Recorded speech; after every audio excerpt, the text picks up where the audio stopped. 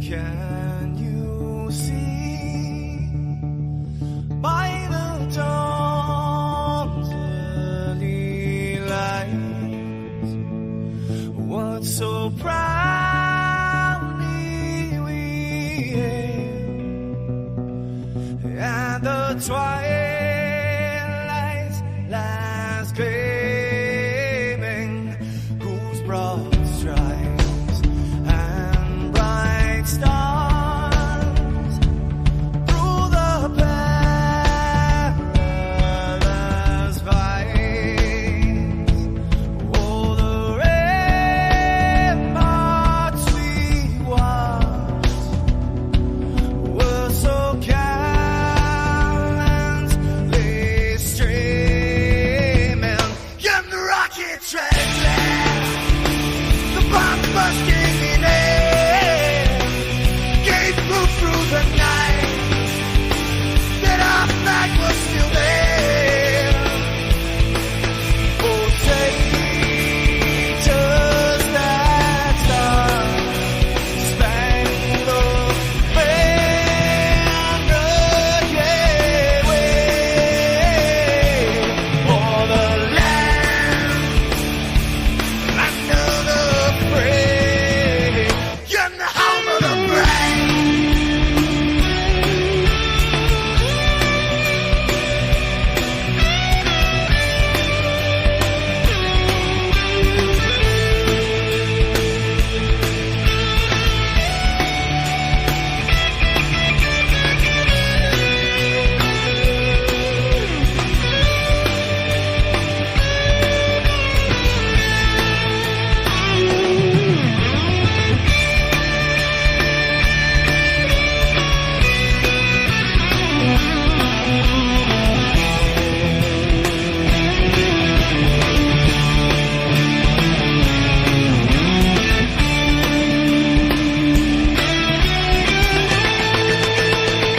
Because we are the brave.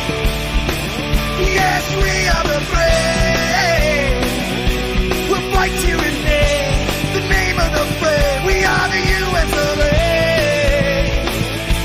For those unaware, that flag is still there.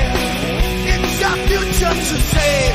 Land of the brave, the U.S. of A. Oh, say, just that star-spangled banner, yeah, wave for the land of the free, and the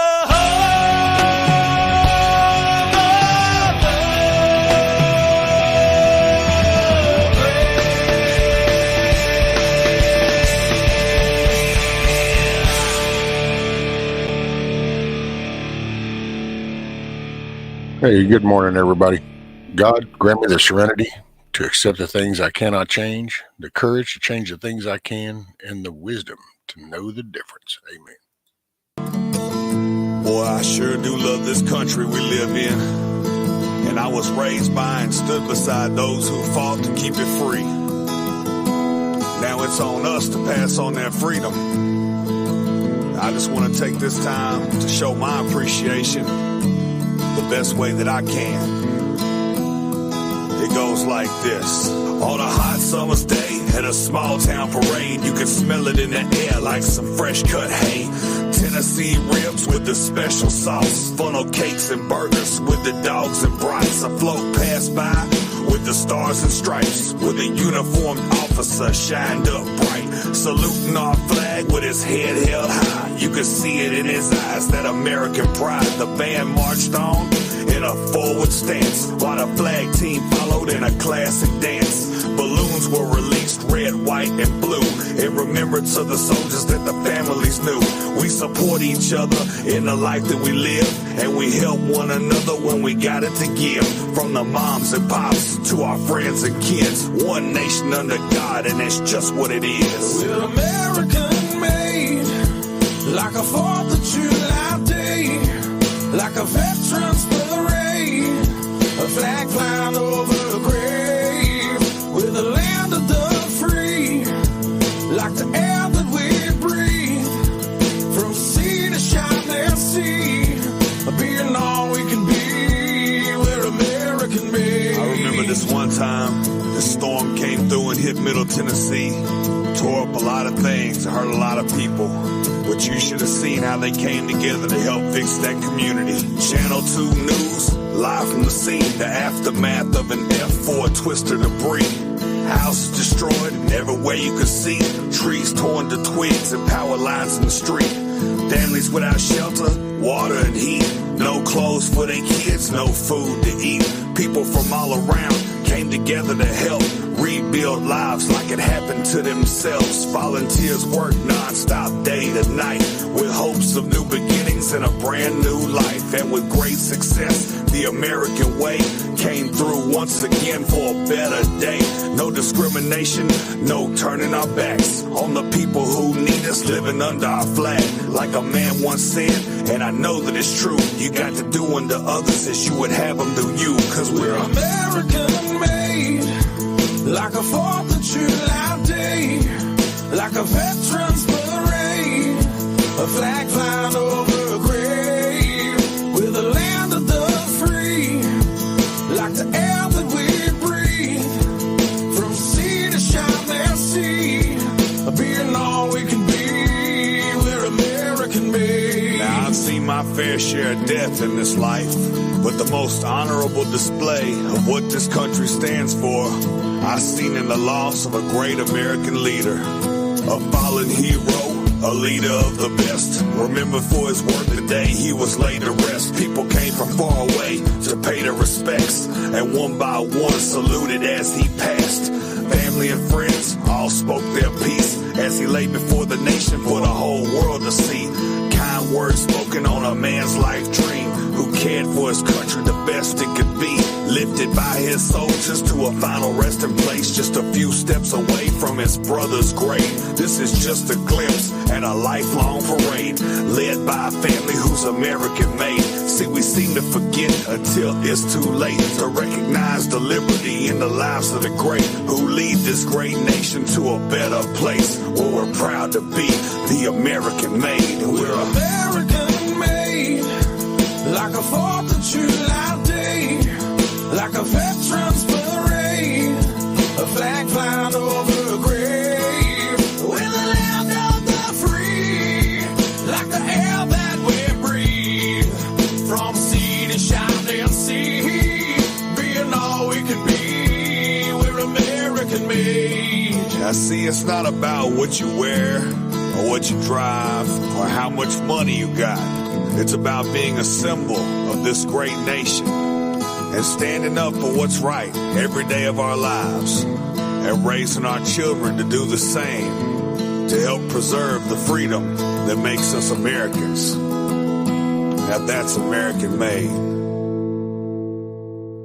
That's American made. So morning, everybody. Let's see, who all we got up in here? I know we saw Matt and Scat Pack, Brian. Morning. Mrs. Metal, Miss Sharon. Oh, hell, there's Kiss Off. What's up, sis? Hey, Ronnie, Miss Jane, Dusty, Country, what is that, G-Mo and Nana? I'm a-scrolling. What's up, Shane, Miss Sharon? See, I got to look at the Sharon's kind of on point. I got to make sure if it's one or two. So any of the Sharons, morning. Top of the morning to you, Lady Smith. Top of the morning.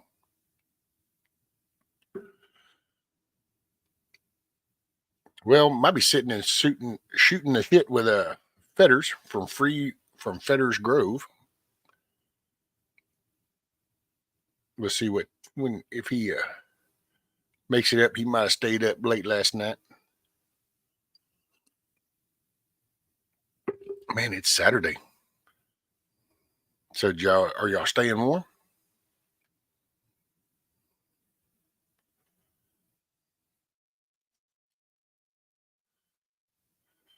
And I can do this again. Let's see. We can do that. Brian says I got most of my water lines working again. One toilet is still without water and one sewer line to one bathtub is frozen, but most is good. Woo, man, at least you got something going, Brian. That's cool.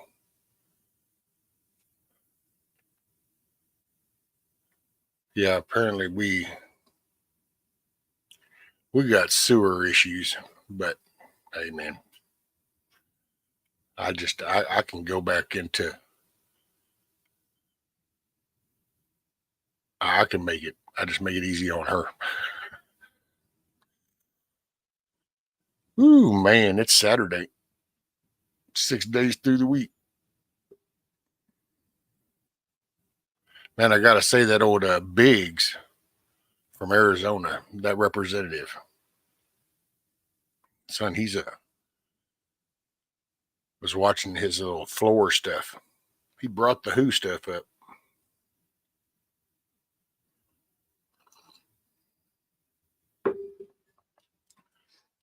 There's a good thing, that fiberglass insulation. Oh, I didn't even think about that, but yeah, I think is this year, because once you get through this cold snap, then but I think that's my plan throughout the year is I can get I get the house leveled up, then I think to redo that piping and kind of put it closer to the bottom and then come to the edge and then come down. And then that way I can put insulation up around all that. Moonchild. Morning.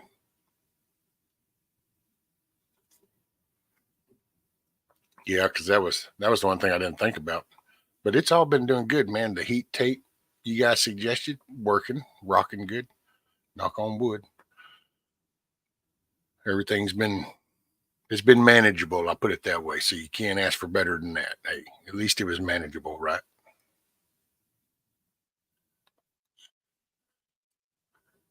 By the way, today is probably going to be the last day on StreamYard. I don't know. I might still use it somehow. I don't know. I'm going to start to use that Streamlabs, which has streaming studio, and I might end up needing some volunteers to help me set up because it's like the little camera windows you put that. There's one or two ways to go over there. So, but I think I can actually then do like the tip thing, and instead of doing it through YouTube, it'll just go to like a PayPal. But it would have the little animations, and it would, I don't know.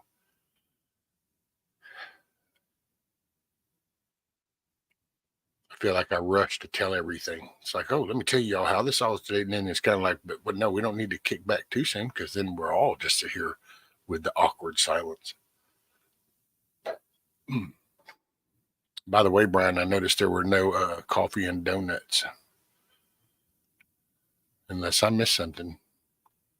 Let me scroll up over here in the YouTube world so I can see all the cool little emos, because I'm not thinking I saw any coffee or donuts or cake or nothing.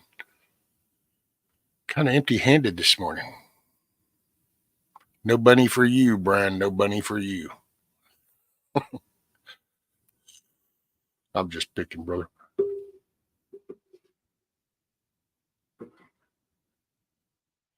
Man, I gotta say, thinking about talking with old Fetters kind of got me really. I started reflecting back on the past. Plus, while he was doing his interview with Mayhem, I picked up that he went in. Well, hell, I was already out, and my son had been born, and I was like, but there's a difference in that.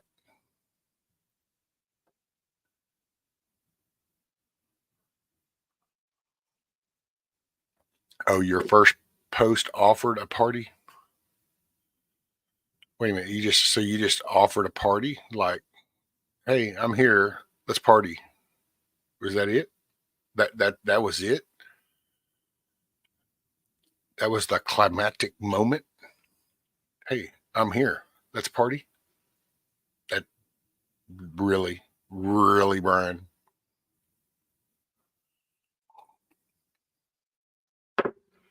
That's right, G Montana. We can always count on Benjamin to come in and pick up the slack.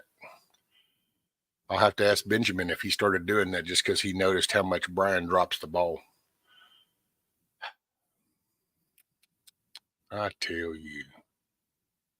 Okay, fine, Brian. Then make up about it. Then I see. What's up, Guardian Fitness? What's up, brother? How are you doing?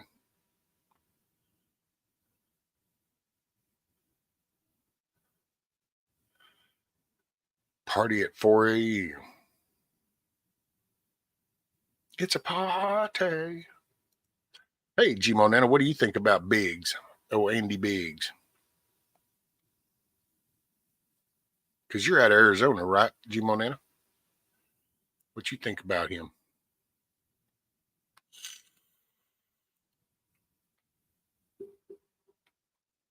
Holy schmoly, Scat Pack, 13 degrees? No, ma'am. That would be a big no, ma'am.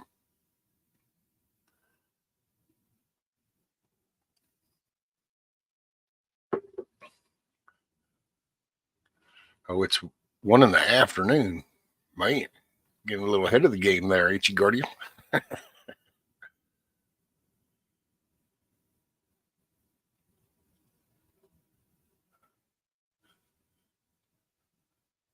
Wait, what, Brian? You use screen cleaner? Never thought about that.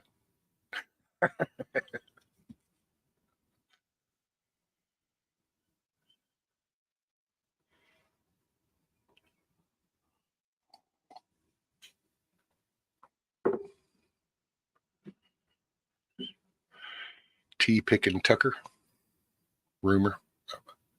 Yeah, but I don't know, man. Because I've heard Tucker been asked, and I remember when he said, he goes, I don't want nothing to do with politics. So I don't know if he gets talked into it. Who knows?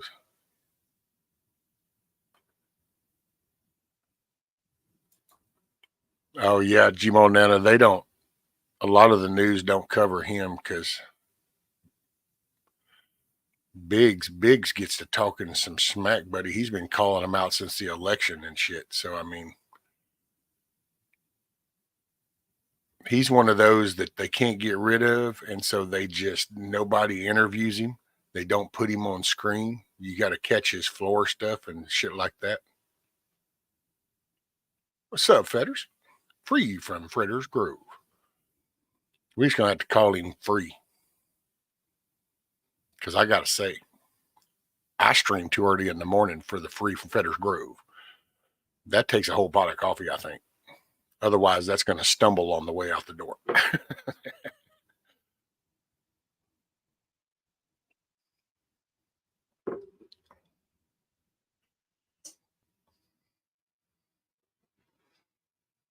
News channels in there.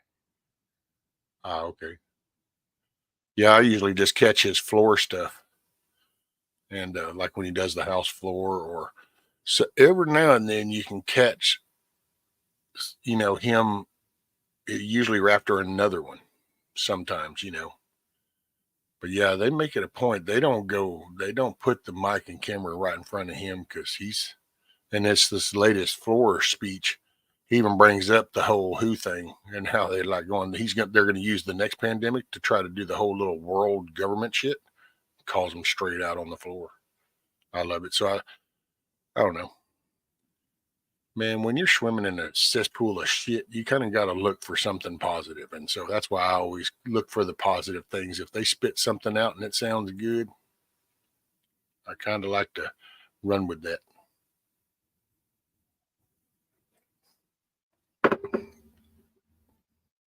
Oh, and check your emails, Fetters.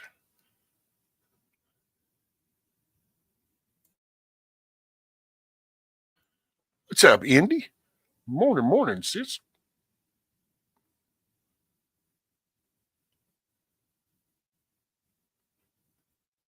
Hey, there's Miss Leslie.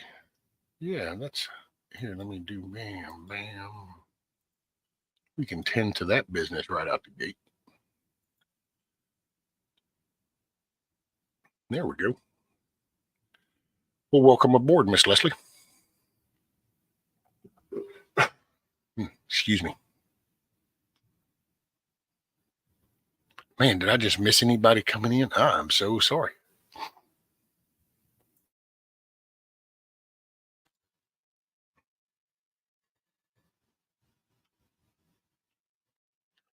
I hope I didn't just miss anybody. So here's how this works. Y'all know how this goes down. So if I missed you, I'm so sorry I missed you.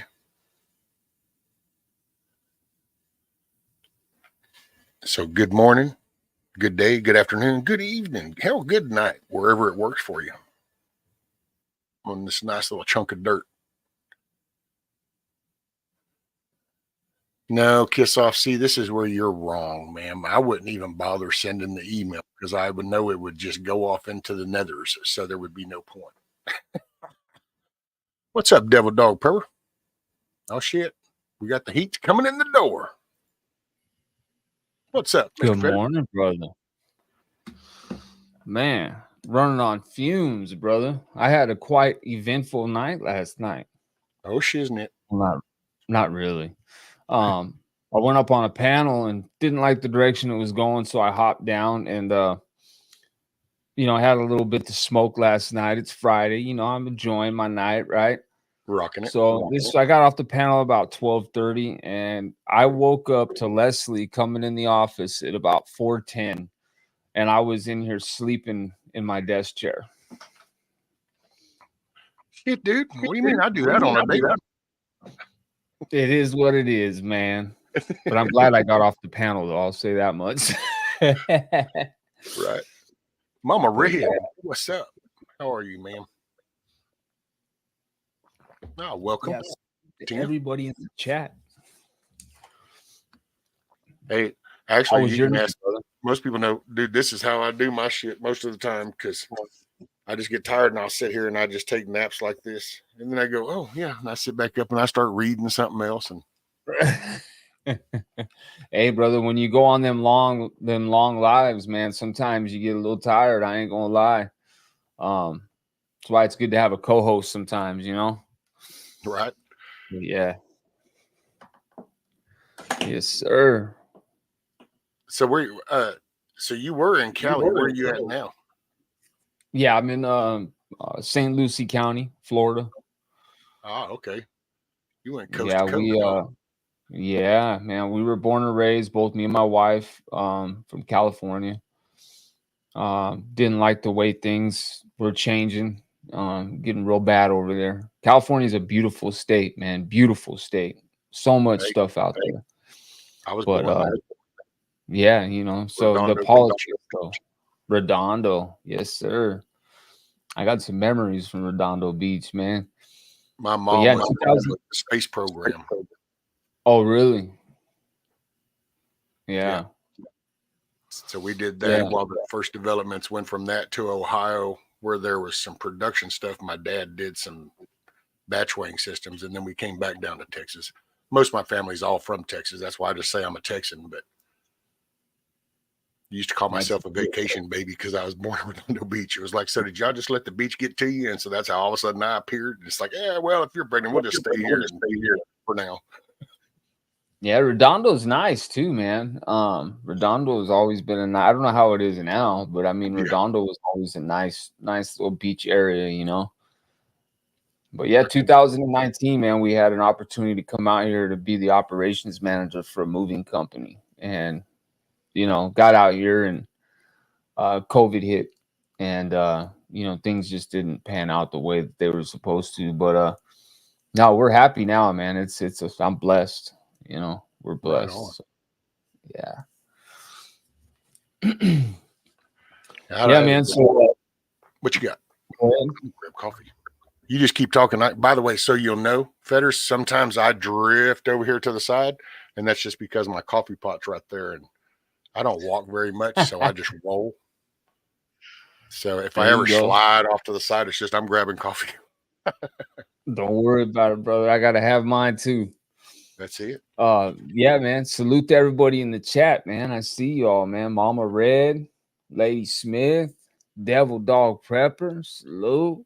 My beautiful wife, Leslie Dangerous, Moonchild. That's a cool name. I like Moonchild.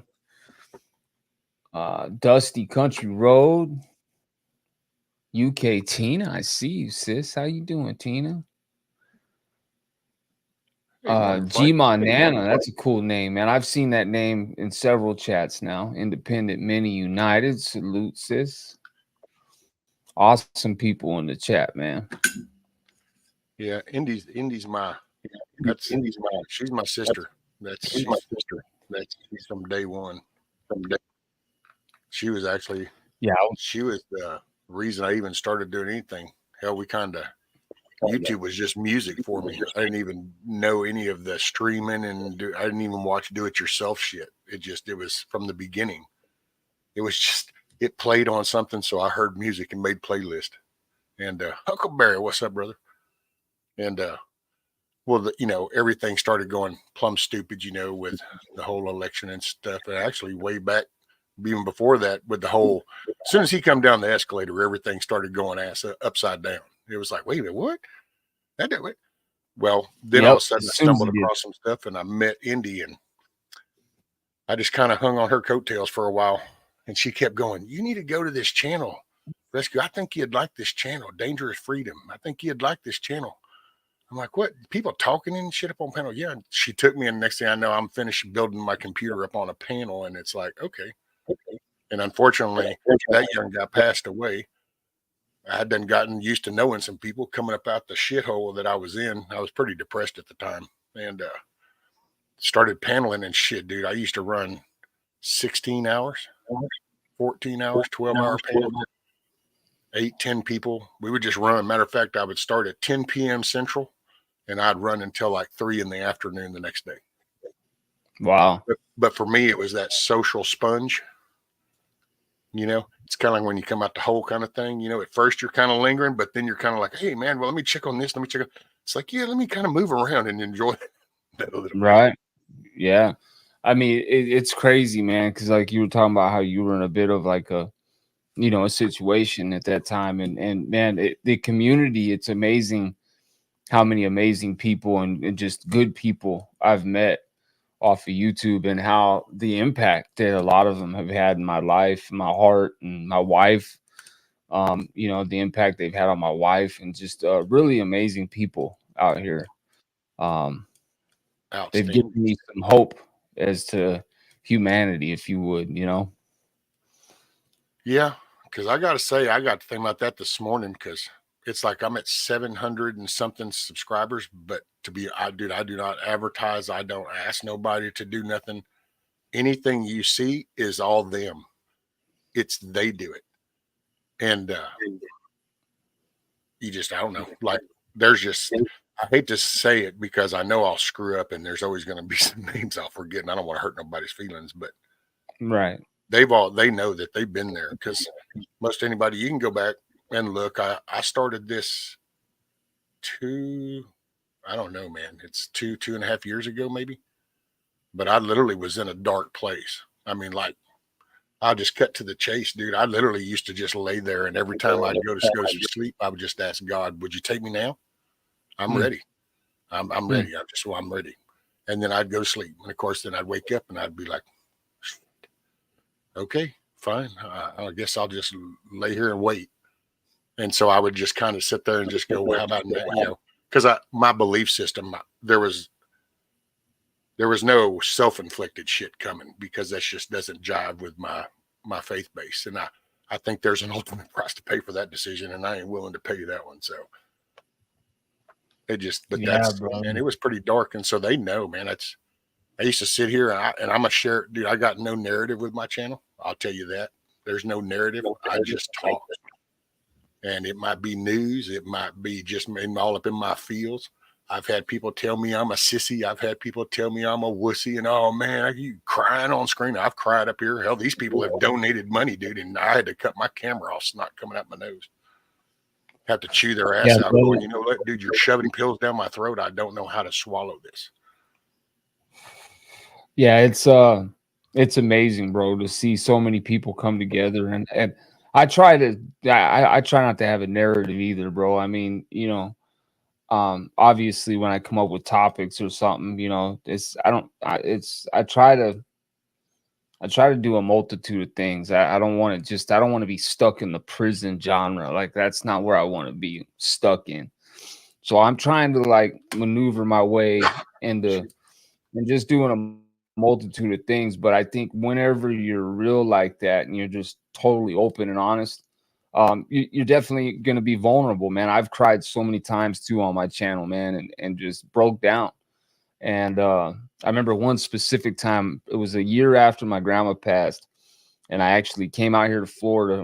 I was coming out for a week to find our house, and something just started really tugging on my heart, and I just felt the need to tell everybody, man, make sure you tell your loved ones how much they mean to you, man, because tomorrow is just not guaranteed to us. And I got up there on that live, man, and just started breaking down, bro. I mean, just crying. And yeah, that was intense, man. Like, but that raw emotion, I think, is what people need to hear. Some people need to hear that. Some people do need to see that.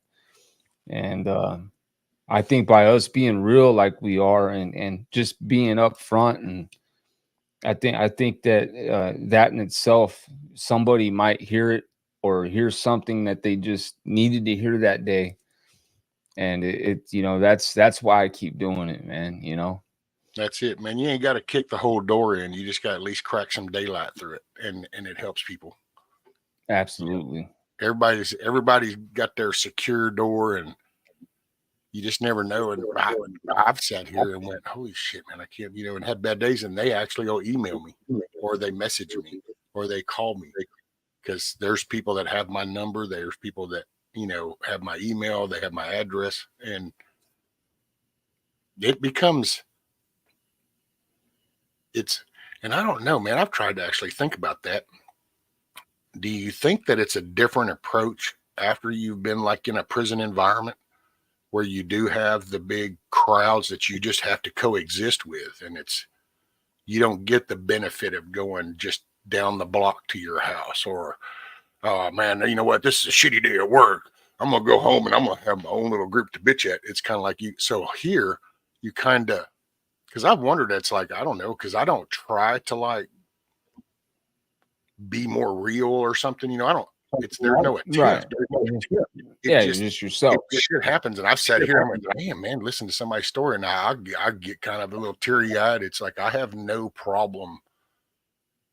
Like, I guess I've never had the need of that whole little, and I'm just gonna say it, but the whole little macho facade thing, you know. Right.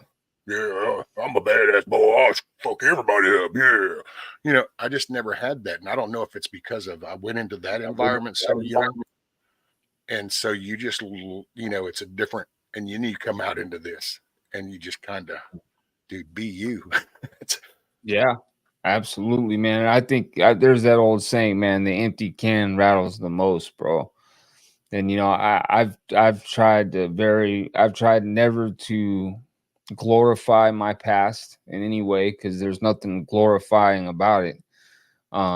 It's actually disgusting, you know, what happened, and you know, the fact that you know, I spent so many years in there away from my family and my loved ones, wasn't there for my son for so many years and over my mistakes, you know what I mean? And so there's nothing good or glorifying about it. But you know, being able to share my experiences is one awesome. But yeah, I mean, yeah, man, it's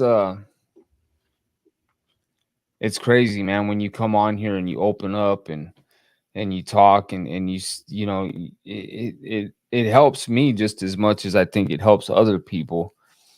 I know that for sure. It's like almost like therapy for me. And when you're honest and upfront and just be yourself, man, I think people really, that's authentic and people respect it and appreciate it. Yeah. You know, I don't want my channel to ever feel like scripted or like everything I do is off the cuff. Like I don't write notes, I don't do none of that. I just go straight from the heart. And if I screw up, then I screw up, man. It is what it is. You know what I mean? It just, we just keep moving. But Shit, dude. yeah, I think we run our channel similarly in that way, you know? Yeah. Well, you know, I guess you just kind of naturally gravitate that way. You know, Yeah. that's because that's kind of, I don't know. I've enjoyed watching some of yours, and then I kind of just, I don't know, dabble on. I'm a listener, you know how that goes. You're kind of the observer. You kind of watch and you kind of, and dude, and I'll say things, and I apologize up front right now because I have a bad habit, especially with younger people. But it's like that. I'm proud of you, man. You know, I'm proud of you. I heard you talking with Mayhem, and I heard when you said you went in, and I was like, wow, man, because it was 98, right? 1998. See, I heard went that. in May 5th. I was like, holy shit. I said, wow, my son had been born for 3 years, and I had been out for probably about 5.5, maybe 6 years by that time. That's And crazy. I was like, and that's why sometimes I just think of, I'll compare, like I look at, not compare, that's kind of a bad word, but I reflect on them. It's like I'll look at that. And then when I heard you say that, I thought, wow, here's a young man who started into that system. At the time, I'm looking at my son, and because he was my change. The second trip I did, when the door slammed the second time, I knew that it was kind of like the light came on, going, man, you just got through leaving here. How did you end up back so fast? You know, you might be the problem, homie. So I kind of commenced the thought process at that point, and then I went and did my time with the thought of like, man, I got to do something different. But I didn't know what that was. I hit the ground. It's kind of bounced off the guardrails for a while, but it was when the minute she goes, I'm pregnant, and it was like we popped the air brakes. Okay, wait a minute, hold on, let's rethink all this shit. Wait, you're what? And then it was kind of 9 months of intensive thinking, and then of course the minute they turn and go, oh, here's your son, it's like, holy shit, man. Okay, wow, what do I do? Go into freak out mode, you know? Right. And everything just centered around my kids. And so that's awesome, dude. See, I missed that, man. Unfortunately, I was absent for my son's birth and everything. I did get to see him one time on his first birthday, and then shortly after I went to prison. But yeah, I went in May 5th, 1998, Cinco de Mayo, and I came home July 31st, 2010. It was a Saturday. And I was pretty lit last night. And I got the dates confused when man was talking, but yeah. And brother, I'm not gonna lie, I'm kind of glad that I got broke off with such a large chunk of time. Because I think if I would have got like 4 or 5 years, I think I probably would have went back. I don't think I was ready yet. And you know, man, bro, I'm glad that you were able to be there for your kid's birth and everything, brother. That's powerful, man. You want to hear a real quick story, man? So my son's first birthday, I was in a drug rehab. It was a live-in program. I was 17. I was about to get out. I was on like the highest phase and everything. And his birthday was coming up. And I told him, look, it was on like a Wednesday or a Thursday. And I wanted a day pass to go to his birthday. to see him, and they wouldn't let me go because it was a weekday. So they would give me a weekend, but they wouldn't let me go see him on his birthday. Well, you know, I'm a knucklehead, right? So grandma, be outside the gate at 6 a.m. Right? Right. You know, grandma, hey, red hair. We used to call her gangbusters red, man. But you know, sure enough, there's grandma at 6 a.m. I come belling out the door, the fire alarm's going off. It wasn't like a secured like barbed wire facility or anything, but Right. there was a fence around it. I jump the fence, jump in her car, we take off, and I go and see my son for his first birthday, man. And I still have pictures to this day of me holding him and stuff that day. And went back that night. They drug tested me. I was clean and everything. I said, look, I just went to go see my son. I had something to eat. I went to go see my son and came right back. That was it. And they took my phases for a minute and gave them right back. And I think they kind of respected me for doing it. But it was shortly after that I got out and was working. I got my first job at Carl's Jr. and I was sending checks to my son's mom trying to help. It wasn't a lot of money or nothing, but I was just, and I kept noticing that she wasn't cashing them and the money was still in the bank. And I reached out and I'm like, hey, you know, I know it's not a lot, but you know, why aren't, she goes, I don't want you to ever have proof that you're the father. And Damn. like, so in other words, she didn't want me to, like, you know what I mean? And me being young and a dummy, what did I do? I went right back to self-medicating and shooting up meth and smoking cocaine. And the next thing I know, I was back in prison and doing, you know, 9 years with 80 and turn it into 13, you know? So it's just, yeah, man, you know, I wish, I think if I would have been there for his birth and really been a part of that, I think it would have changed something in me for sure in the way I thought, you know, my thinking process. But maybe not, you know, maybe not then. You know, I was pretty lost. Well, that's you So probably needed. You might not you didn't know it then, but you needed what you've gone through. That's why sometimes I have to look back and kind of just take my past and go, okay, there were lessons that I learned. Yeah, rough experiences, some life stuff, but now that is, which the compliments are still hard for me to take from people, and then they still get me when they do it. But that's what made me the man I am today. So you can, it's kind of like, which one sec? Hey, Andy, take care, sis. Get you some rest. I'll see you later today. Make it a good day when you get up. good night, Indy. Get some rest, sis. Great live last night. I was watching, so you know. I don't know. I look at it, it's like,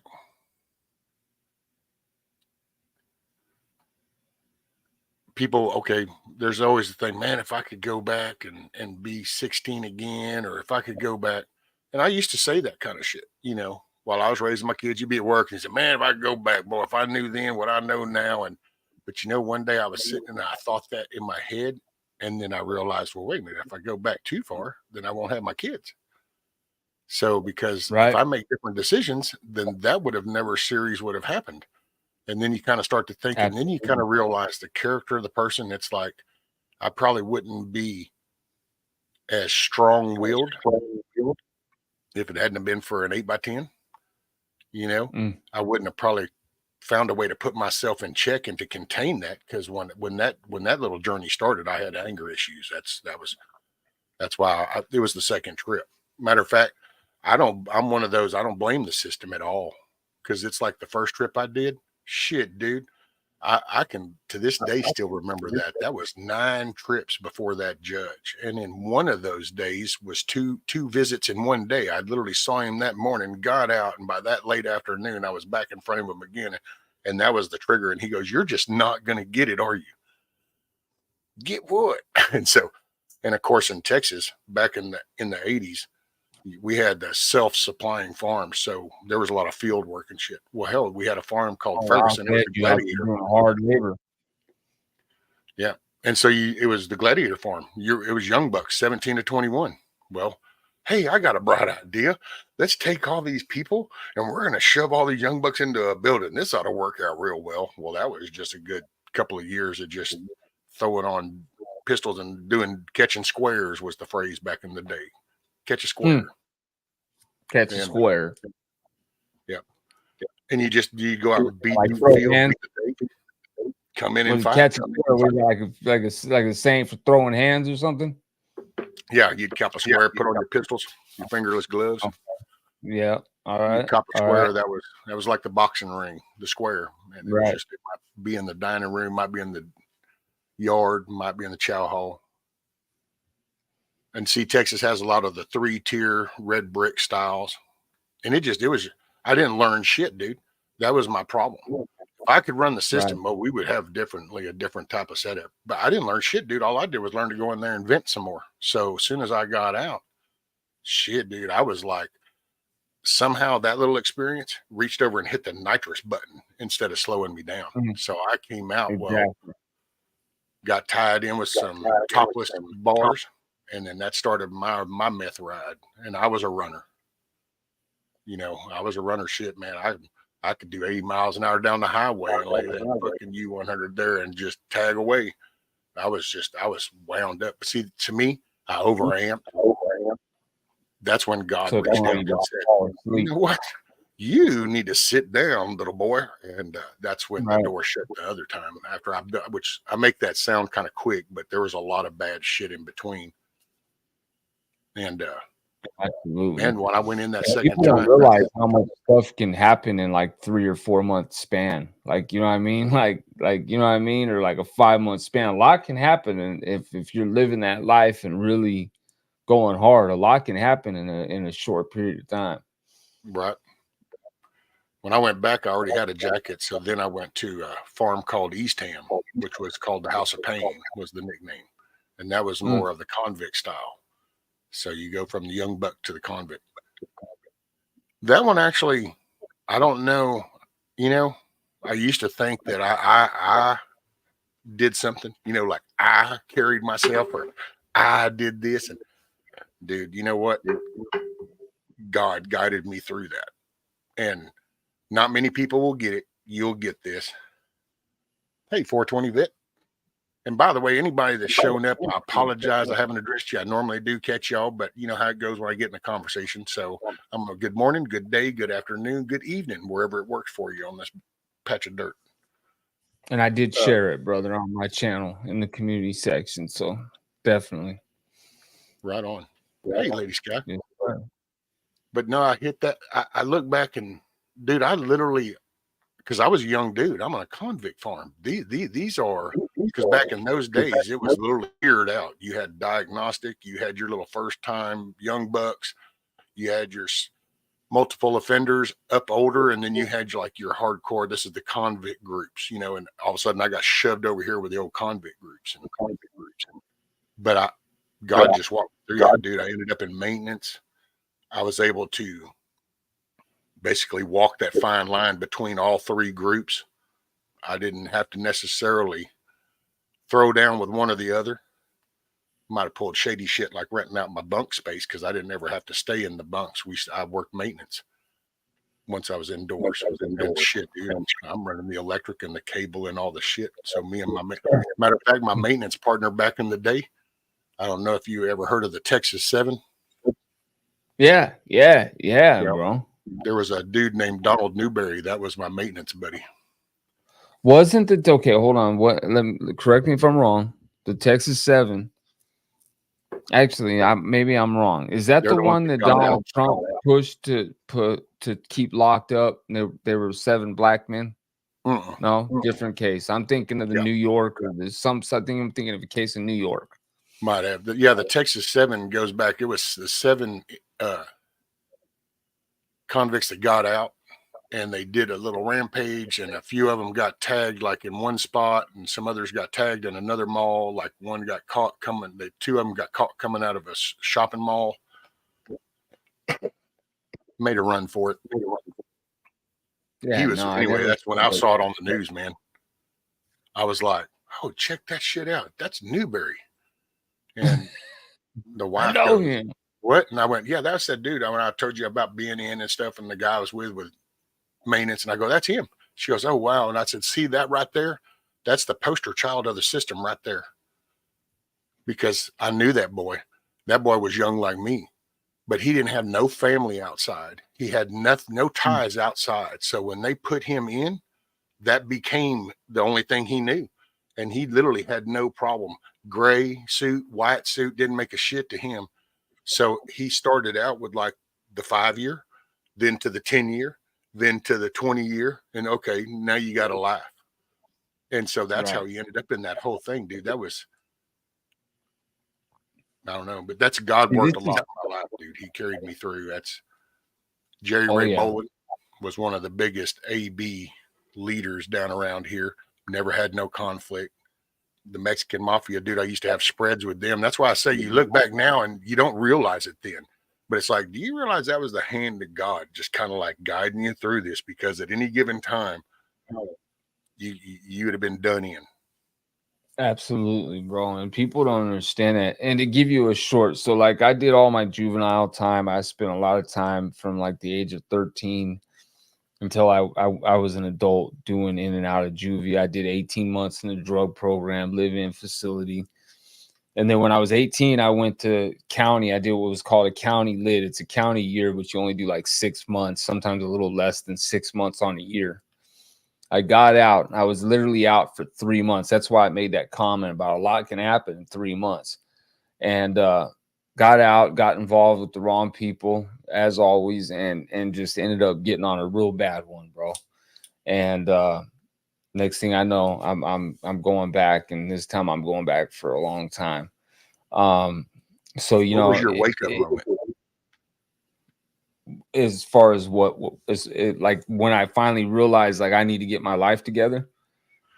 Yeah, well, yeah, because you know, like I remember, because you're just kind of going, but then it's like at a point you kind of sit and it's like you have one of those crying, hit your knees type moments, and you just go, I don't know what the fuck I'm doing, and I know there's got to be something. You kind of have that moment, you know. What was it? So, Do you remember what it was?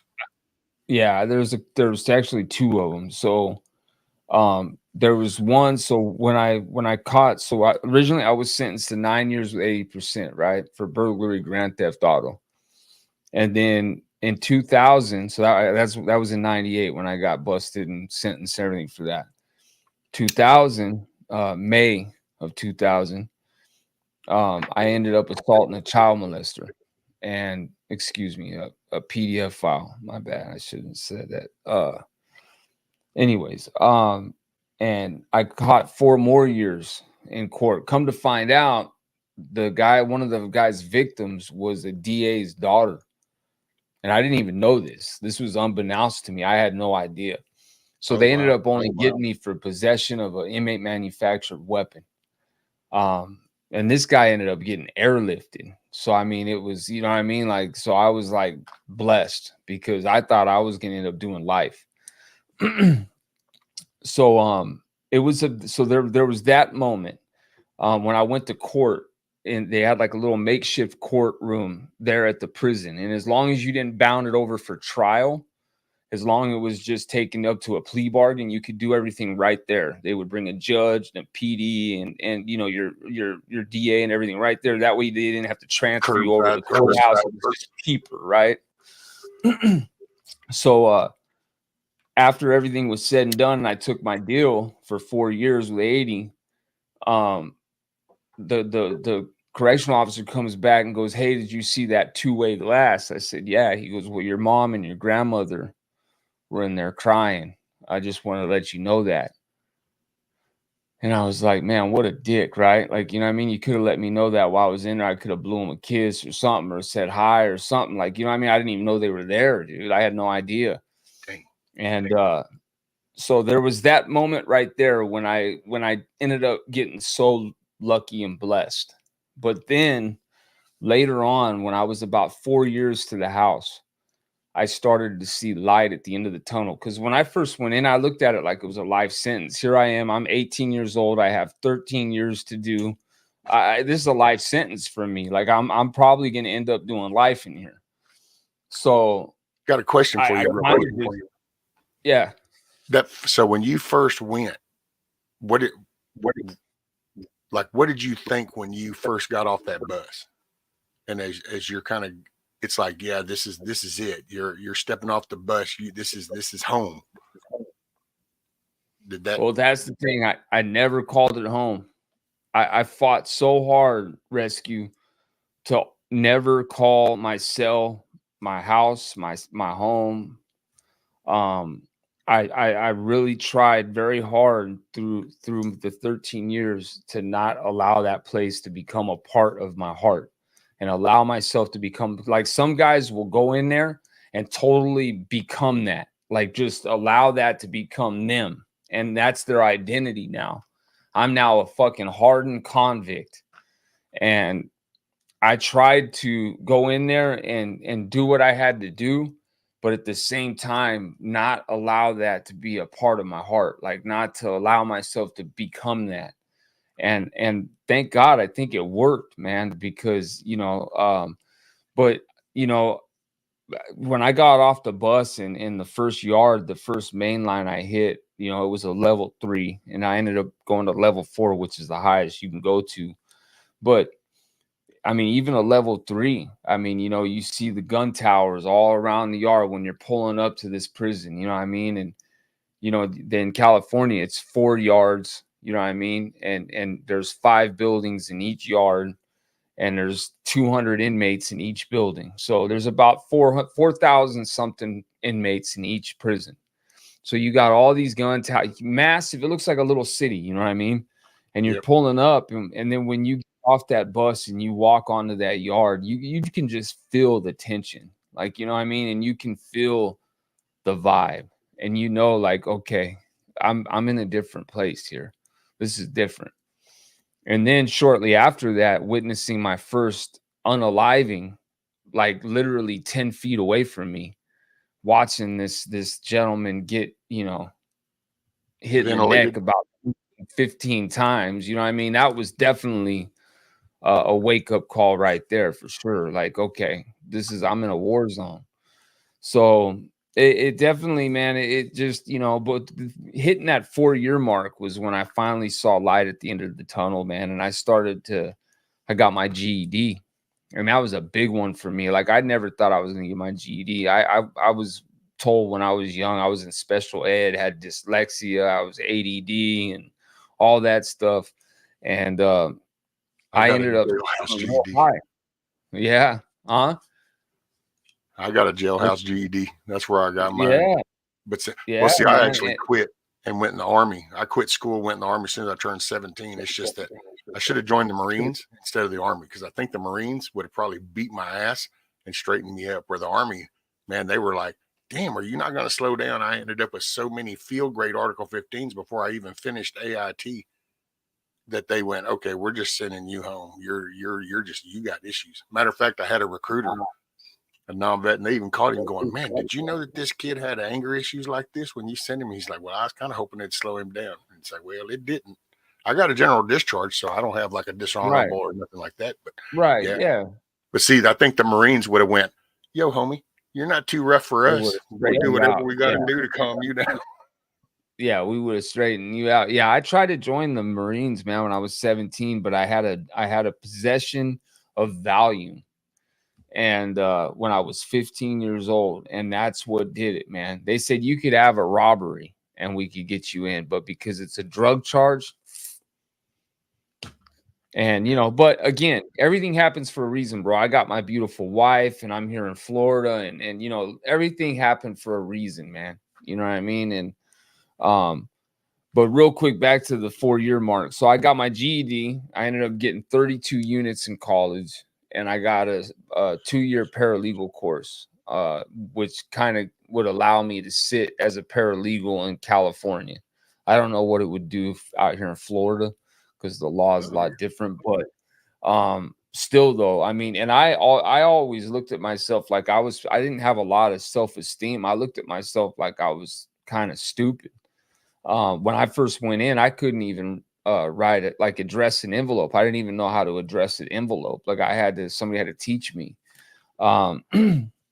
So like, and then when I came home, man, I never had a driver's license or anything, man. When me and Leslie went on our first date, The only reason why I could drive my truck was because I had a permit and she was a licensed driver, bro.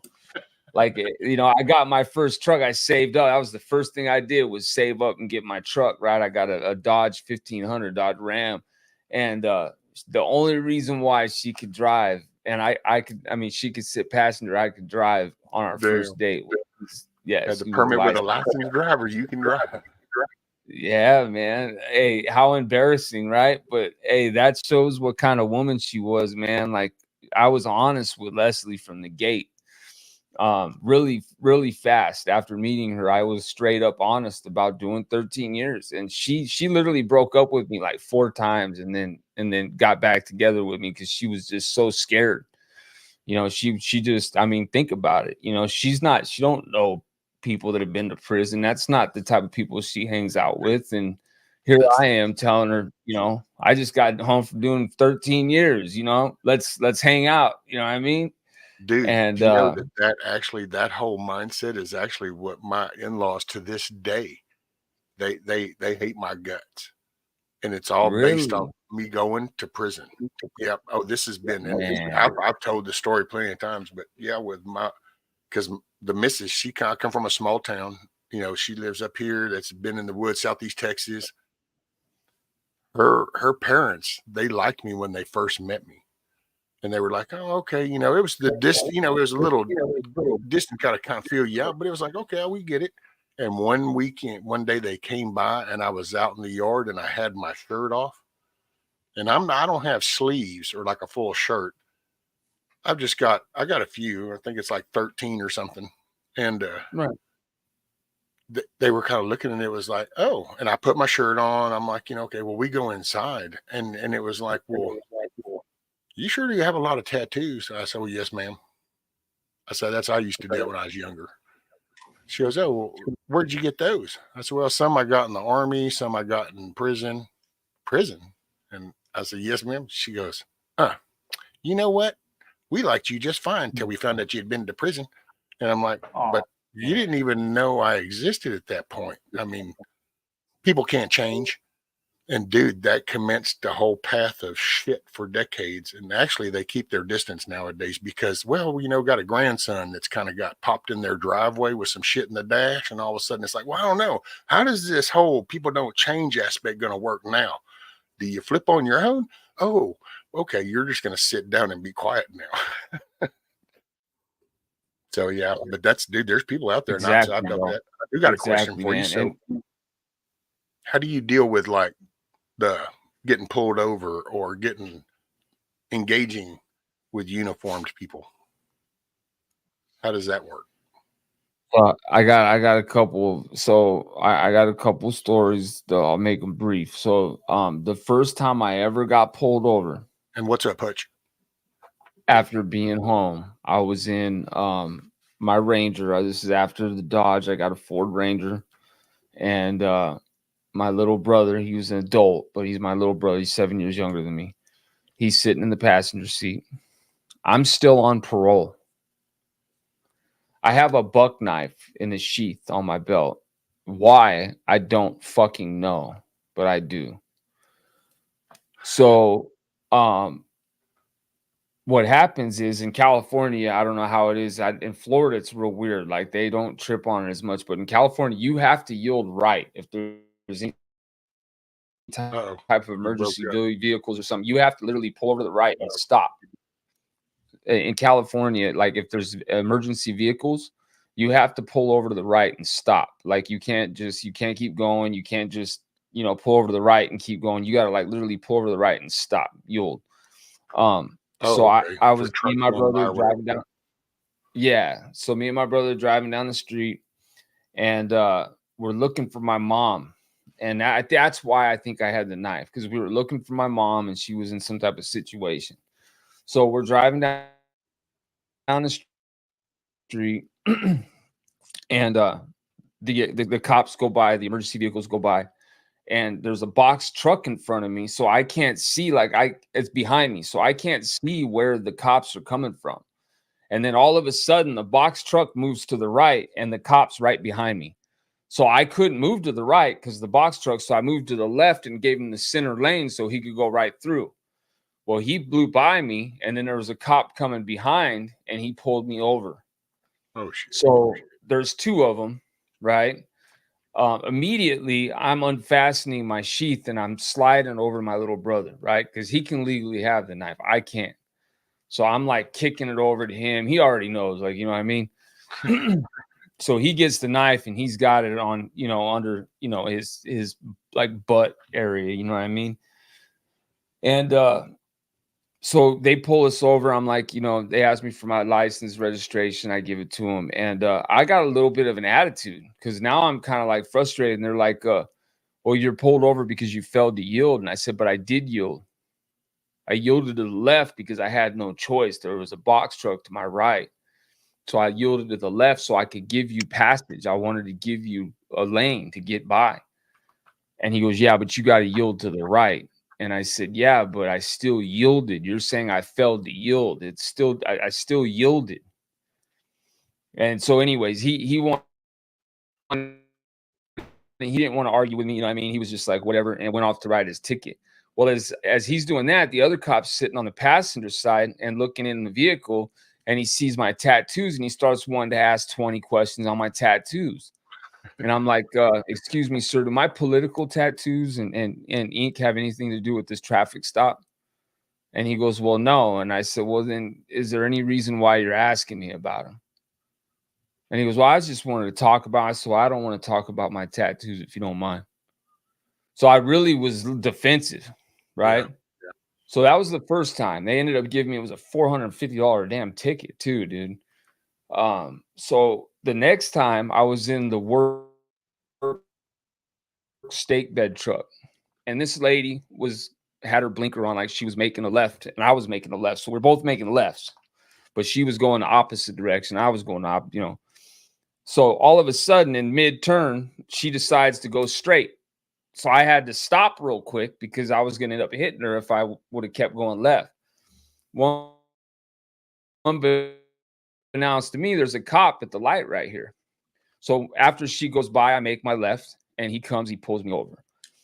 I don't think he could see that she was trying to turn left at first, you know what I mean? And then switched in the middle of the, intersection. So, and I got defensive. And he came and ran my name and everything. And he came back and he ended up giving me a warning. And he goes, hey, listen, man, I just want to let you know we're not all the same. Some of us are actually pretty good dudes. And you don't have to get defensive the way you do. And when he said that, yeah, it was kind of strange, dude. It was kind of weird. Like he just picked up on the vibes, and that's been something I've had to learn to deal with too, just like the way I walk, all kinds of stuff I've had to change because, people out here, it's different. It looks different. To me, it's normal. To people out here, it's like kind of, whoa, like, so yeah, man. After that, I've been totally not like, I don't even worry about it. Like, I don't care. I've been stopped since then. I'm just real cool. Hey, man. Yeah. Here, boom, boom, boom. Like, and I'm always legal. So I'm never worried about anything. Right. So, I mean, I just come to realize like they got a job to do. If I got an issue with it, I'll fight it in the court. You know what I mean? I'm not going to fight it in the street with the cop. There's no sense in that. You're not going to win that situation. So like, I'll take it up in court if I think I got a win on it. But there you go. Other than that, I'm just going to, hey, cool. Have a great day. Bye. I mean, I was just kind of curious because I know it like with because you're helping, which by the way, I'll mention. So I'm going to address two things from chat I remember seeing. So Gmo Nana, when he mentioned the whole pedo thing, he was talking about the extended time he ended up when he was there. He ended up with a conflict with a pedo, and then that ended up extending the time. So that's where she said she heard the word, and she goes, "I had to go back and listen." She didn't know what you were talking about, so that sums that up. And then Hutch, it's Feder, and Feder, I've come across him because Mama Red goes over there, Indy goes over there, Mayhem goes over there, and he's kind of been through some of the shit, and then I've kind of listened, and I was actually just hang out on backstage or something, shoot the shit and kind of get to know him. He's about trying to help people from give them something else to get off the addiction and the shit and helping people. And it just kind of fit. And so when he was like, well, hell, I'll come on in the morning, then I thought, well, we'll just add it into the thing. Cause you know how I roll. I just would talk about anything. So Yeah, man, I appreciate it, man. Like, and you do yeah, your cause I dig the message. And that thing, might sound like some brother. kind Like, of I know you listen to grandpa music, shit. and I'm the same way, brother. I do my thing. Oh, got a delay. I think, I Yeah, don't know if no, I'm lagging. I might be not. lagging. I think it's just the internet, bro. It could be on my end too a little bit. I don't know, dude. Have you ever had your StreamYard not show chat? You actually had to look at YouTube to see chat? Yes, bro. There's been a lot of issues with StreamYard lately too, which could be it too. Yeah. I noticed, dude, that happened to me the other day. I'm like, wait a minute, what? No, StreamYard's usually where you can see everything. Now all of a sudden I can't even chat just stopped moving. And I had looked over at the YouTube and it's like, oh yeah, they were just talking away. I'm like, holy shit, what just happened? Right. Yeah, it happens to me. Try this one time, Rescue, when if you got time to kill, if you go live and for some reason the connection's real bad and it's just like you can't, there's no sense in even trying to go continue. Try going live on just YouTube, just for a test run and see how it runs. And you'll be surprised, bro. It has something to do with going through the third-party streaming app.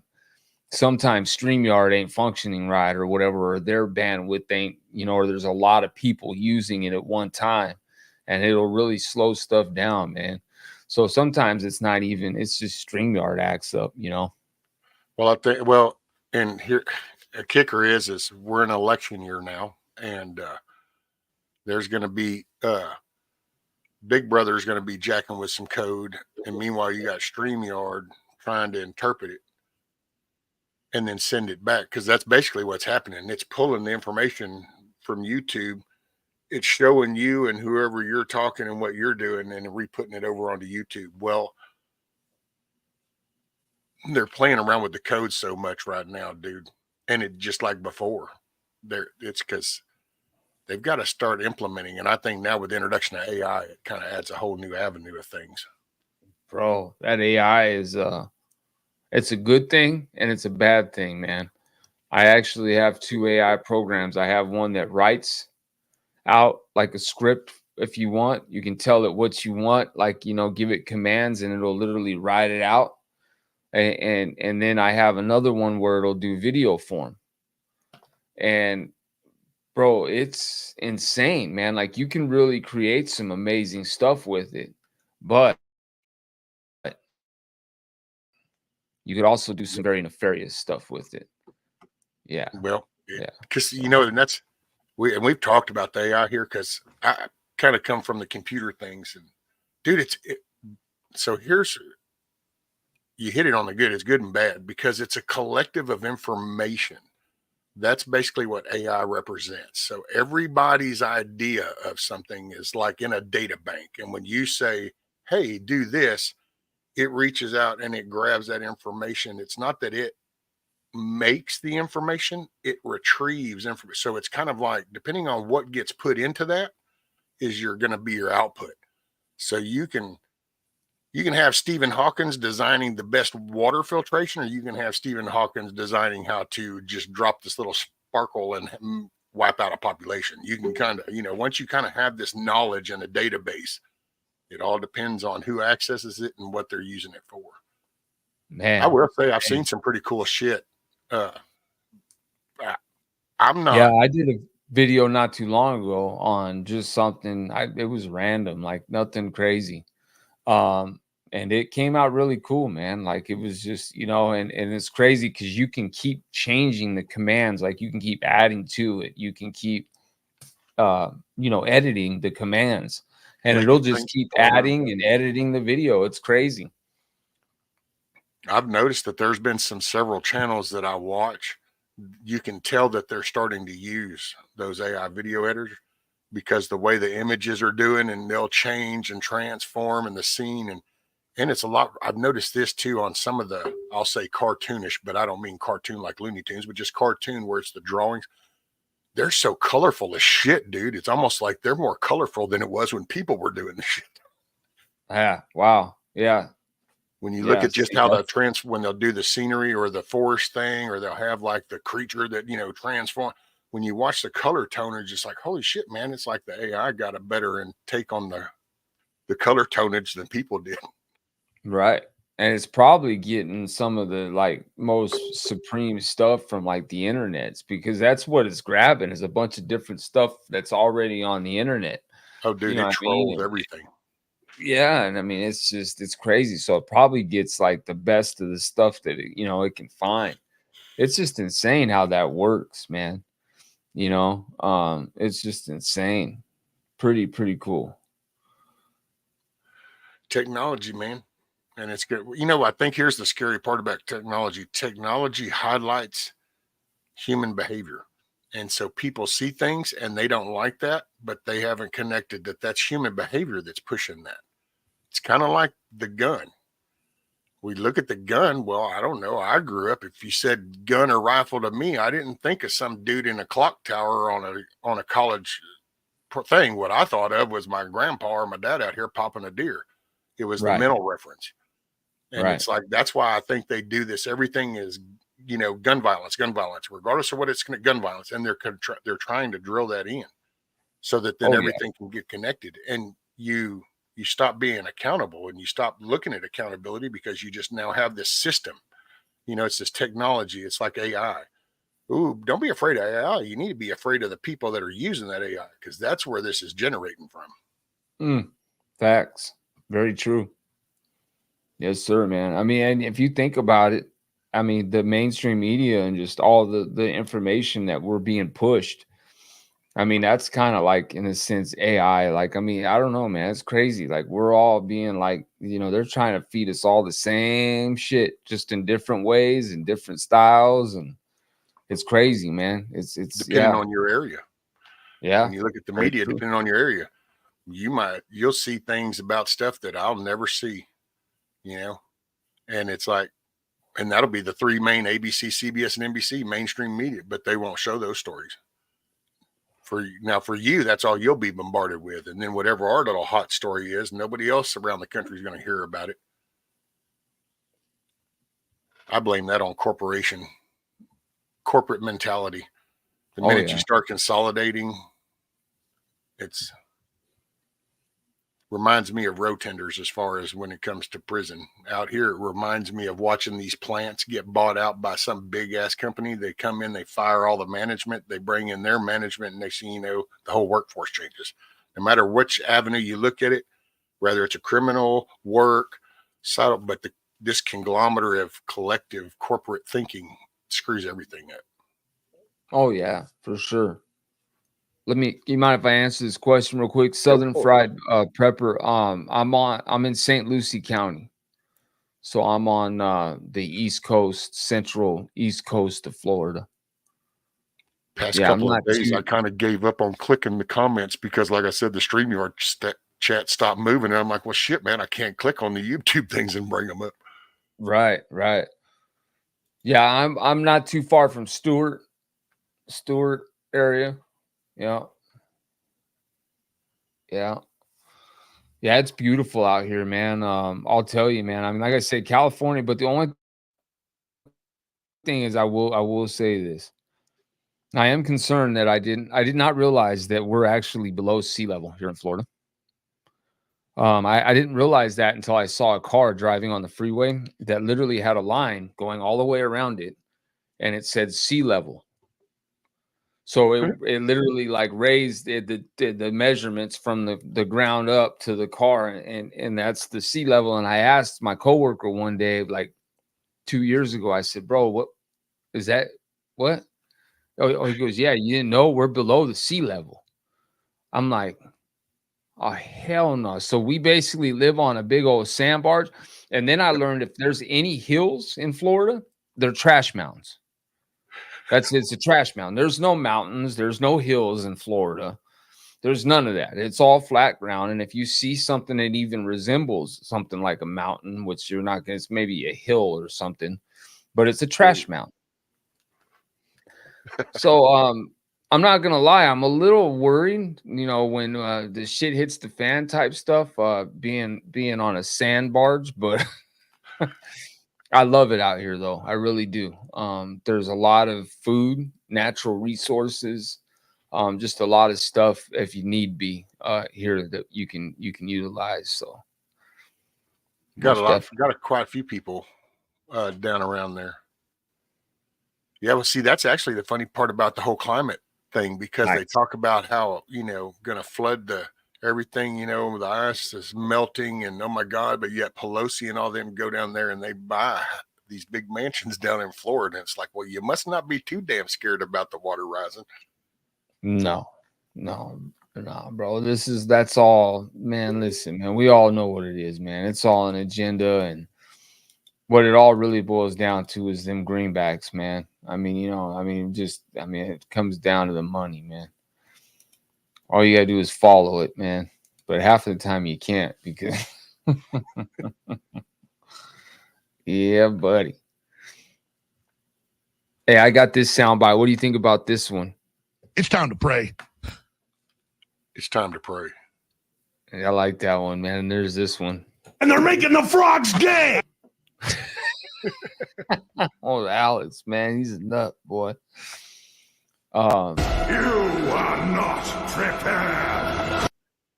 That's one of Is my. that you? Yeah. Oh, I like that. I was like, did I hit something?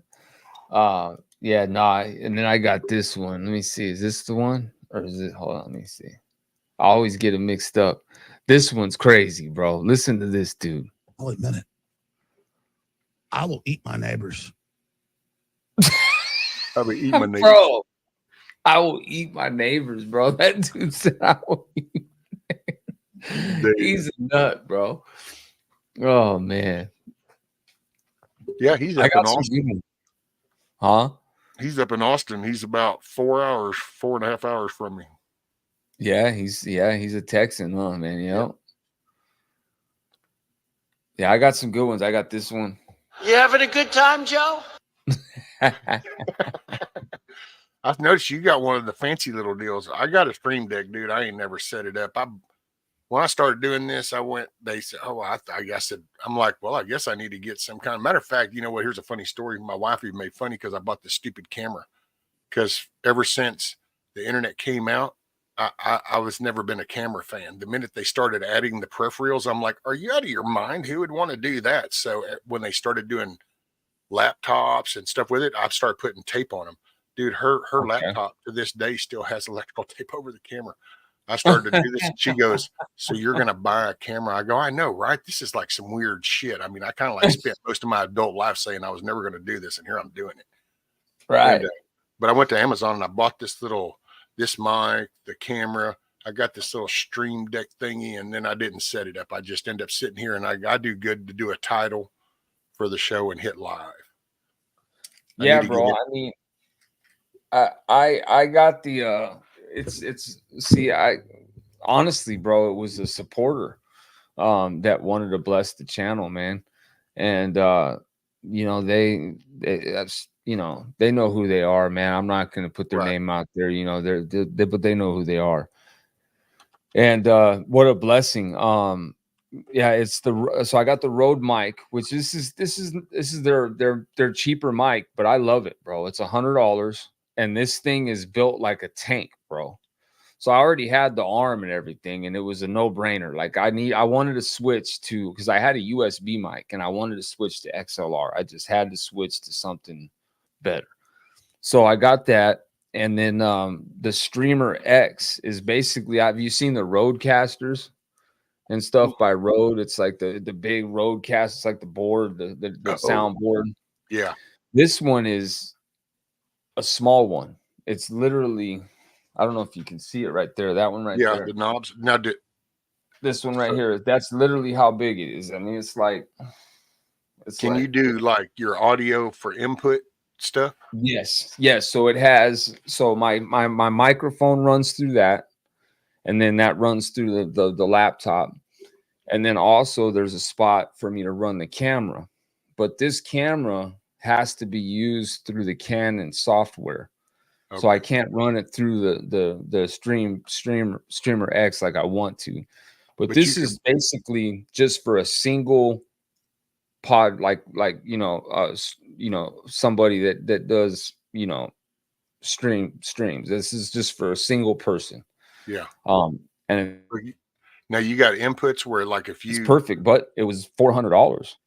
It oh was shit. expensive. Okay. Yep. Then that's the same as the other ones I've been looking at. No point. I'm one of those guys. I start Yeah, reading, I'm I like, that mean, looks cool. And then I go over to the look at the price and I'll just go ahead. Yep. No point in getting too excited. Just move on. yeah, I was blessed, bro. And then Yeah. she got me these audio speakers, you know what I mean? And it's just, man, totally changed the entire thing. But I might need to pick your brain. So you said you built a computer, like Oh, a yeah. tower? Oh, yeah. I Here, might I'll have show to you. pick your brain. It won't be the first time I've done this. Like I tell them, just don't get seasick on me. But here you go. Just unclip that. And I'll bring me out. And so that's my Oh, computer. bro. Whoa. Is that water cooled? Yeah. And I actually Holy did that. moly. I did that on a stream. You built it on the stream? Yeah, I finished doing the tubing and everything on a guy named Dangerous Freedom stream. That's when Oh, I got bro, introduced to listen. all this. So listen, what I'm running right now, I got an extra monitor, HP monitor, and then I have an HP laptop. It's a Core i5. It's got 8 GB. But listen, I'm running a lot on this thing, man. I got my Canon camera, I got 2 webcams. I mean, I got a bunch of stuff that I'm running through this thing, and it needs I need a computer, is what it comes down to. Right. So but I only want something. I don't need anything for gaming. I only want something that's specifically for just good enough for me to do streams and do them good and not have any interference or any issues. And bro, I might have to talk to you about what I need to get and like what I don't need to get. And I don't know if I'm gonna go with water cooled. I'm thinking fans, but I definitely want to have a decent setup. But I might have to Well, talk actually, to you about it, bro. nowadays you can do water cooled, but you can do what's called an AIO. It's shit like this. So you have your radiator and you'll put your fans on it. See, that one needs to be clean. There's the dust from the other fans. But then Right. this is what goes on your CPU as Oh your heat. wow. And so you don't have to actually have the tubings like I got. This is all in one. That's what the Right. AIO. Huh. I might have to check that out, man. Yeah, we're gonna have to talk, bro, because I mean I'm pretty tech savvy and I'm sure I can do it with a little bit of guidance. But I definitely want to build within the next month. I want to definitely build me something that can push 2 monitors and help run my streams the way I want to, because I got good internet. I got 1200 megabytes per second. I don't have the fiber optic, unfortunately. They don't have that here. But my internet's not the issue. It's that I'm using this little Oh, laptop to push it's all your, this, man. yeah. Well, you got resource hogs and what'd you say, 8 gigs of memory? Yeah, 8 gigs. I mean, Yeah. a lot. Watch, I'll pull up my CPU just to tell you, just to let you know what I'm running at. Just from what I only got 2 windows open, the StreamYard and the YouTube. I'm at 100% CPU right now. 90, Oh, yeah. 84, 75, Yeah. 71. Like, I mean, bro, like I need to definitely be, yeah. So, but the thing is like, for like my sound stuff, like I have the Rode X Unify software running. I have my Razer for my keyboards and my webcam, and then I have the Canon webcam software running. But I just need to get a better setup, bro, so I can run this stuff smoothly. Oh, well, actually, dude, you could still use your laptop. And what you do is when you build a computer, then you can get you like a little stream deck. And what you can do is use one computer and it'll route the display through that, and you grab it with the other computer. That's how, like, a lot of the game streamers, they're running the game on a gaming computer, but their streaming is running on a separate computer. Got it.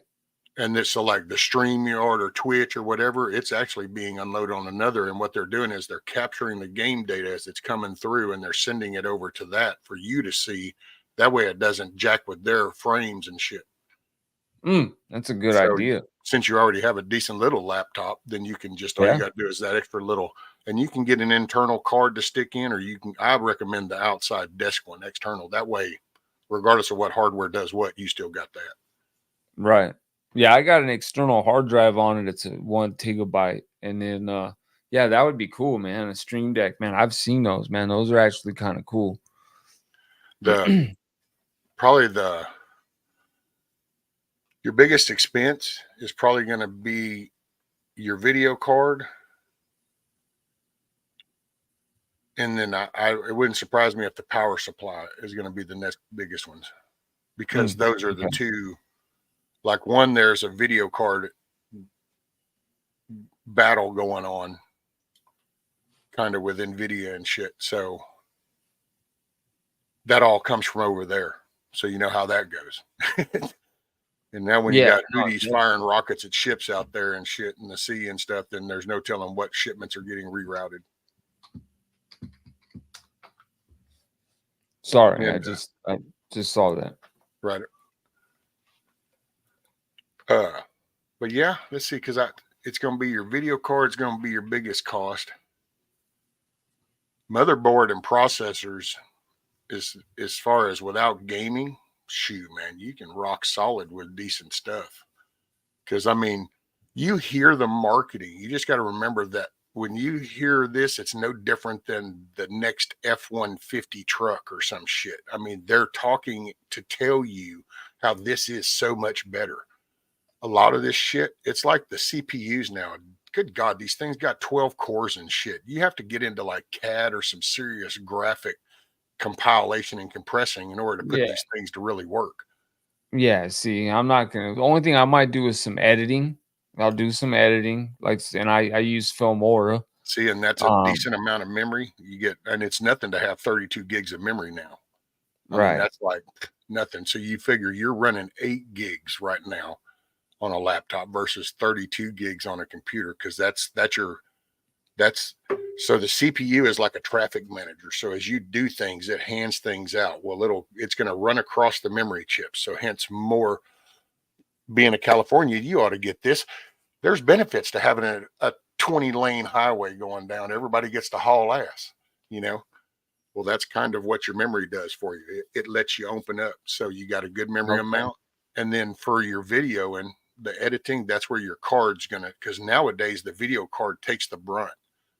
In most of the newer, better programs, they've learned to offload that as it hits the CPU. That's saying, okay, this is GPU stuff. And it's like, okay, here, do your job. So you need a graphics card, right? Yep. That's the biggest graphics card. Yeah. Probably about $400, $500 for a so what do you think to like build like just a decent computer for what I need with the body and everything? What do you think that's going to run me about approximately? You might can do it for $1,000. Okay, that's what I was kind of thinking, about 1,000. Wouldn't surprise me if it hits about 12 or 1,300 because of the current market where we're at. Because that's what it is. Yeah, see, that's what I was thinking. So yeah, that's what I'm gonna do. I mean, the next month, I'm gonna put every week, I'm gonna put some aside for the computer build. And yeah, man, because Leslie's gonna be doing content too. For those in the chat that don't know, my wife does content, and she does true crime. But wait, it's not that type of true crime like you see a lot on YouTube today. She likes to speak on past crimes. Some may still be missing, but I'm talking like older crimes, like 30, 40, 50 years ago, and crimes that are very bizarre and stuff. Like, she's not into doing true crime about current children that are missing and stuff like that. Like, that's not what she wants to do. So yeah. So yeah, she's going to be doing her thing. So I'm going to be helping her with editing and helping her do her stuff too. So, it's anything I can do on my end on the computer that, to make it easier for her on her laptop to, do her thing will be easy, it'll be nice. So There you go. yeah, man. There she is. Speaking of the beautiful lady, she's right Yeah. there. She's wondering why you didn't wake her up, check on her. She fell asleep. Oh, baby, I didn't know you were asleep, honey. Yeah, she does that. So I'm sorry, honey. She says, I got to be at work in 20 minutes. Why didn't you check on Jerky? And then she said, I meant, why didn't you check on me? Jerk. Yeah, So I I think that know. was supposed to be, why didn't you check on me, jerk? I know. I'm sorry, baby. Gosh. That's why you got to watch that. Go with the shorter snooze alarm. Then it reminds you sooner. Yeah. Hey, salute to Mayhem, man. That was an awesome interview last night. Um, like I said, I take these from the heart. I wing it. And there was some good questions, and you came in the clutch rescue and came in. You had the one question about transitioning, you know what I mean? And that was one of the ones that I wanted to ask that I had that kind of brain farted, hadn't, forgot to ask. And that was a good one too, man. And also blue collar vet, man, the couple of nights before, that was another good interview that I really, I want to keep doing these interviews. I don't want to stay in the prison genre. So I want to start doing interviews too that are people that have just experienced hardship, whether it be addiction, abuse, whatever, and they want to share their story in hopes of maybe helping somebody. I want to share those kind of interview those type of people too, and not just prison stuff, man. I want to get outside of that little box, man. Oh man, I could rattle off some decent little people that you could. Yeah. It's like Hutch would be good to interview.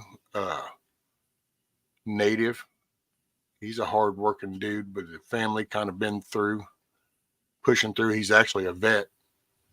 Native is. Hutch isn't, but Hutch is.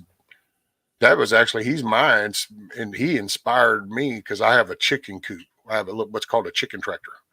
Didn't have that. What That's part of this community that got me as I what is started that? doing those chats What's that that I was for? talking about.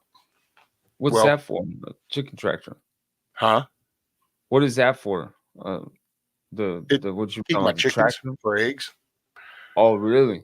And what it's called a chicken tractor because I can move it so that then they don't stay stationary. I can put them on different patches of grass and around the property. That's cool. That's Yeah, cool. see, and I didn't even know that existed till I started doing this. Yeah. But I started doing the whole night talk things that I was talking about.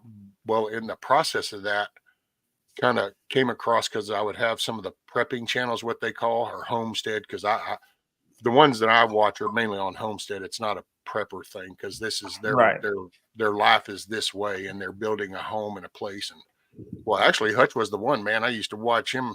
He would get out and be working on his chicken coop or doing the shit, and it wasn't. It's and I don't want this to be sound insultive to the other places and stuff, but it's what hits me is when I watch, and I guess you can go with the real thing, but it's like if you watch some of this a video where they're gonna like show you, this is building a chicken coop. Well, you get that scripted where scenes are cut, it's like you're gonna want to put the board right here. And well, I don't do that shit. That shit don't jive with me. I'm like, whatever. Well, see, you watch Hutch, man. Hutch just doesn't even really tell you what the fuck he's doing. He just does it. You know what I'm saying? So it's like but it got me, I don't know, just inspired me. And so then it's kind of like I started going outside doing some shit. And then as people encourage that, next thing I know, I'm hearing this term chicken tractor. I'm like, what the hell is a chicken tractor? And so I look it up and it's like, oh, so you just move this little chicken pen around the yard. Well, so I ended up coming up with that. And That's awesome. That may definitely make it easier, I'd imagine. oh yeah. Well, and it helps with the yard. And I hook it up with my mower. Hell, I built the chicken coop out of my chair. That's And what you oh hear yeah. the response from people, and it just kind of. But yeah, there's like Hutch. He does hands-on stuff. There was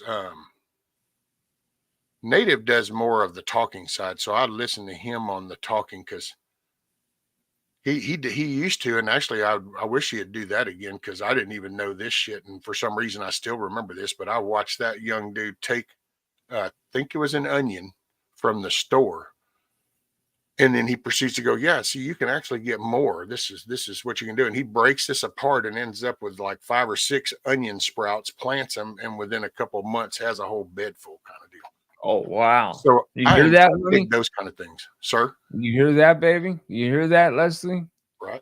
That's crazy. Yeah, So, Leslie likes to garden, man. She's got a green thumb, man. She loves to dude.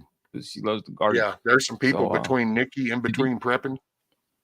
She's gardening. You got Lady Smith. Matter of fact, most of the people you'll see in my chat, they've got some sort of garden more than likely.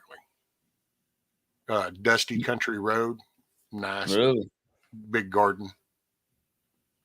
you know what else Leslie does?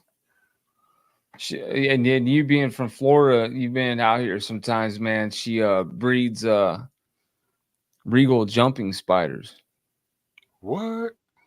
Yeah, it's a new thing, man, where people, I don't know if you're familiar with those jumping spiders, but they have the real colorful fangs and they're different colors and stuff, and just they're Oh, that's those they're little not bitty big micro spiders. ones. The little ones, yeah. If they hang up in the palm trees, or like if you ever pull drip edge up out, when you're doing anything on a house, they're underneath there. But they're real colorful. They got different colors and they're little fangs, and they don't bite or nothing. They're not poisonous. But there's a new thing, like a trend, man. People are like buying them, and they're buying the little habitat things for them, and yeah, so she started breeding them. She makes the little habitats for them and stuff, and yeah, she's been doing that on the side, man. That's crazy. Breeding jumping spiders. Who would have thunk it? Yeah, it's crazy. What's up, Hillbilly? That's another one right there. Hillbilly Homesteader. Okay. Yep. He's kind of a, yeah. He's a roundabout, man. He's got he's come through a lot as a young guy, and then he's built him a pretty good little homestead and work ethic and shit. So I'm going through and subscribing to all you guys right now, man. I'm a moderator, so I can do that. Cool. Yeah, thank you for that wrench, bro. Appreciate that.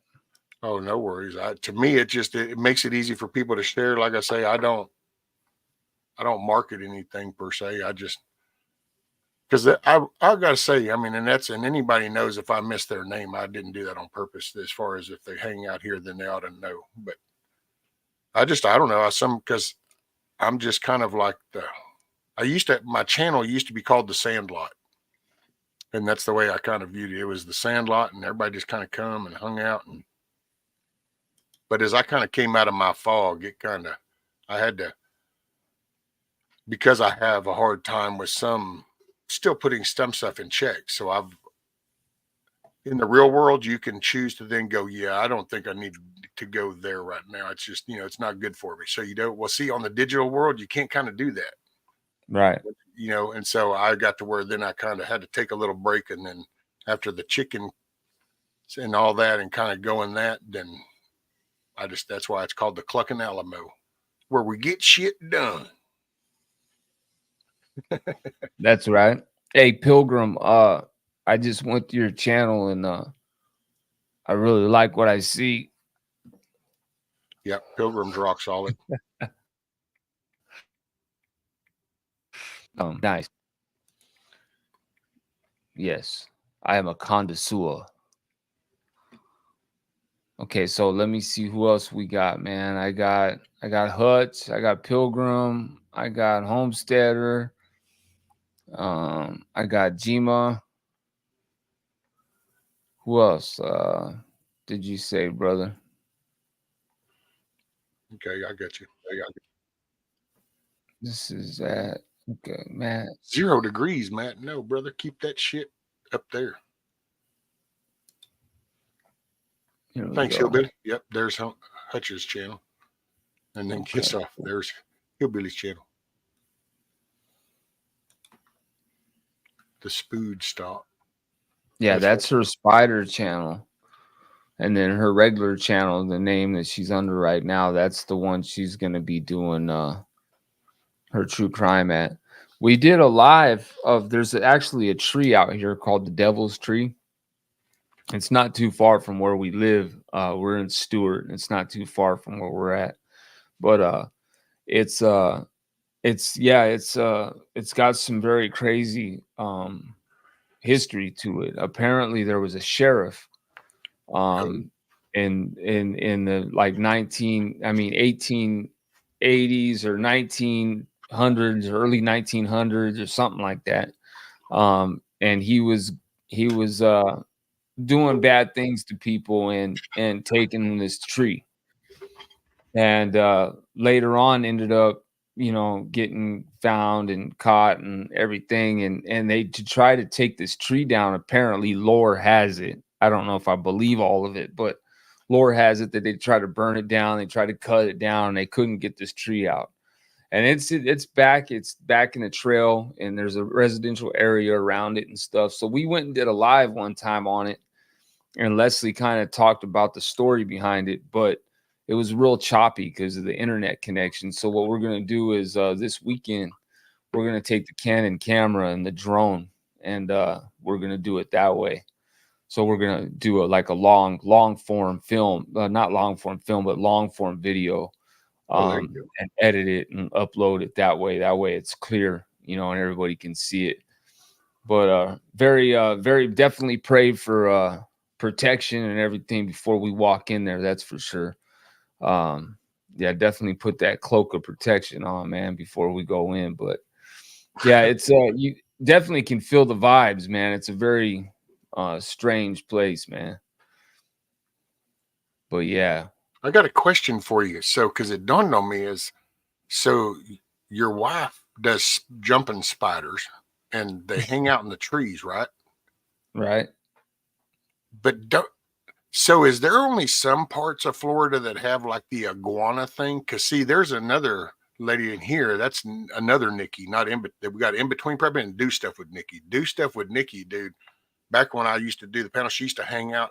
Dude, that woman goes out and hunts iguanas in her backyard with damn airsoft rifles and shit. So when you were talking, I'm thinking, well, wait a minute. Iguanas laying up on things. You'd think that they would just be like, hey, there's a little dude. There's a snack. Right.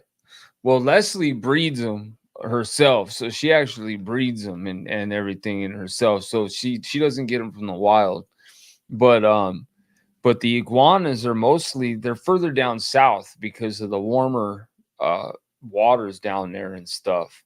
But yeah, down south more, the iguanas are real bad. They're very evasive.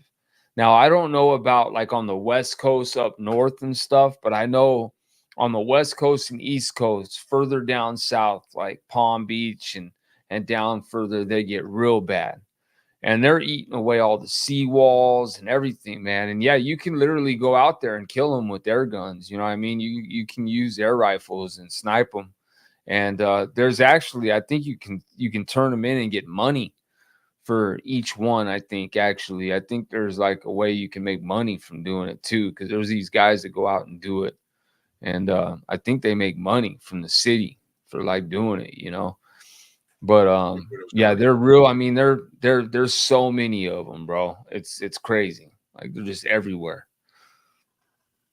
But yeah, That cracked me up because I'm thinking, man, that you'd think that'd be hard to even have any kind of insects around there. oh yeah, bro. The iguanas too, man. They got big old claws, bro. They're like big old claws, and that's because they dig into the dirt. That's what they do. They burrow into the dirt and just dig away all the seawalls, man. Dude, and they're tearing lethal with everything them up. tails. Huh? They're lethal with them tails. That Oh shit's like yeah, a bullwhip, man. Yep. Yeah, man. Yeah, they're crazy, man. And then I'll never forget the first time I was down in West Palm and I was doing this move, and I was supervising the guys, and I was sitting down there talking to my boss on the phone, and I was underneath these two palm trees, and all of a sudden, man, I heard this big old like rustling, and then a big old thud, and it was like maybe 4 feet from me to the left, and it was an iguana. The fucking thing fell out of the tree and just smack hard on the ground, and then it popped up and ran into the bushes, dude, like gone. And I was like, bro, I told my buddy on the phone, I'm like, bro, an iguana just fell out of the goddamn tree, man, and landed on its back and just ran into the bushes. He goes, oh yeah, they get cold and they pass out. And he goes, and then when they hit the ground, they wake up. Dude, there's we got somebody that Like, comes. His name is Von Eric, and he came by. Everybody, a lot of people in chat on that, they know what I'm fixing to say too. Dude, he came up and told us a story because he's like from Baltimore and shit, you know, Maryland. So he was doing cable installs. Well, he went down to Florida to do cable install, and he was telling us he got sent to a job, and as he's walking up to the job, an iguana falls and hits him. And dude, he said, I passed out. I just trembled and I fell over. Dude, it freaked him out. He called him and told him, that's it. I ain't coming down here no more. And dude, yeah, look, Huckleberry's like, Von's scared of iguanas, dude. And for the longest time, for months, everybody would, if they were on panel, they would come up with an iguana picture that they would change their icon to. And Von would go, oh, no, no, no, no, no, no, no. Yeah, bro. And I mean, it's crazy. And they literally just fall out. And bro, they're so evasive down south that they're everywhere, bro. Like you don't even know they're in the tree. They'll just be up there lamping it, bro, and boom, pass out. But for us, it's wild. yeah, I mean, it's insane, dude. And then the wild hogs too, bro. Like you'll be driving down the highway on the 95 or the turnpike in the morning, like early in the morning, like because I leave like 3:30, 4 in the morning sometimes for work, and you'll see the wild hogs, bro, on the side of the turnpike and 95 just grubbing. I mean, just straight wild boar, man. Yeah. It's crazy, man. Like Florida's a trip. It's wildlife, natural preserve, and then some. Yeah, man. And it's tropical. That's the crazy thing. And you got some crazy spiders, all kinds of stuff out here. They got a couple really deadly spiders out here. They're real poisonous. But they're you know, you gotta like go look for them, man, to find them. Like, I'm sorry. What happened? Oh yeah, go ahead, brother. Man, salute to everybody in the chat. Man, I hope everybody's having a good morning. 7:51 a.m. Eastern time. Man, I went to several of your channels and subscribed. If you guys have content and you know, do content, please, man, hit a 1 in the chat for me so I can go and subscribe to your channel. I will definitely go sub. So yeah, if you hit a 1, let me know that you do content. I will definitely go subscribe to your channel. I'll share all that good stuff. I believe in supporting everybody, man.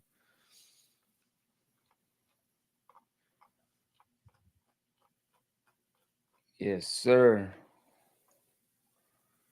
Yeah, there's a lot of pythons out here. Lots of pythons. Yeah, just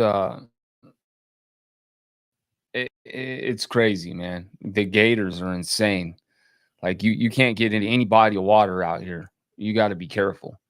You know, the inlets, any kind of brackish water, any canals. I mean, any water out here except in the ocean. And even the ocean, there's been times where gators have been in the ocean. But I mean, that's very seldom. But yeah, I mean, any type of brackish water, any type of body of water out here, any type of canal, any type of water overflow on the side of the highway, on the side of the road, there's more than likely a gator up in there. Just saying. Dude, I'm so sorry for the ringing in everybody's ears and shit. That was like, you can't, you know, this is just rural areas. I didn't hear nothing.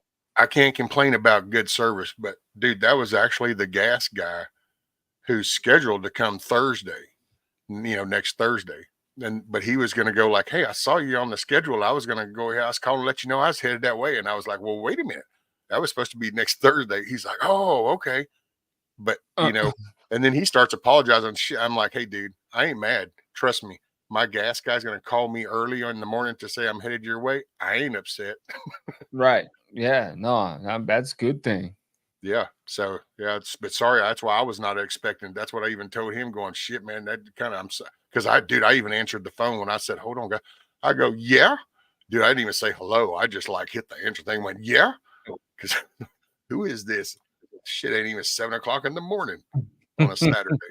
Hey, I didn't hear it. I didn't hear anything crazy, nothing loud Okay, at all. Yeah. that ringing No, sounded so loud. it might have been like one part of a ring and then it cut off real quick. Like I didn't even really hear anything. Okay. So yeah, it wasn't bad. I think you caught it pretty quick. I'm going through and trying to figure out who's got content and subbing to everybody. Yeah, because there's quite a Moonchild. few people that don't, but you got some. I'm just gonna sub. You know what I mean? There you go. You know what I mean? Hey, you never know. Maybe later on they'll decide to make content. By the way, guys, don't forget all messages are live chat. That way you're current in the chat conversation. And on the video, if there's not a red dot next to the word live, then hit the word live so you get caught up in the video and then we can see you when you get here. Mitch Denner, man. Salute to Mitch Denner and his profile pic, man.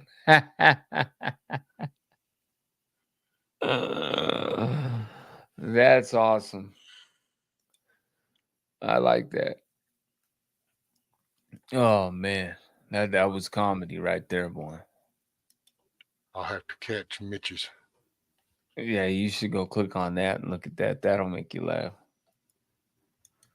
Oh, Kiss Off. I saw Kiss Off in my chat last night. Thank you to Kiss Off. Came in there to check out Mayhem's interview. Salute.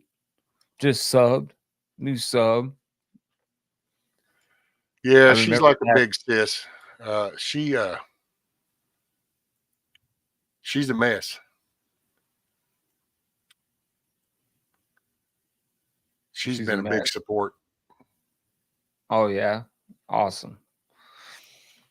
I thought, yeah, she's the best. That's awesome. Yeah, hey, it's a crazy how many people that I've met in my community, and like we have a Discord, and there's probably about 40 people in our main Discord, and we all know each other off of here now. I mean, we all communicate off of here.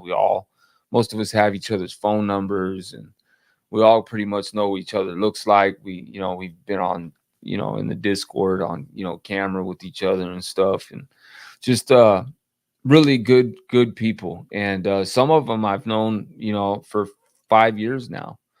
And it's just amazing, some of the community and the people that you meet on here and the bonds and relationships that you make, man. It's pretty cool. So Well, that was for me, the transition was, I got to know people doing the whole panel kind of thing and just chatting. And then there would be people that kind of, I don't know, you feel kind of closer to. And so you end up exchanging an email. Then it was the phone number. So you end up talking for a few hours. But one thing that was kind of cool was because with the homesteading prepping side thing, then got introduced to people like Hutch and Backwoods and Lady Smith and Tiger 454 and Yankee and Hillbilly and all these people. Well, we ended up, they did a meetup in Missouri. And for a lot of them, it was their second meetup. But for me, it was the first one. And dude, I gotta say, you kind of sit around and that was like the perfect vibe. I almost wish you could do that through here. It's kind of like if they ever develop teleportation, then that would be the shit. You could just kind of be like, hey, and you can kind of meet up around a campfire, shoot the shit, burn a bowl or two. that's awesome. That's awesome. Yeah, we've been wanting to do something like that. Like there's several of us that have met off of here face to face, and several people that have gone through and stopped and met different people in the community. I've met several people out here in Florida that are from the community. But we definitely we wanted to do something like that too, is have some type of like camping trip or something, man, to where we get together. Well, see, and that's the thing with the homesteading and hang prepping out, man, for a weekend or whatever. But there's some of them that do like a festival kind of thing or a seminar kind of deal. So there's some that meet up, but during the day, you know, first aid, cooking, growing, gardening, maybe animal husbandry. I always screw that word up. But then like the one that like I went to when I met them, dude, it was like a camp out. It was like you just went camp. There was no, I mean, we had fun. It was just real shit. And when you kind of, I don't know, it was good to be out of here and you kind of just, it's real conversation. You just, you know, you wake up in the morning, you're sitting there with your coffee. Well, now you actually are talking to somebody else that just woke up with their cup of coffee, you know, and it's just, it's that real moment. And Absolutely, they're bro. they're doing them in North Carolina too. And, but I can't make that far of a drive. This whole spinal shit just makes it a chore to You dealing drive. with some back issues? Oh yeah, dude. I guess I could. So you know, I've been to prison, but when I came out, one of the things I got into firefighting. So I got into doing that, and I started doing a lot of work. I worked in refineries. I've built power stations, communication stuff, fiber. Meanwhile, I was doing like wildland firefighting and stuff. And I just anyway been ran over. Had so many. I've been dead like 3 times in my life, and I just ended up with a spinal thing now. So now what happened about, I think, I don't know. The missus would be able to tell me because I got drain damage too. There's I think it's probably been 7 or 8 years. Well, she could probably come in here and go, really? And it'd be like, I missed it by 4 or 5 years. Who knows? I missed it. But yeah, I've got like 8 vertebrae and discs and 3 of them. I got 2 vertebrae that are disintegrated. So I basically lose feeling in my legs. And I'm real rural, and so right now I have no trust in the medical industry, you know. So I just I live life out of a hover round chair, man. So Yeah, man. that's how they all encourage Yeah, me. That's why brother. I I said, I I I have some. dude, I didn't even get out of bed, Federson. Sorry, I didn't mean to cut you off, but it sounds corny Yeah. and shit and kind of like, you know, all whatever, but it's that simple. I was literally so things hurt so bad and I gave up so bad that I mean I like barely could get in the shower. The missus would Mm. help me in the shower. I just laid there, didn't want to wake up. I was in my shit. And it was this community, man. It kind of got me up. And like I said, it sounds corny to say, oh well, Hutch was a motivator. Well, it really was. I was literally watching this dude go out here and no fancy tools. There was no Bobcat, you know, big damn D9 dozer to clear the forest. There's none of this, you know, oh, I'm going to drag out my air tools and get all. No, homeboy went out there and was literally just like making do with what he had and talking with everybody, man. And it just, then Bushido is another one. Boy, if you wanted to interview a vet that's probably got some experiences too, buddy, bug out Bushido. He, Yeah, he's a trip. Dude, he kind of kept encouraging me, him and a lady named the milkmaid, about my eating and shit. And it changed. Well, then all of a sudden I went outside. Well, I even commented going, you know, man, I've had this chair for over a year and I think I might have used it like 3 times. Cause when the doctor told me that was hard. He goes, well, he said, well, you need to pick out a chair or one of those scooters. Cause you know, this is going to get worse. And it was like, well, so what? He goes, oh no, I mean, you got degenerative disc disease now, and with the damage, yours is falling apart. So I was like, oh man. So yeah, Yeah. I I don't mean to like, yeah, even compare it because it's nothing even close to what you're going through, brother. God, man, I can only imagine. But I actually am dealing with some um my discs are yeah, they're getting real bad in my lower back. I could show you the paperwork. I actually I emailed you my number, bro, so you can have it. Roger that. But I'll show you the last results I have. Maybe you can let me know how bad it is, maybe, you know. But bro, like I've been through a couple of stages there where I couldn't even walk barely, you know, because it was so painful. Like the pain radiating down my leg, my ass cheek, bro, up, and just, bro. So I couldn't even imagine the pain you're going through, brother. Man. You good days and bad days. I've learned to over the years. I really have learned the placement of things, so I now like reach for things different. I do things because you just kind of learn the mechanics of your body a lot more. Real quick, UK Tina, hey, thanks for subbing and thanks for being here. Get you some rest. I hope you get to feeling better and make it a good day when you wake up. She had a love you, Tina. You get some sleep. She's across the pond, so man, she's a diehard though. Let me tell you guys, she is such an amazing supporter and just sister, and she's a part of my family. I say you don't, blood doesn't make you family, man. And I've picked my family.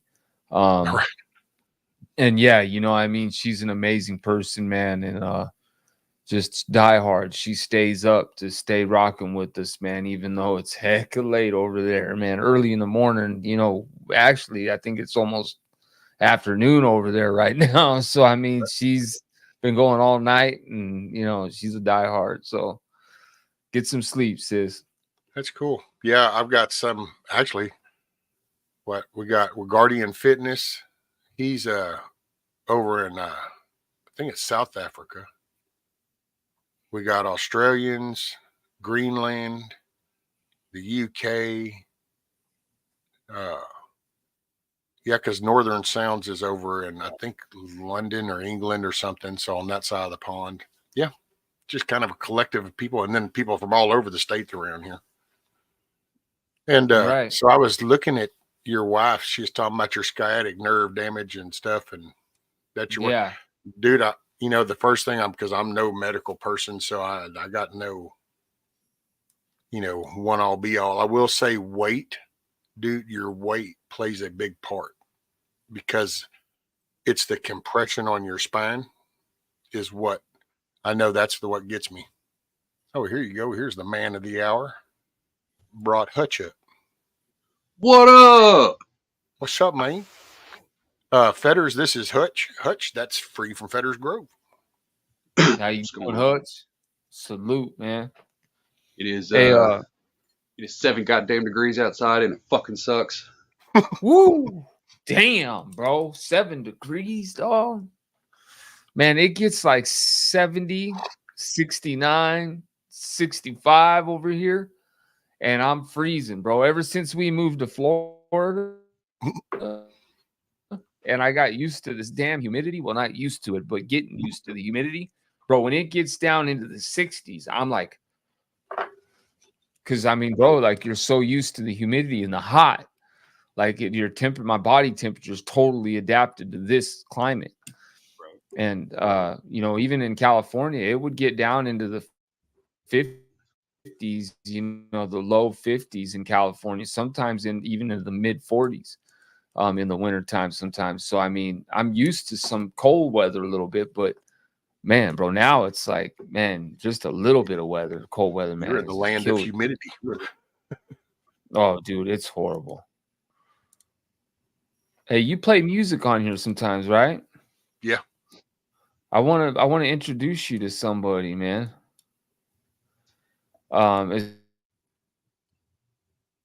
You won't get copyrighted on it, but I'll share it whenever you want to play it. You can play it if you want, bro. But this guy, I got turned on to him just last night, and he's very talented. But yeah, whenever you feel like playing it, I just sit it back there. But yeah. Oh, that's the wrong one. Hold on. 7 degrees. That's freezing, dude. That's insane. Sorry, that just ain't happening, homie. You'll have it, Texas. Don't you worry. So, damn. So everything's frozen, huh? Pretty much.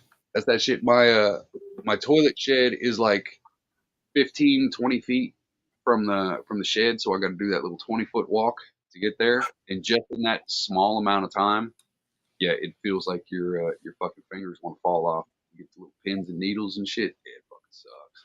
Oh shit. I'm over here trying to get the fire. I couldn't even Fire imagine, going man. on. Oh, you got a fire going? I can't see it. All right. Yeah, I'm trying to. Got the first logs in there. They're just now starting to catch. So hopefully in a minute I can get rid of this hypothermia shit. No shit. Damn, son. It's not really that bad until you want to acknowledge that you have fingers and toes. That's when you really start noticing how cold it is. Just don't look at the details. It's fine.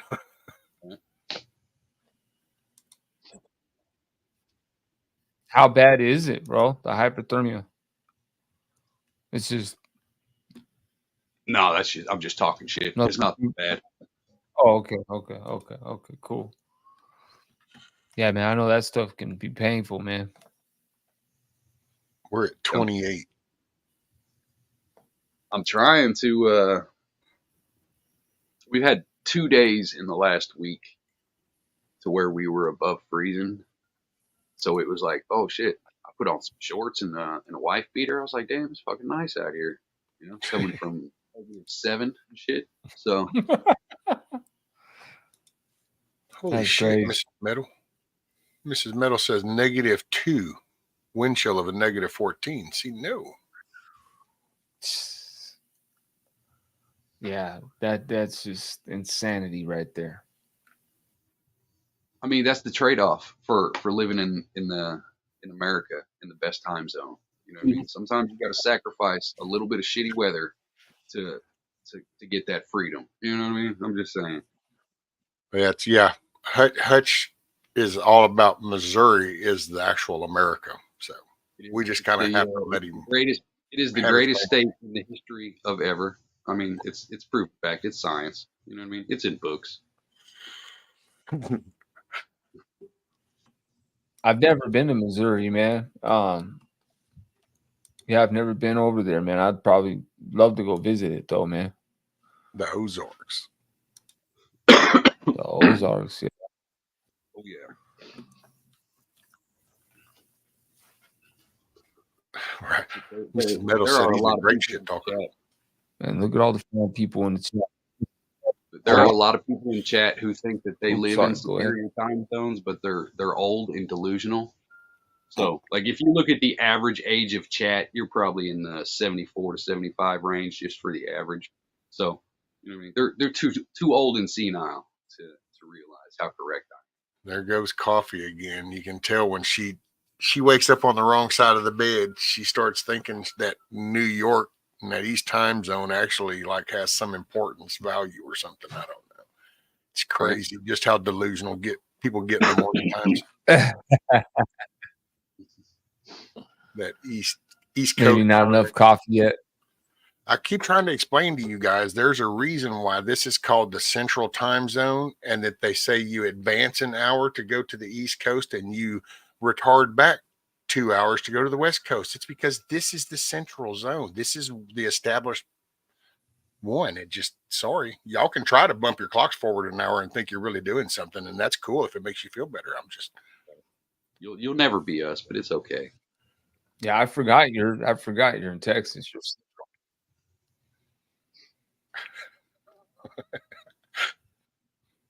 I mess with coffee. Just coffee first Yeah, sounds put that less of a screen name and more of a kind of directions from her husband in the morning. Yeah, because I will say her name is misleading, because see, by that name you would think that she's drinking the coffee first and then speaking, but that's not what's fixing to happen. What's fixing to happen is she's going to start speaking before she has the coffee. Right. I don't have the chat on, so if any of y'all are talking shit back, I can't see it. Ha!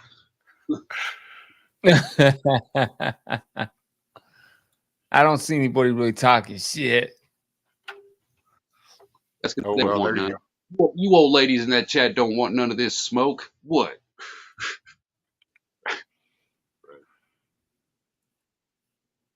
I have.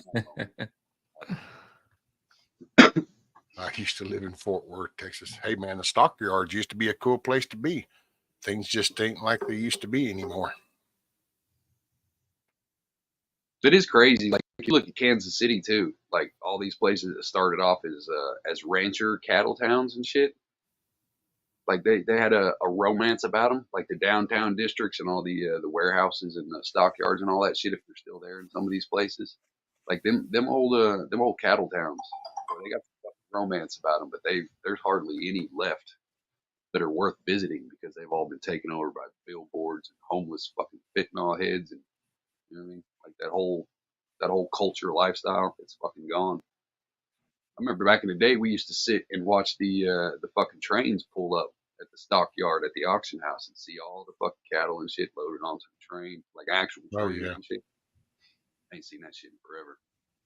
I will say, since you bring it up, I've noticed, the past couple of years that the trucks coming out of the auction barn between here and town has slowed down. There used to be kind of every weekend you'd have a couple of trucks full coming out of the stockyard down here.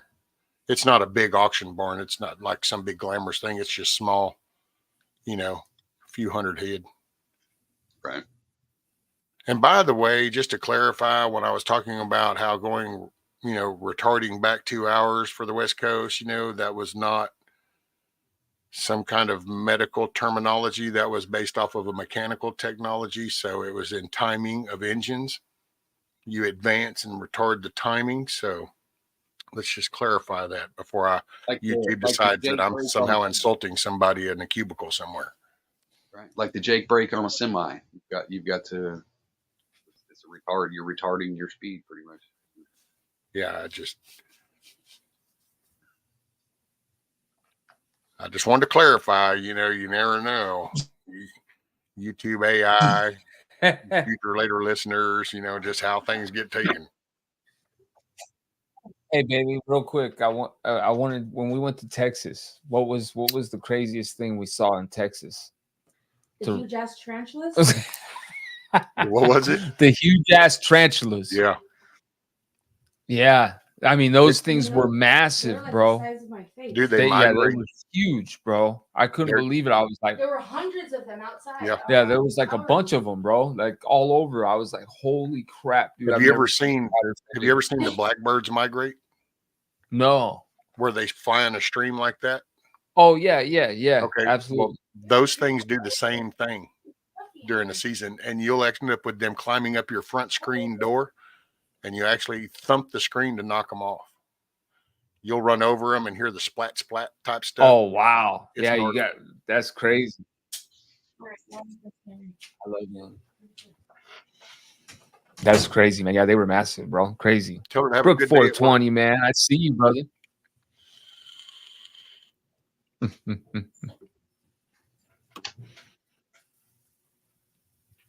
Seeing some familiar names. 47 people in chat. Hope y'all are making it a good day. Thank you for being here. Good morning, good day, good afternoon, good evening, wherever it works for you on this patch of dirt. But coffee. Right. If you're in top chat, disregard this whole live stream. Well, yeah, you were warned earlier. Must be the East Coasters that hang out in the top chat, I think. I'll be right back, guys. Let me go say goodbye to the wife. Roger that, sir. It's the East Coasters that hang out in the top chat. It usually is. There's something about those people. I don't know. That's it. I'm just saying. I almost got feeling back in about half of my foot. So, progress.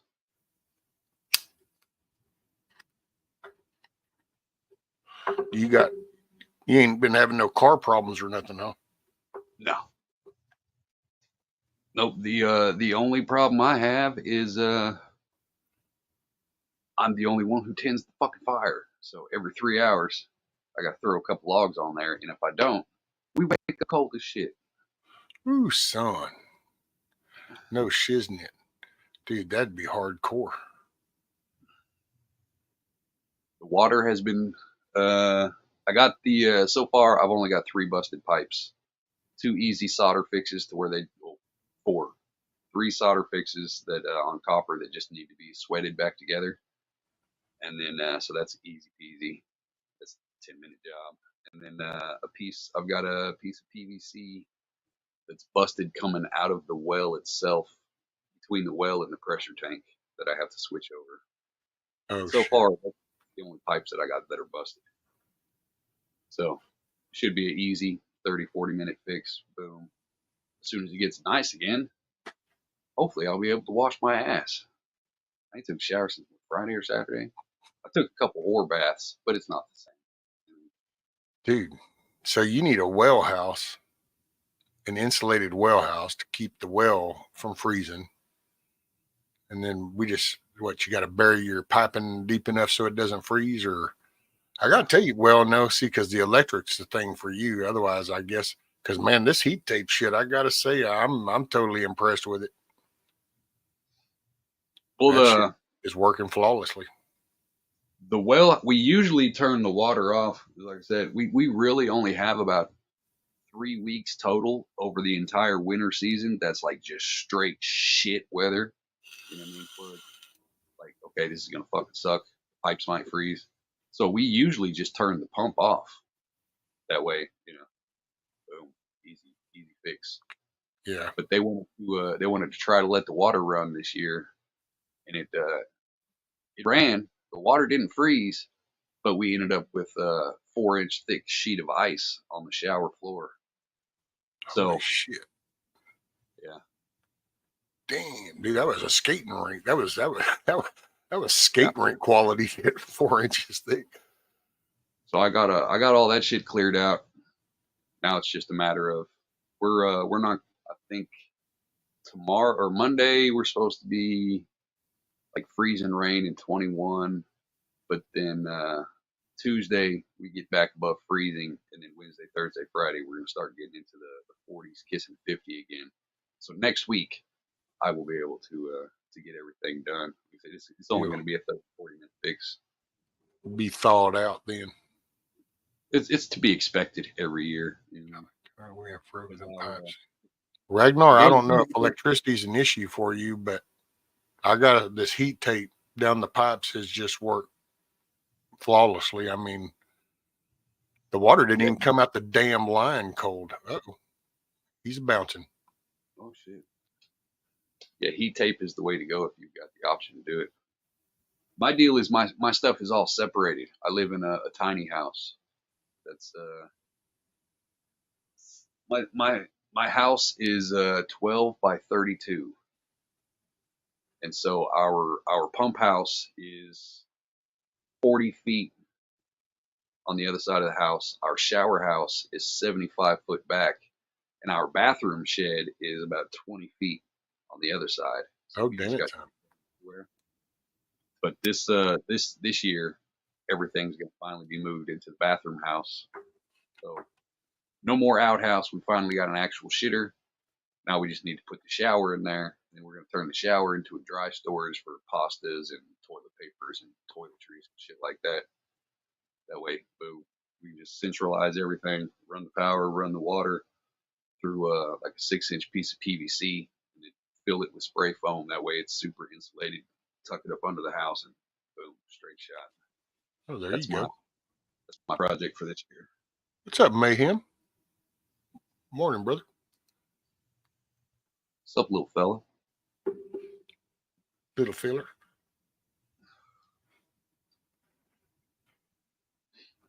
Hey, what do you think about I'm gonna play this song that Fetters has, and then I also need to tend to something real quick for a couple minutes while this is playing. So you cool with just chilling for a minute? I gotta roll some more breakfast, so I'm good. Roger that. Let's see, bring this on. Jam Wayne, Old Soul. Cool. Sorry, I had to say goodbye to the wife real quick. Yeah, no worries. I was listen to this guy.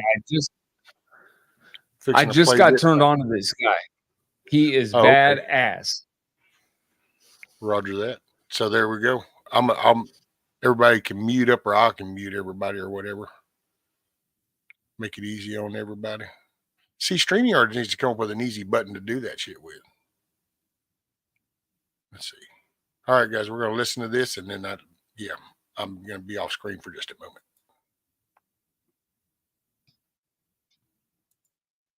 Oh, wrong one. Go here. Wait, what am I doing? Never mind. I don't know what. Oh, you're going to have to play it, Fetters. I forgot I'm sharing yours. Damn, kid, man.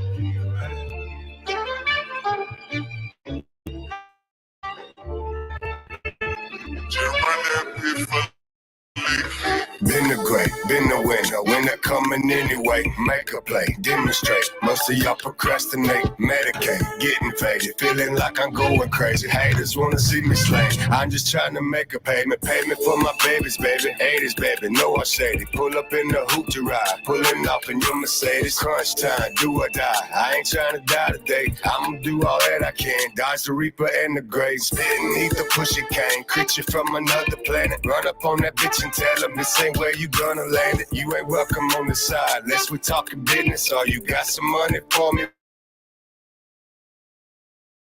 Wish to pull me out the trenches of the world.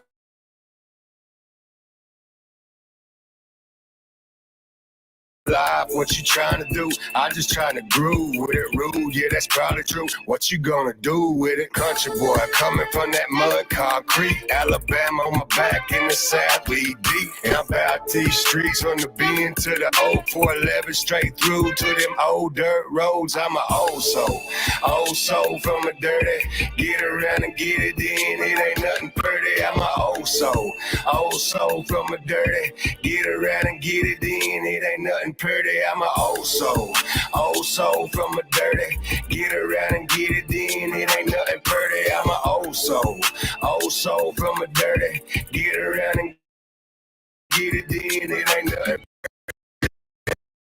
Come correct, check it, look, I ain't want to play with, better show respect, say it with your chest before you say it, spray them in them bitches, and I'm moving to the moon, detonated in the race, and you could trip and be a tragedy. See your story on news, concentrate and really think about it. Meditation too, probably help you out a little bit. I ain't with the goofy shit. I be quick to bust a move. I be fucking getting it. Why you out there politicking, popping my your feelings? I be penning paper planes for my brothers locked prison. Pop this in, close your eyes, and while you take a listen, preach for a moment. I'm that hell where you be, but I'm old soul from a dirty, get around and get it in. It ain't nothing pretty. I'm an old soul from a dirty, get around and get it in. It ain't nothing pretty. I'm an old soul from a dirty, get around and get it in, it ain't nothing pretty. I'm an old soul from a dirty, get around and get it in, it ain't nothing pretty.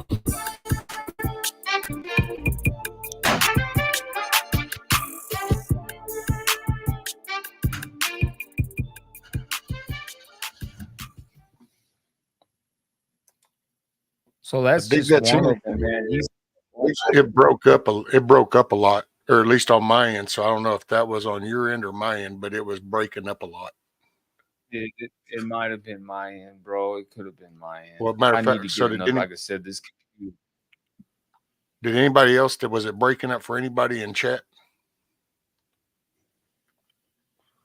Because, like I said, I it might noticed be it on did my break end. up a bit. So I'm going to shoot straight. It's not my forte because I don't, but it depends on the lyrics.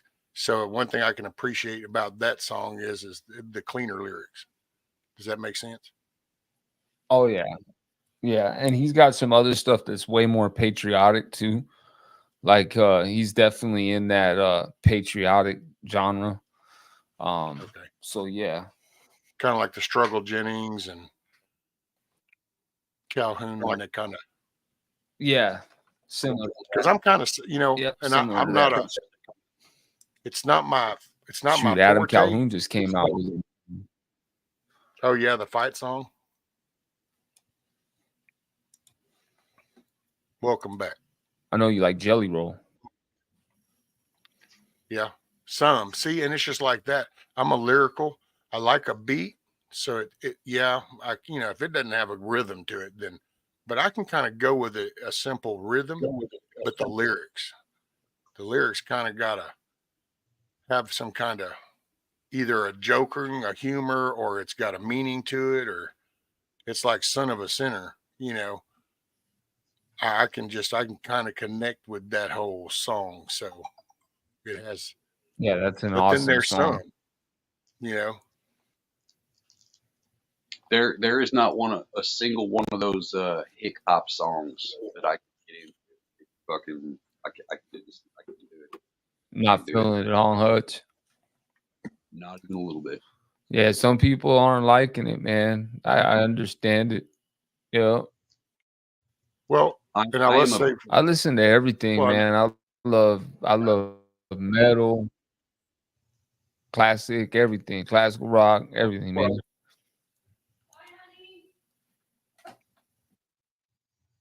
see breaking up for them. Yeah, breaking up for a lot of people. So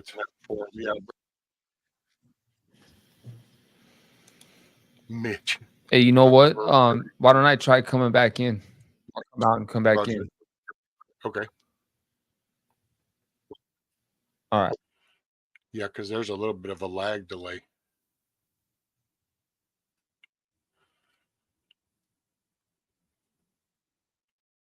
And I'll be honest, shit. There's some that I'm judgmental on. It's like there's some of the older rap that there's a passion of dislike for it because of just what I thought the message is sent back then. But it's the lyric based, man. That hardcore shit, I just don't. I don't do the hardcore lyrical shit. Yeah, it's got to say something. Yeah. I don't like I've got a Lamborghini and all this platinum. Like, shut the fuck up. No, you don't. It's your own welfare. Well, you know what? Same thing with the country thing. It's kind of like when you do the woe is me and she left me. That's I can't do those. Now some of the old ones, good old tear in my beer kind of shit I can do because, well, by God, some of them older songs just have a nostalgic meaning because that was part of growing up. I'm a purist when it comes to music. I like real talk. The Run DMC Aerosmith thing back in the day, trash, straight fucking trash. I know everybody's like, "Oh, it's so iconic." No, it's trash. That shit don't. I didn't care for that either. Honestly, like there's a few when I don't think my uncle did either, like, man. right. Corn and Ice Cube did something together back in the day, and that was pretty decent. But they weren't trying to create a genre. You know what I mean? It was a come together, boom, let's try this, and then boom, go on. See, that I can do. But like It's the funny whole you said come together because that was Run DMC and Aerosmith, wasn't it? No, that was Walk This Way. Oh, Walk This Way. Damn. Thought I had you on that one. Yeah. Morning, Miss Karen, by the way. And I will say, I'm with Huckleberry. Yeah, I didn't know that. I pretty much like everything except for opera or polka. Those, yeah, I'm sorry, I just can't. Opera is. I love some opera, boy. You put on some Fan of the Opera, take about 3 grams to the face, you're good, man. You're good for like 4 or 5 hours. Phantom of the Opera. Good snoozing music, huh? See, rap is literally the only thing that I don't listen to. I listen to country. I listen to the throat sing. Well, I don't listen to gospel because I'm not Jesus people. But sometimes I do if it sounds right. You know what I mean? Like the old school, like harmonizing kind of shit, some Boys to Men sounding shit. Yeah. You know what I mean? That's the kind of gospel I'll listen to. What are they barbershop quartet stuff? Yeah.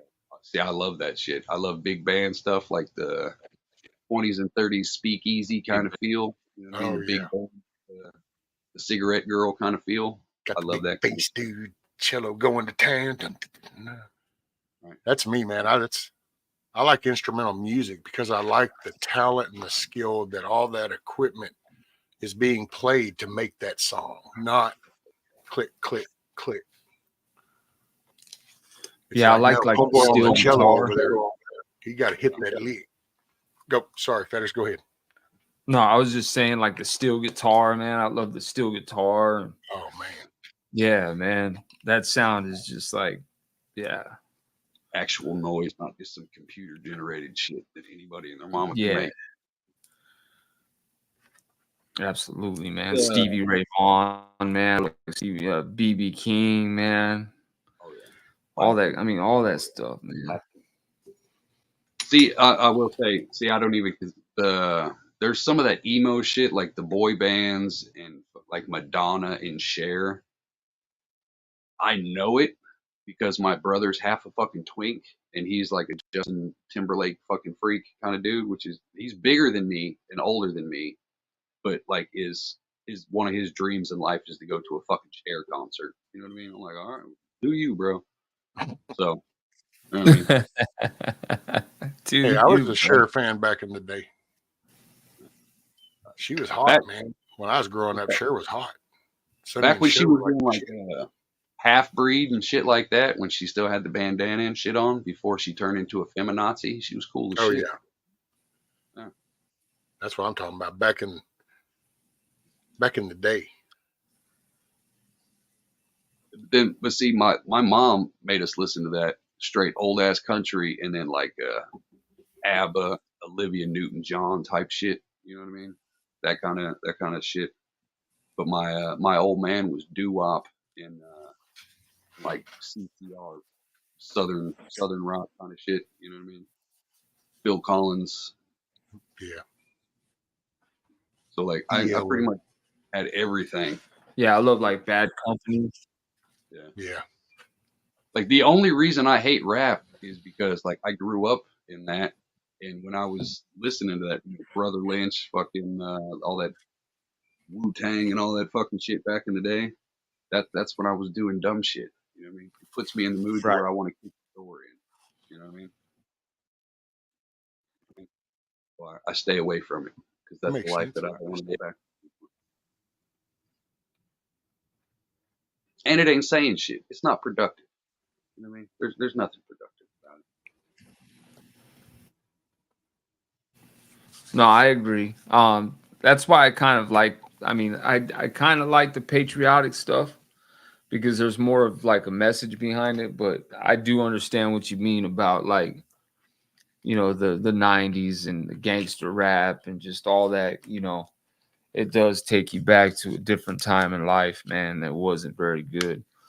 So I can relate to that too, brother. What took balls? What you talking about? Shit, I ain't ashamed of anything I ever done. Shit, I stand on it. If I like me some instinct, I'd be like, shit, what? You know what I mean? Back streets back, all right. What you motherfuckers gonna do about it? You know what I mean? Hey man, there was a time when I actually can tell you I jammed to ABBA and the Dancing Queen because my mom would have that playing, and that just became part of the beat of the house. Man, it is what it is. If Mama likes it, you just listen to what Mama likes. Yeah, if you're raised by females, sometimes you're just gonna have some random ass memories implanted in your childhood, whether you want them or not. You know what I mean? But I can follow that through to go that that was the same mother that also we went down to Sunset record shop and waited for the delivery and release of Pink Floyd The Wall album together, and we each got our own copy. So my mom was like across the spectrum. She could play it, she could sing it, she had listened to it, she liked it all.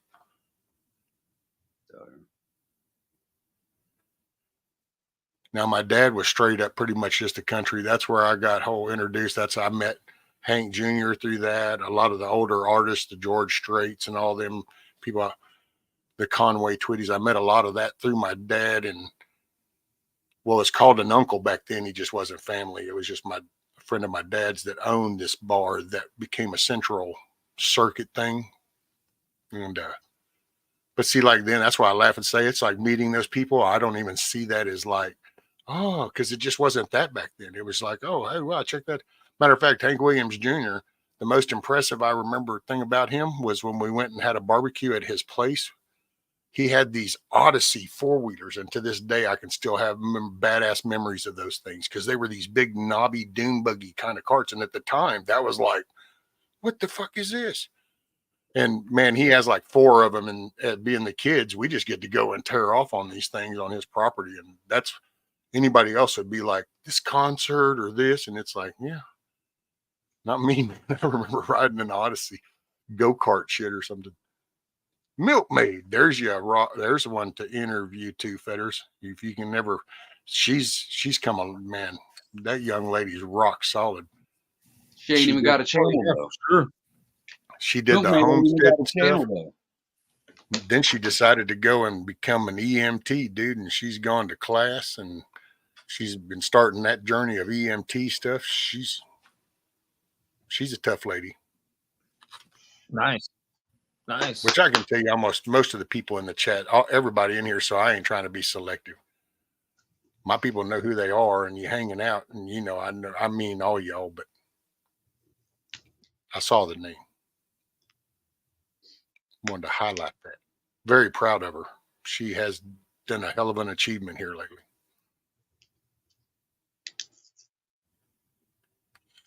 Hey, man, and it's good to recognize those achievements, man, in your community. Absolutely, brother. You know, those are important, man. So yeah, I'm totally open into you know, talking to her about bringing her on the channel. Leslie actually is going to be doing interviews, man, with some of the ladies and stuff too. So, oh, there you go. And Leslie's been through a lot in her life, man. You know, Leslie's, you know, she's been through it. So, you know, so yeah. Yes, sir. I saw where Milkmaid said something about she can barely walk.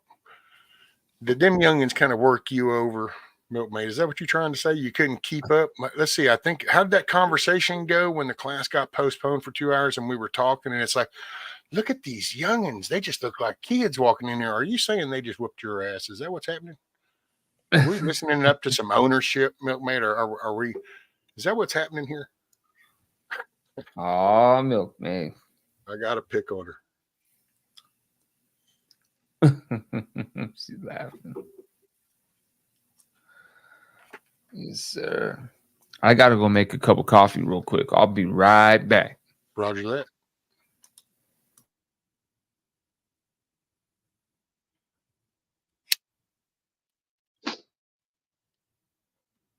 She said, oh man, I dry heaved twice yesterday. The little whippersnappers came back and ran with me to the end. Good kids.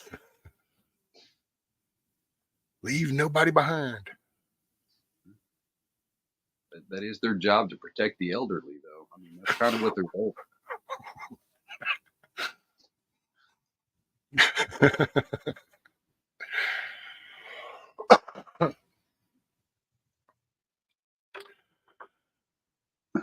Man, would you look at that weather outside? I tell you. I'm about over this winter shit already. Like my feet are freezing. It sucks. Don't you type to me in that tone, young lady. It wasn't really very loud. It wasn't even in caps. So I don't even think she meant it. Right. Even it's so cold. My cat is in there curled up between two dogs, and they usually don't fuck with each other. What do you mean? Oh, now you're a young lady. I said that before. I wasn't the one that just said the old people thing. That was Hutch. You need to pay attention to the screen when you hear this stuff. Know where this is coming from. Oh yeah, I called you old as shit. I'm surprised your knees ain't getting up. She got a locker full of Ensure and Geritol and shit. Talking about, hold on, fellas, I'll be there in a minute. Is it 0 degrees right now? I think he said it was at 7. What's today? Saturday? I don't know if there's news on. Let me check. News might be over. Hey, Monique, what's up, little maple leaf? I'm only supposed to get in the teens today, and that's not supposed to be until about 3 o'clock. Morning, bitter critter. Welcome. Make it a good day.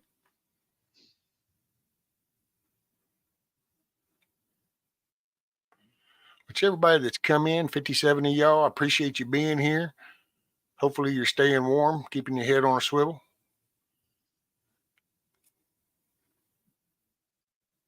having a good day, making it a good day. See, I've been going to other channels too much here lately. I'm starting to say that have a good day thing, and you got to make it a good day. Ain't nothing for free. Facts. There we go. Let's see.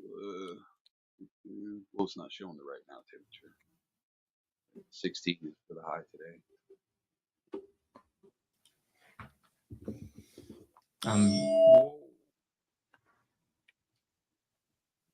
I'm back. Sorry. Got your coffee? I don't went through that pot. I'm just on my water now. Oh man. Wood. That's my third.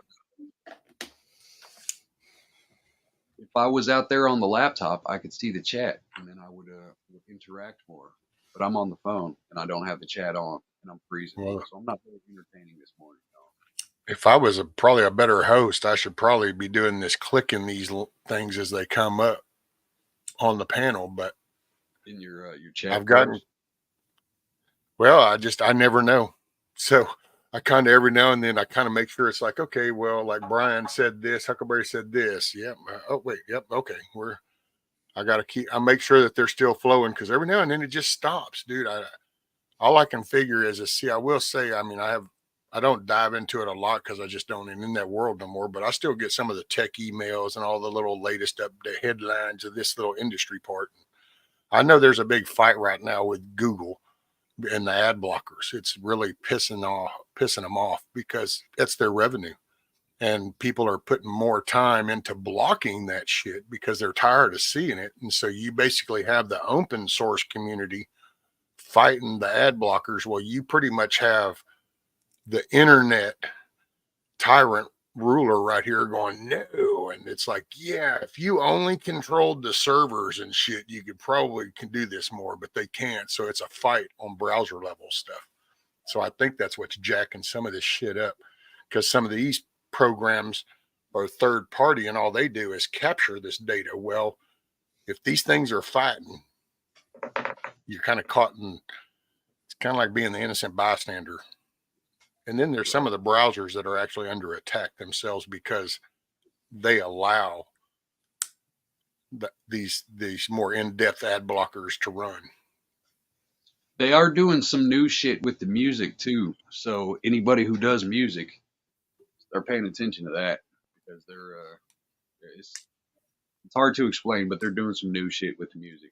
So if I'm going to try to do another apocalyptic radio, but we'll see how that goes, because there's some weird shit going on with the copyrights and shit, at least on my end. So we'll see how that goes.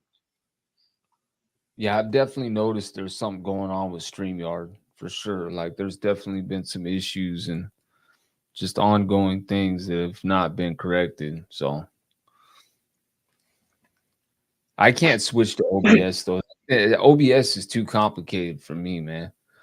Like I just can't sit there and it's just too much to do for OBS, man. I just going through all the different scenes and everything. This is more streamlined and just easy. Well, actually, what I'm fixing, this is probably going to be one of the last ones. Well, as far as the Cluckin Alamo per se, I'm going to start doing it through Streamlabs is what it's called. And a member had actually sent me a year subscription last year. And somewhere in the past year, when I decided to kind of go play around with this, and I don't know, and I stopped, I kept doing StreamYard. Well, somewhere I tied that into my account, I guess, with the donations and type shit. And so I got billed for it. So I got it for another year. That was not prepared. That's $150, dude, for the year. But I will say, now, if I was like y'all, and that's where I'm going to try to become more like y'all, because I might as well put it to use. But you get a platform that's kind of like OBS, where you can do the scenes and sources, and you can do transitions, but at the same time you also get like a StreamYard type deal that you can use for chatting like this or something. And so that's actually the one where I can have 11 people on panel and 15 people backstage. with that one. And you can make your whatever scenes you put over into that Streamlab, you can use in it. But here's where Really? y'all kick in. They also got like a thumbnail creating program to do the Really? thumbnails. They've got the video editor shit for editing the videos and making the videos and doing all that. You can do the widgets for like the music or donations or the subscriber stuff. And so I'm going to try to utilize it. Shit, it's now paid for a fucking year. I wasn't meaning to, but. That seems extremely complicated. Well, it's all the stuff y'all talk about combined into one. And that's why it seems kind of like, that's why I never really got into it. I did it a couple of times on that I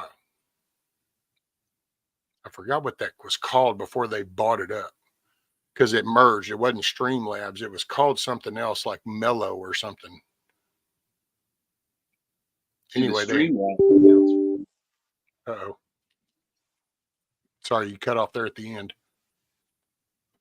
I said the Streamlabs sounds familiar, but I tried to do the OBS thing, and that's just too much. I got 3 apps. I got Filmora, I've got StreamYard, and I've got Video Guru for the phone. That's literally all I've been rocking with for 3 years.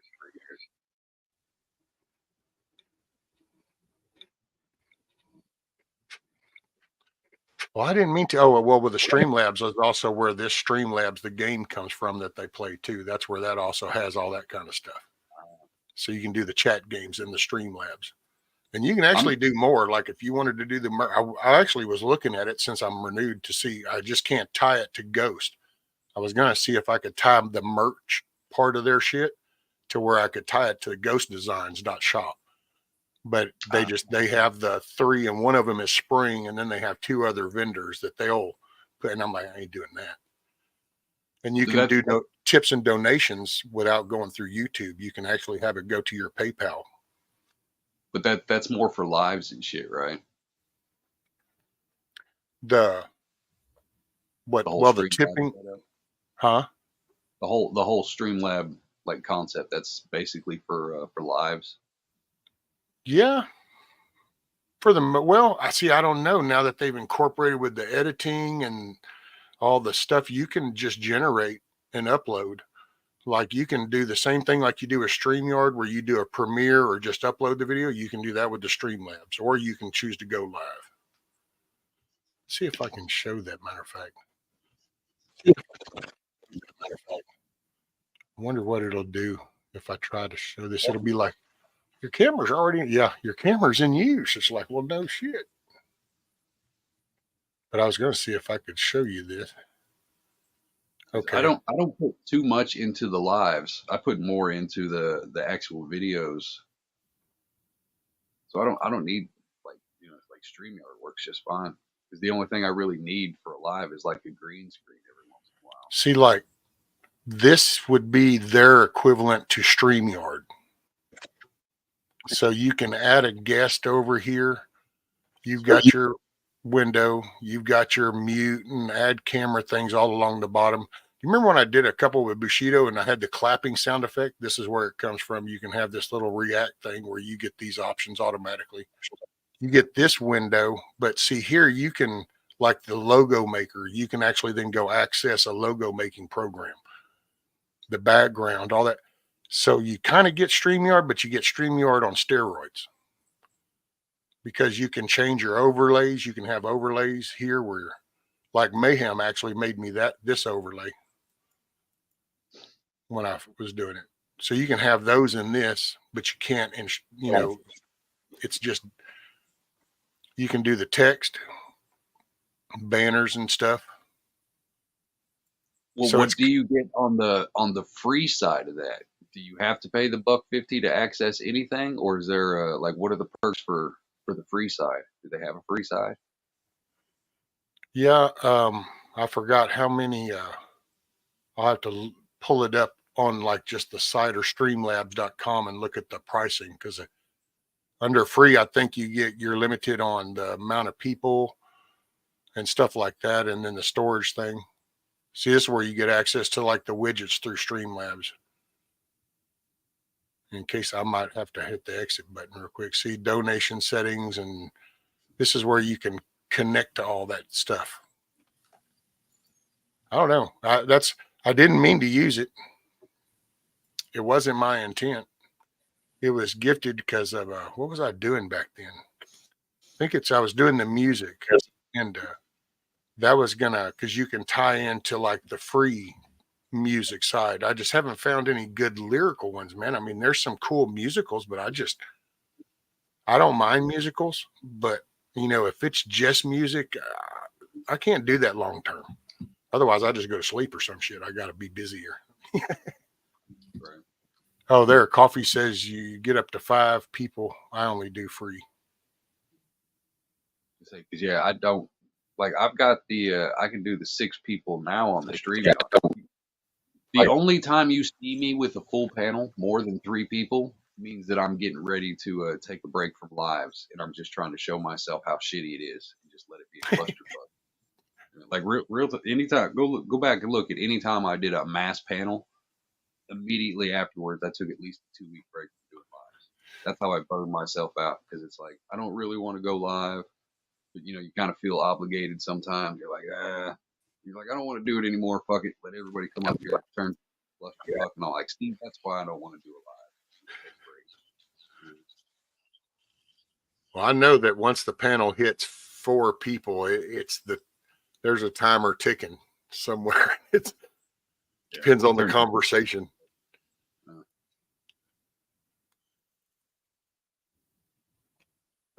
And I've tried the restream. I just, matter of fact, I think that might be the first thing I tried, because I don't think Ron, Dangerous Freedom, actually said anything. It was like that. Well, then he passed. Jeremy and Zach did that.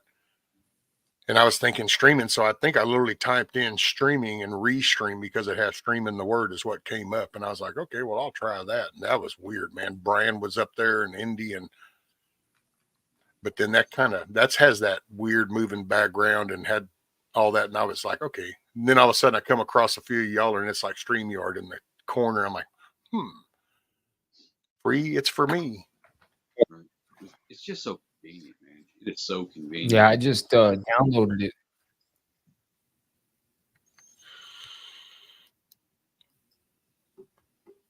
Yeah, I just downloaded it, man.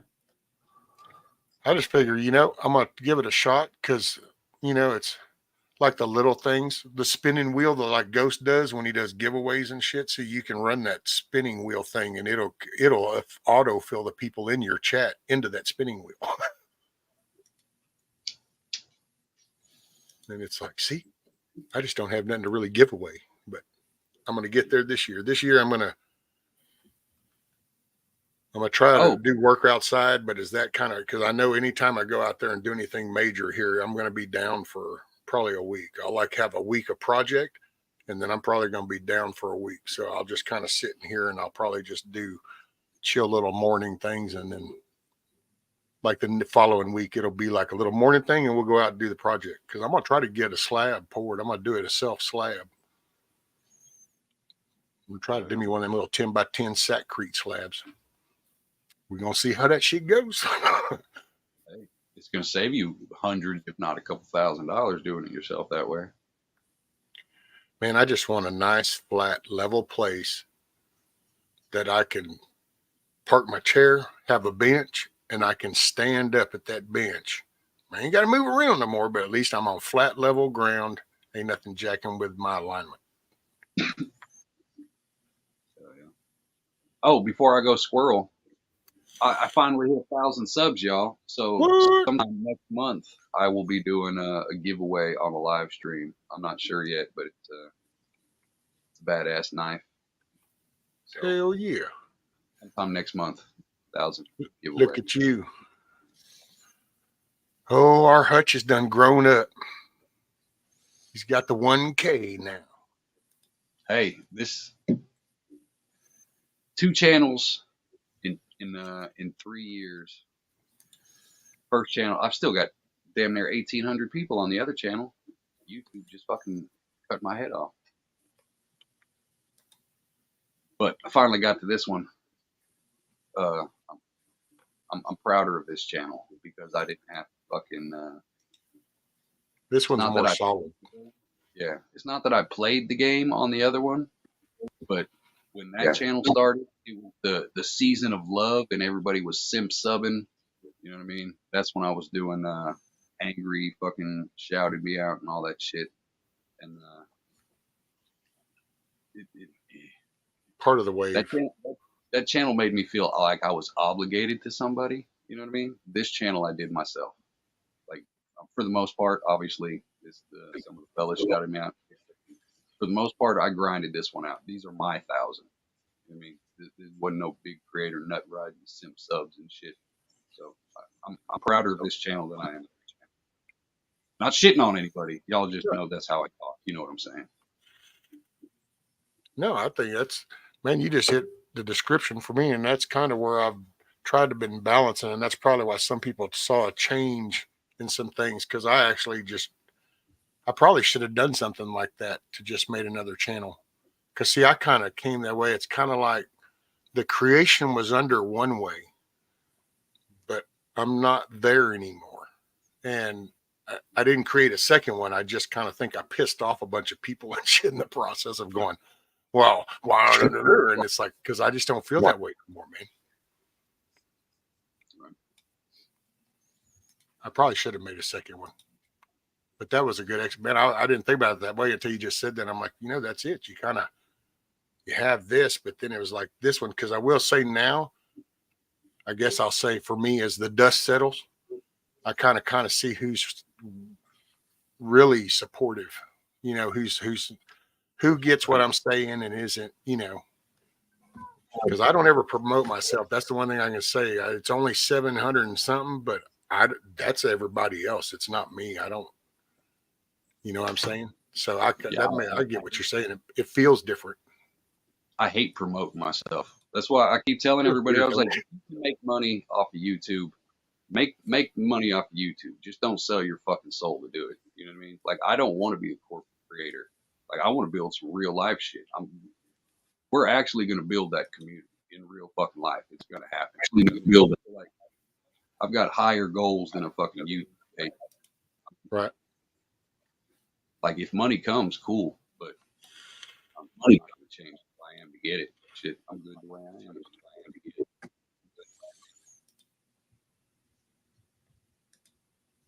I don't know. It's weird. Yeah. No, I got you. 10,000 subs, 10 to 15,000 subs is where I feel I'll be happy. Like I actually did something. Like it wasn't a waste of time. You know what I mean? I don't need a million fucking people. I want people who are my people. You know what I mean? 10 to 15,000 seems like a manageable number. I gotta, dude. I've been thinking because I like PBD. The valuetainment guy. Dude, totally dig what he says, and I like him. And that's the one Backwoods will even talk about, the David Patrick something. Oh, David. Yeah. PBD. But what gets me is dude, they do their show things and they have this chat going, and it's like, why do you even bother, man? You've got like 2 point whatever million, you've got 15,000 people in chat. Why do you even have a chat? And they don't even slow it down. So you can't even have a conversation. You're going to answer one thing and there's going to be 5,000 people just said something before you're going to say anything. And it's like, so why do you bother? You're not connected with nobody. You're just wanting that YouTube shit. Yeah. Sorry, didn't mean to cut you off, Feder. Go ahead. Yeah, those chats run so fast. There's no way you can even read them. They run by so fast, so fast. And they all do it, man. They'll have 1 million, 2 million, 5 million. Hell, Crowder used to do it. Back with his, hell, he'd have chats going 90 to nothing. It's like, why do you even have that going? But see, at first I couldn't, like for the first 6 months or so, 8 months, I wouldn't even turn the chat on. I would just do direct one-on-one. That way I wouldn't get sidetracked. It's like, I still hate being, you know what I mean? I got stage fright. I hate y'all looking at me. You know what I mean? I don't want people to see attention. You know what I mean? Like, I hate editing my own videos. It's one of those kind of things. So like, it takes a while to get over that. But once I got that chat dialed in, I've done a couple chats where I could keep up with like 300-400 in the chat and keep it rolling. You know what I mean? But then it turns into a complete fucking hangout with the chat stream. You know, Yeah. It's no education or entertainment. It's literally you're just 100% talking to the chat at that point. That's happened to me. You just in hell with just 40 or 50 people in here. It can happen. You start off with a conversation, but man, all of a sudden there's 3 other conversations in chat. The minute you kind of go, oh, well, no, what you ought to do right there. And it's like, yep, there you go, buddy. The conversation you were having with the person on panel just sidetracked. Right. I get lost. And as much as I go squirrel shit. That's what I was thinking, Coffee. Coffee, here, I'll put it up. Coffee said, Hutch, if you get stage fright, you hide it well. I know, actually, while he was saying that, and then when he finished, I'm thinking, wait a minute. This is the dude who goes, I'm going to grace you with my presence. And yes, you just wish you had a beard like this. And I'm thinking, stage fright. I don't know. Hutch kind of comes on at it. I'm just a professional shit talker. You know? Go with what you know, right? Fake it till I make it kind of shit. Absolutely. Now, see, that's the thing. If it's by myself, you see, like I got to pause. I just sit there. I am blessed with a resting asshole face. So even when I'm freaking out, y'all think I'm just kind of sitting there chilling and shit. Like I'm just high all the time. So it kind of works in my favor. You know? My face hides a lot of my shit. I noticed that the other day when I was going through those interviews. I'm laughing my ass off. I'm like, but damn, my face is just not showing that. You know what I mean?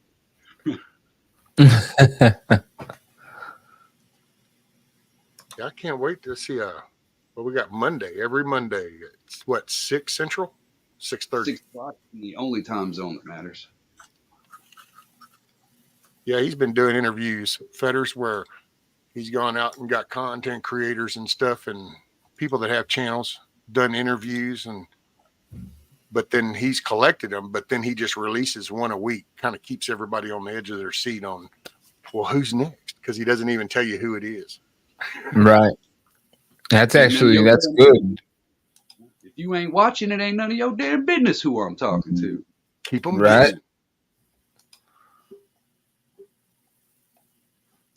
No, that's I have noticed that I'm not saying the people that I did are, but like a lot of YouTube creators are kind of they're kind of self-absorbed douchebags, you know what I mean? And they want their name in big shiny lights and all this other shit.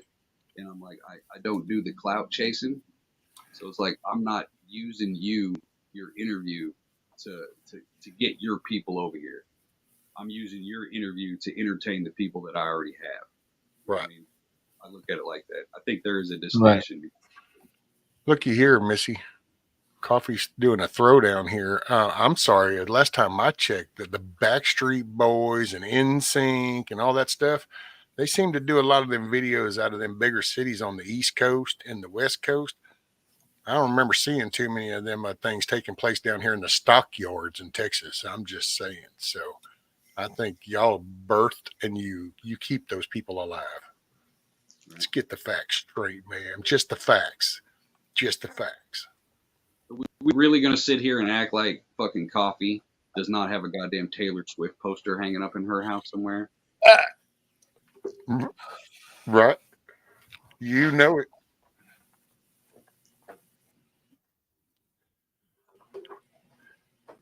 And Justin, you got me going on the Streamlabs rescue. You know what? Honestly, I like it. Real talk. If you make fun of people who listen to NSYNC and Backstreet Boys and shit like that, New Kids on the Block, then you have to make fun of every single person who thinks that the Beatles is a good band. Because that's all they are, is a glorified black and white fucking NSYNC. Just saying. Just saying.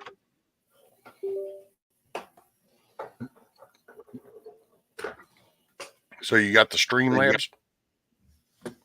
Yeah, man. I'm not gonna mess with it right now, but I might have to bend your ear later on it. like I said, I emailed you my phone number, but yeah, man, I downloaded it. I downloaded it onto the computer and paid for the subscription for the monthly. And yeah, I'm gonna check it out, man, because I haven't been liking the way StreamYard's been acting. But that's just like OBS. I was just looking at it. It's very similar to OBS. It's well, see, that's what they did. They kind of simplify. I mean, OBS itself, now it's actually what it stands for, Open Broadcast Software. So it's like, yeah, you can go as deep with that shit as you want. You know, you can get professional with that shit. This one was more for, Right. so you want some of the cool features from OBS, but you don't want all that, you know, real technical. Here you go.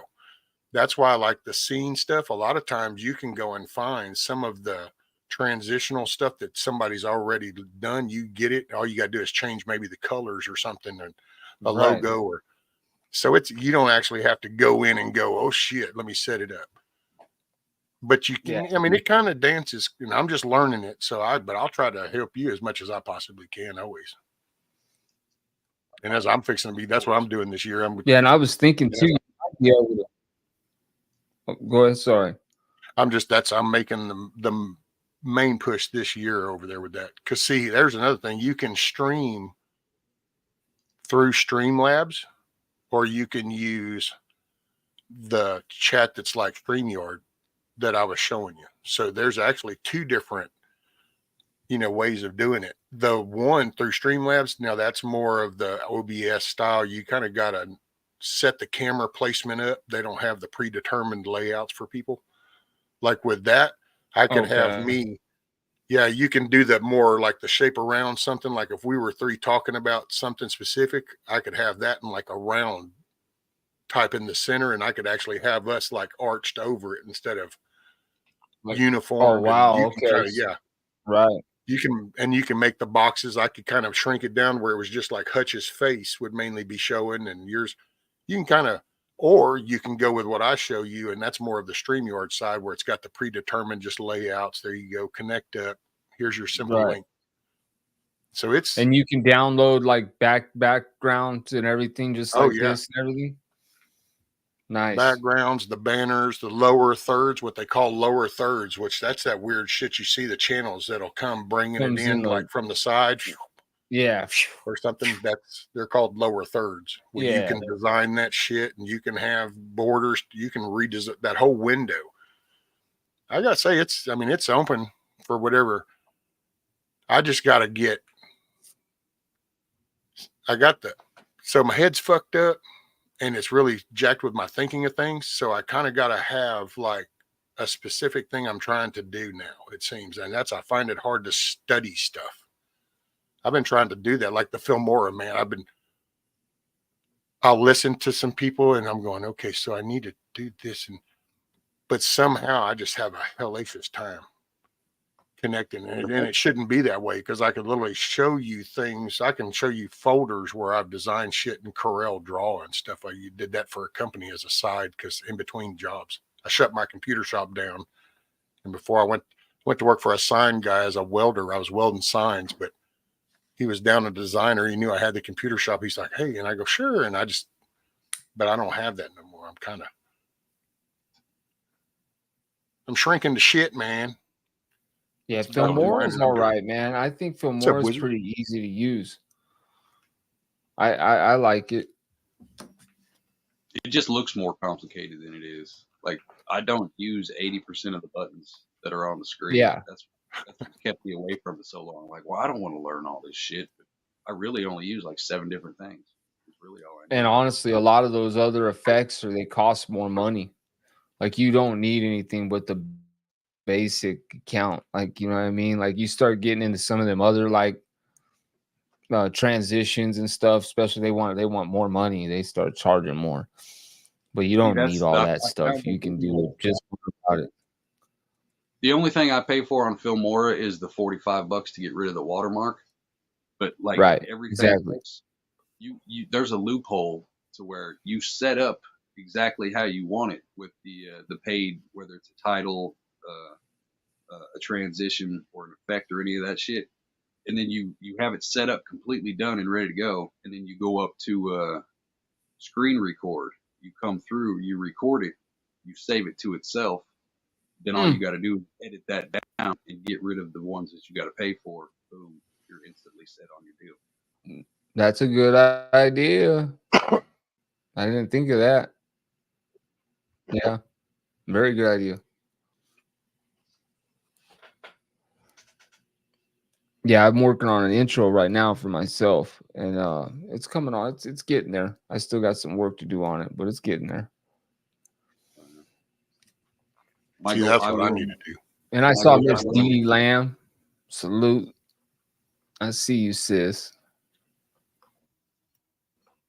Sorry about that. No worries. Cool. No worries. REC Power Director. That's the Adobe stuff, isn't it? Yes. I do. And that's what pisses me off, dude.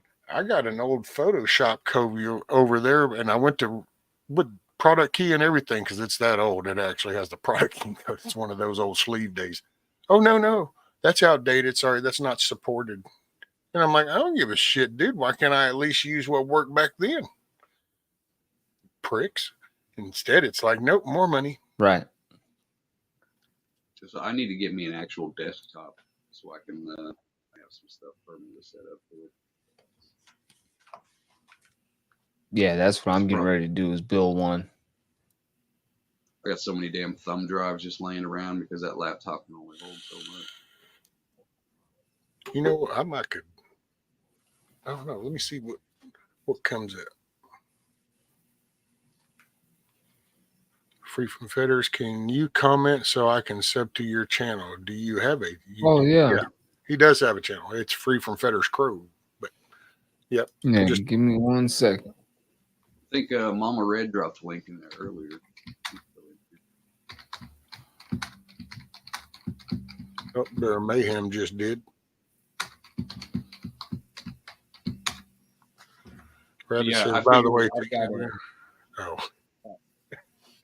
by the time I start getting into this, I've got a couple. I'm working on a series along with my movie deal with some other creators and shit. So eventually I'm gonna have to get something bigger than this laptop anyway, because it's not gonna be able to hold the kind of shit that I'm trying to do. Roger. I know everyone keeps trying to get one of those like the memory, the little hard drive carry around deal, but I'd rather have it all right there. Little flash drives. Oh, all right, Milkmaid.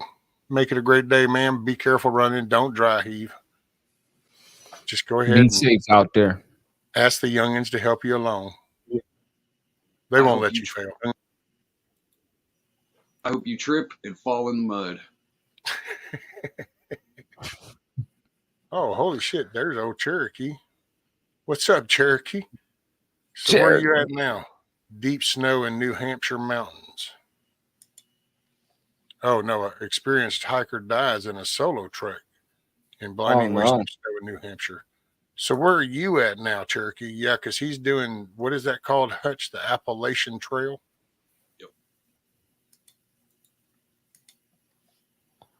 Real quick, I dropped my second channel link in the chat, Breaking Fetters. That's more of a political channel where I speak more politics. So, yeah, I just wanted to drop that one in there too. I got less subscribers on that one, but it's more political stuff. Roger that.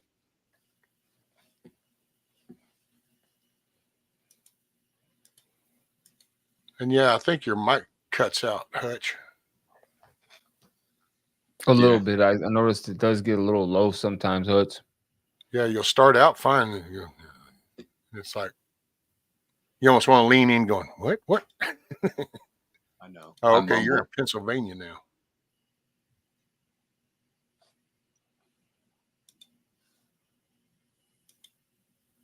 Yeah, because he's on some hike. It's a trail that you do, and it's like, what was that, like 6 months, Hutch? It's 2,500 miles or some shit. I think it's 8 months goes from Georgia to Maine. Like 8 months is supposed to be the pretty much expected to be out there 8 months. He does mumble. You all know that. Right? Why y'all getting on to me for being me? Trying to hurt my No, feelings. it's see Space. what it is we're not normally on the couch, and the couch is it because see normally you'd be sitting, so you're at the same distance because you're already sitting back, but right there you're starting here and then it's to here and then it's like no, I'm talking. I'm just sitting right here. It is very inconvenient not being at the desk to do this because I kind of want to kick back and put the feet up and grab the PlayStation controller. It's warmer in there, isn't it? Yeah. Papa's Farm. What's up, brother? Yep, Hutch wearing a smoking jacket this morning.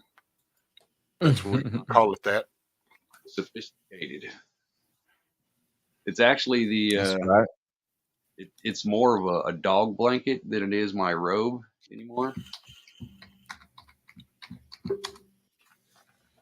so that's what it is. It's 5 to 8 months. Fetters Appalachian Trail, 2,200 miles.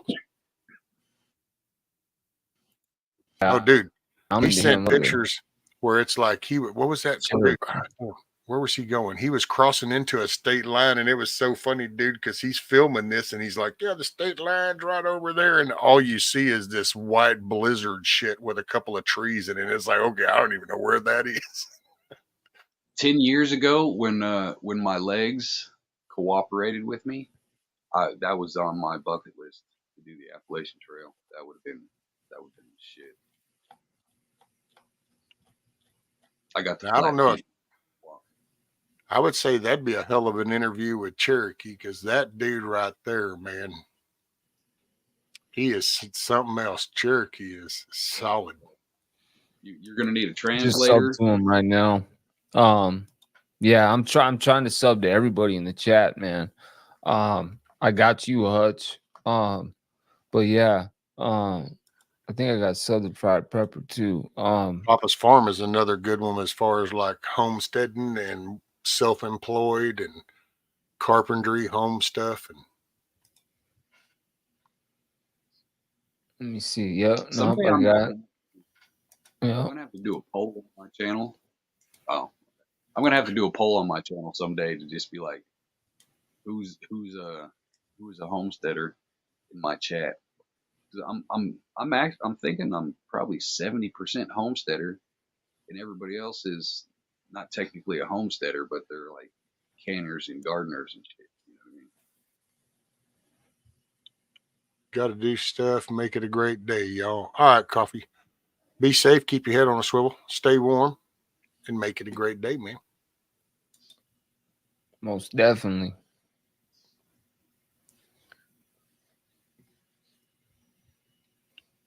Benjamin says, I have no content to sub to. Yeah, that's true. You might find some fetters, depending on who you sub to. A good portion of people, they don't have channels. So you might run across that some don't. Good. And That's cool though.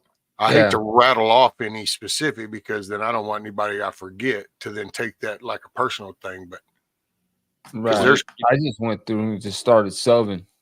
Yeah, you can kind of filter it out. Yeah. I will say this, as far as people that hang out in my chat, one thing you can count on is they're used to just no bullshit, no drama, and just real talk kind of shit. Cause that's pretty much all they hear. Cause I kind of, some political, yeah, I got views, got opinions. Everybody's got opinions, you know? So it's just kind of, most people are going to be looking into self-doing, you know, they cook, they grow, they build shit, they self-employed. I don't know how to say this because I ain't trying to insult nobody outside the channel kind of thing. Most people here just they don't whine. Nobody complains. We all know we can do stuff and we just try to figure out how to do it. Absolutely. No excuse type shit, man. Just do what you got to do, man. That's the only way to have it, man. It hurts, man, to see some of the youngsters today, man.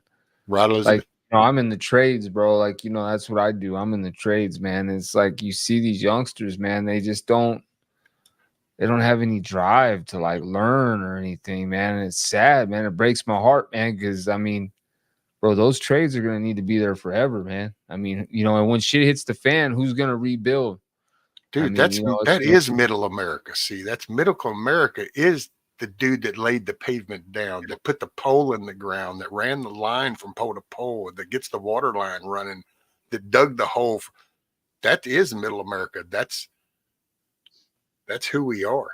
It's that slab absolutely. pourer, that bricklayer, that builder. You know, that's the foundation.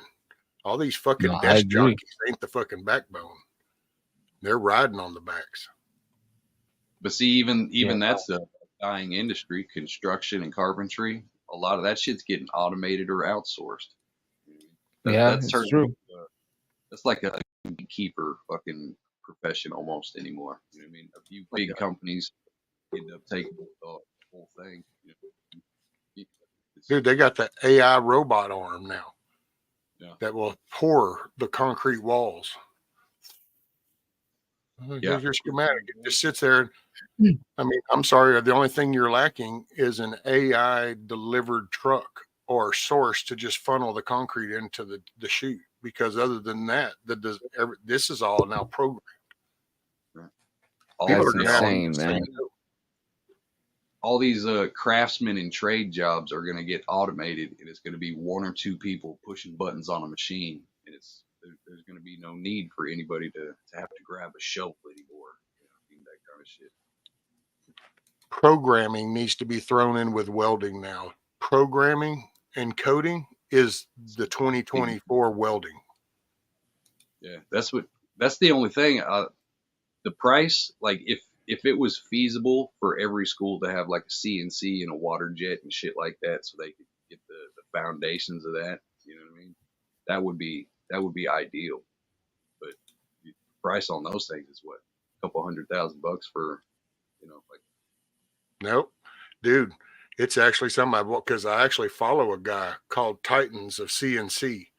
His name is actually Titan, Titan. He came from California. He actually did time. Fetters might actually have heard him from over there. I don't know, because he came from California, penitentiary system. He changed his life, got into the CNC thing, actually went back, and I want to say it was San Quentin, and redid their whole machine shop with newer machines, gave them a school layout, curriculum to follow, then moved from there out up to by outside Dallas now. He actually has an online thing, and that's actually become his motivation is to go out and to get schools and to get these small businesses to upgrade to this equipment, take these courses, get more involved in it. And he actually just released a new machine. He was actually even bragging about the fact that this is entry stuff. This is what people can look into now. I think it started out at like $30,000, dude. And it's it's not the fancy foo-ha-ha, big 8-axis, 9-axis type shit, but it's the start, and he does for online courses. He's worth checking out on YouTube. It's Titans of CNC is his channel. I personally get a kick out of watching him, dude. He's a he's just cool. He's down to earth, but he's no bullshit, man. He's just like, you can fucking do this. You can do this. You need to get into this. Look at this production, because he built rocket parts. He built plane parts.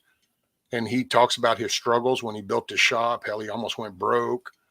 He went all in. He talks about the jobs that he's gotten into with, and it has to do, a lot of that is that G code shit, that coding, man. That's and when you think about what all welding did in the old times, between platform skids to cars to everything, well, to me, that right there, that's because, man, if you learn that G code shit for those machines, right?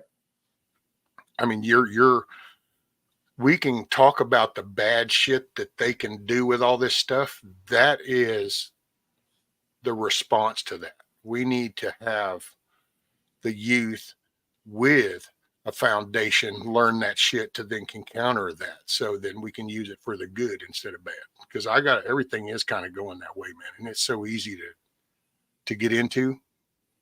Homeboy actually did an octopus, dude, out of titanium. It was badass. Is Job Corps still a thing? Y'all remember that shit back in the day? Yeah. Oh yeah, Job Corps. Yeah. Wonder if Kinda heard it's still about going, but it's now more like a woke thing, kind of like they did with a lot of the other type things. say back in the day, I knew a lot of people who used to Here. go do that. I haven't heard of that since like '98.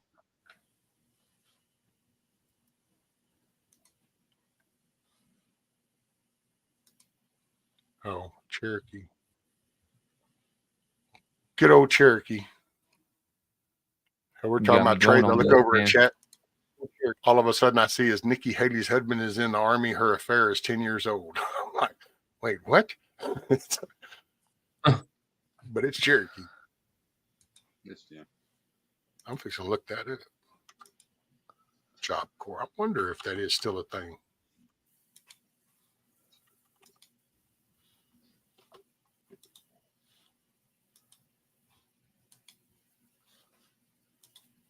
Apparently so.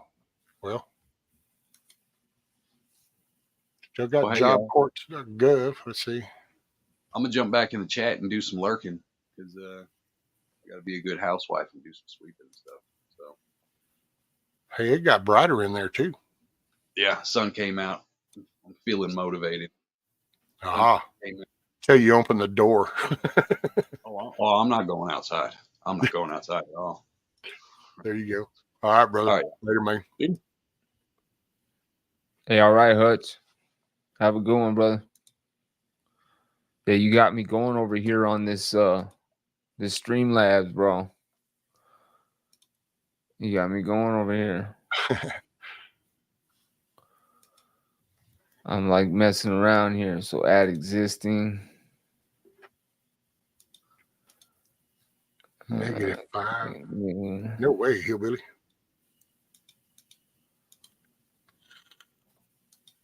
Okay. Yeah. Quality is Yeah, the this only is thing. gonna be different. I'm just trying to figure out how to do the background and everything. I'll figure it out. Oh, there you go. Yeah, it's hard for me to pull it up because if I do, it's probably going to bog it down because everything I use on it is what I'm using in StreamYard on my mic and the camera and shit. And it'll go to conflicting. I think if I try to start up the desktop version. Because so you got the desktop version you download, then you have a web version of the dashboard. And then outside the dashboard, you'll actually then have the Stream Studio that then is more like the StreamYard. So you kind of got 3, not to mention the programs outside themselves. Yeah, see, I got the camera. Job Corps is it used to be jobs, and it's still got, I just pulled it up. It's still under Job Corps .gov. It just kind of has this more dressed up, definitely part of the administration narrative right now. Morning, Miss Greta. By the way, good morning to everybody that's here. I didn't mean to miss you on purpose. So good morning, good day, good afternoon, good evening, wherever it works for you. Yes. You. So are you looking through the desktop version right now? Yeah, I'm going through. I'm actually like setting up a scene right now. Oh, there you go. I'm playing around, man. Yeah, I'm setting up my background right now. Just messing around. Oh, there you seeing go. How this is gonna look. Yeah, I'm gonna try to start figuring out like a little intro, because I do kind of the same thing. Like every morning, I pretty much start the stream. I have the flag flying. I do a David Bray's version of the Star Spangled Banner, and then I usually do the Serenity Prayer, and then I'll play another song, either American Sun, American Made. I don't know. That one there is kind of fluctuating. But if I make me a little intro, I'm just going to incorporate all that. And then I want to shot some footage of my own flag. I'll incorporate into it. Right. Yeah, man. I mean, I was doing this the Pledge of Allegiance before each live, and I actually had some people. So the video of the Pledge of Allegiance that I had, it was like an AI voice doing the Pledge of Allegiance, and like people like straight up said it sounded demonic, and I'm like, what? Like what? People are so sensitive sometimes, man. I thought it was kind of cool. It was different, you know what I mean? But Right.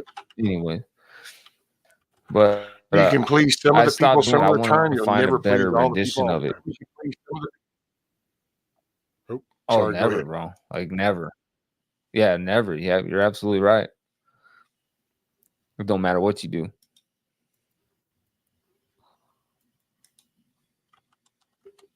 Yeah, man. But I do want to start doing that too, especially on the Breaking Fetters channel, because that's where I do a lot of my political talk. So,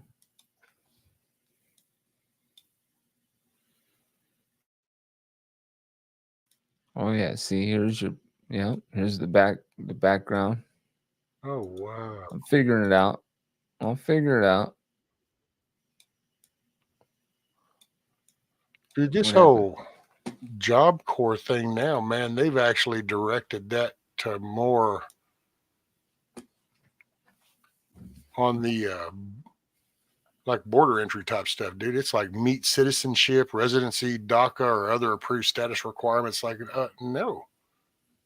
Wow. I mean, this is wow. And I was looking at Lady Smith said no stars and stripes. So I thought I'd look and it's like, wow, yeah, there's no reference to per se America. Yeah, imagine that. And it's like, man, because that's the one thing I kind of, I don't know.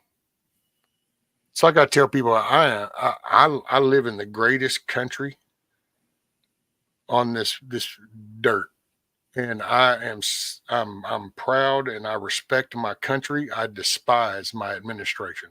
So Oh, absolutely. that's how that people try to conglomerate that thing and America. No, not America. America was my grandparents and my great grandparents, and your parents and your great grandparents. And it wasn't an administration up there. No. Yeah, we have some crooked politicians, man, and some people that are very listen, man. I don't want to get too deep on here, but I mean, we have some evil people, man. And I'm a big believer in hashtag save our children.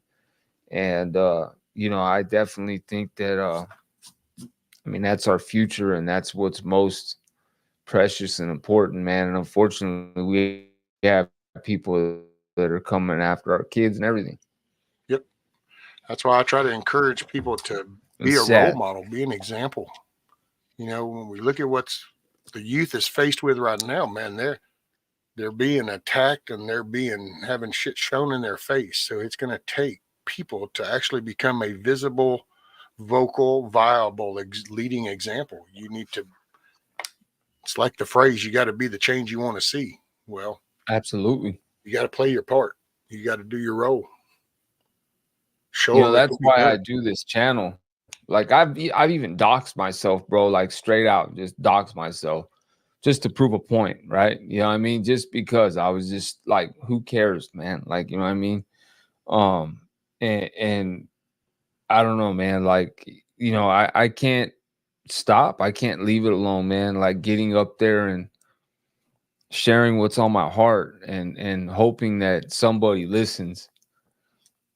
It's just something I'm not ready to. I can't let go. That's what I got to do. That I got to give back. I mean, I took so much from society when I did what I did, and just and I'll be honest with you, there's things I got away with, man. Oh yeah. I wasn't a good person back then, so I mean, I in a way I got love. You know what I mean? I honestly. So I mean, I don't know, man. I can't. I take full responsibility for what I did, and I just want to try and help people not go down that same road. That's why I say I ain't got the answer. I ain't got the right answer. All I can tell you is a million things not to do. Very true. Because that's me. And that's why. And this actually, YouTube really kind of put a different, I don't know, a different challenge in front of me, because I had already kind of shifted and because that's why, I think that's like the fire service, helpfulness, just the nature of that came from the reaction. It was like, and I've talked to a lot of people had heard this before. You kind of come from that. You did so much bad shit. And when you have that moment, you just kind of gotta, it's like, and for me, it's like, I knew that in this, if there was a book, that I had chapters after chapters of bad stuff that I just needed to start writing different chapters and try to do right, try to do the good thing, try to help somebody. And so, like, getting sober, used to go around and do testimony speeches at places. And, you know, my mom was a counselor. We got sober together. I relapsed a few more times, but she actually we both became counselors. I quit that shit and still relapse. I wasn't ready to get my shit together. And so that's kind of what I've been to. Well, see, I didn't realize it. And then I raised my kids, and it wasn't until the YouTube hurdle, man. And then it's like an instant audience across the world, and that, yeah. So, and it's like, but in reality, that is worldwide opinions and views and lifestyles that get, well, that's why at the beginning people couldn't figure it out, because I've just, it's like, oh wow, that's kind of like a, wussification there. And it's like, you can take it for whatever, man. And then you try to figure out, because I never, it's like with prison, I always used to shy away from talking about it, because I was always afraid that somehow I was going to glorify it. It's like if I talk to you about the Christmas spread, and hell, man, we played handball for fucking hours, and man, we were lit. Well, see, why would I? Right. Because, man, the last thing, because see, I grew up that way. My parents, they had this fucked up failed experiment, and so from about 10, I kind of grew up going into that little. To me, that building represented a fucking soda machine and candy bars, and you take them down to the slot window and you say here, and then so you got to sit there and drink sodas. That's kind of the mentality I had as a Right. kid. That wasn't a Right. threat. That wasn't, so I didn't see it. That's why I stepped Hmm. into that. Well, I never wanted to glorify that. So I never wanted to really, if anything, I'll tell you about a story I can watch. When you realize that life is on a 25-cent stamped envelope, that's a worth of life. That you can literally stop be breathing over a 25-cent envelope. People out here in the world can't comprehend that. It's like, what? Right. And it's like, no, that's life. There you go. I mean, if you look at me in the wrong direction, in the wrong way, there has to be a response. This is the rules of the game. It is what it is. Right. See, I'll tell you about that, because we've talked about that a couple of times, talking about a shift came with lawlessness. And it's like, well, I can tell you then, buddy, it's a whole different world. But see, I Oh yeah. saw so much bad, man. You see loss of life. And that's the ugliest side of humanity, man. You can watch people just totally lose any moral compass in that. I mean, when it breaks loose, there is no moral compass. There's just warm shit slinging everywhere, and it's just Yeah. bad. But then Yeah. I No, came out of for that, sure. and I came into doing response stuff. You do the fire, you do the drunk driver, you do the different responses in a rural area, and I went from bad to compassionate. And then I hit YouTube, and YouTube, sometimes people can't see that transition. They just go see this and go, ah. And it's like, whatever, man. So yeah, it was kind of rough starting. I've kind of found my little place now. This year is Right. kind of, I guess you could say, this year is my year, or at least that's what I'm That's pushing good. for. Yeah, bro. What's up, Kush? Nothing and blessings, brother, to you too. Oh, what's That's, up, Kush? I got a Kush too, man. Kush McGee, man, is oh, a good supporter of mine. But salute, Kush. That's I right. forgot where Kush is at. Kush, what country are you in? I forget. He's yeah, he always kind of comes by to give me, and that's usually loves and blessings in Jesus' name. That's That's right. I got something for him. At the tone, Pacific Standard Time will be 4:20 exactly. Yes, sir. Yeah, man. I mean, I've always tried to keep my stories when it comes to that part of my life very serious.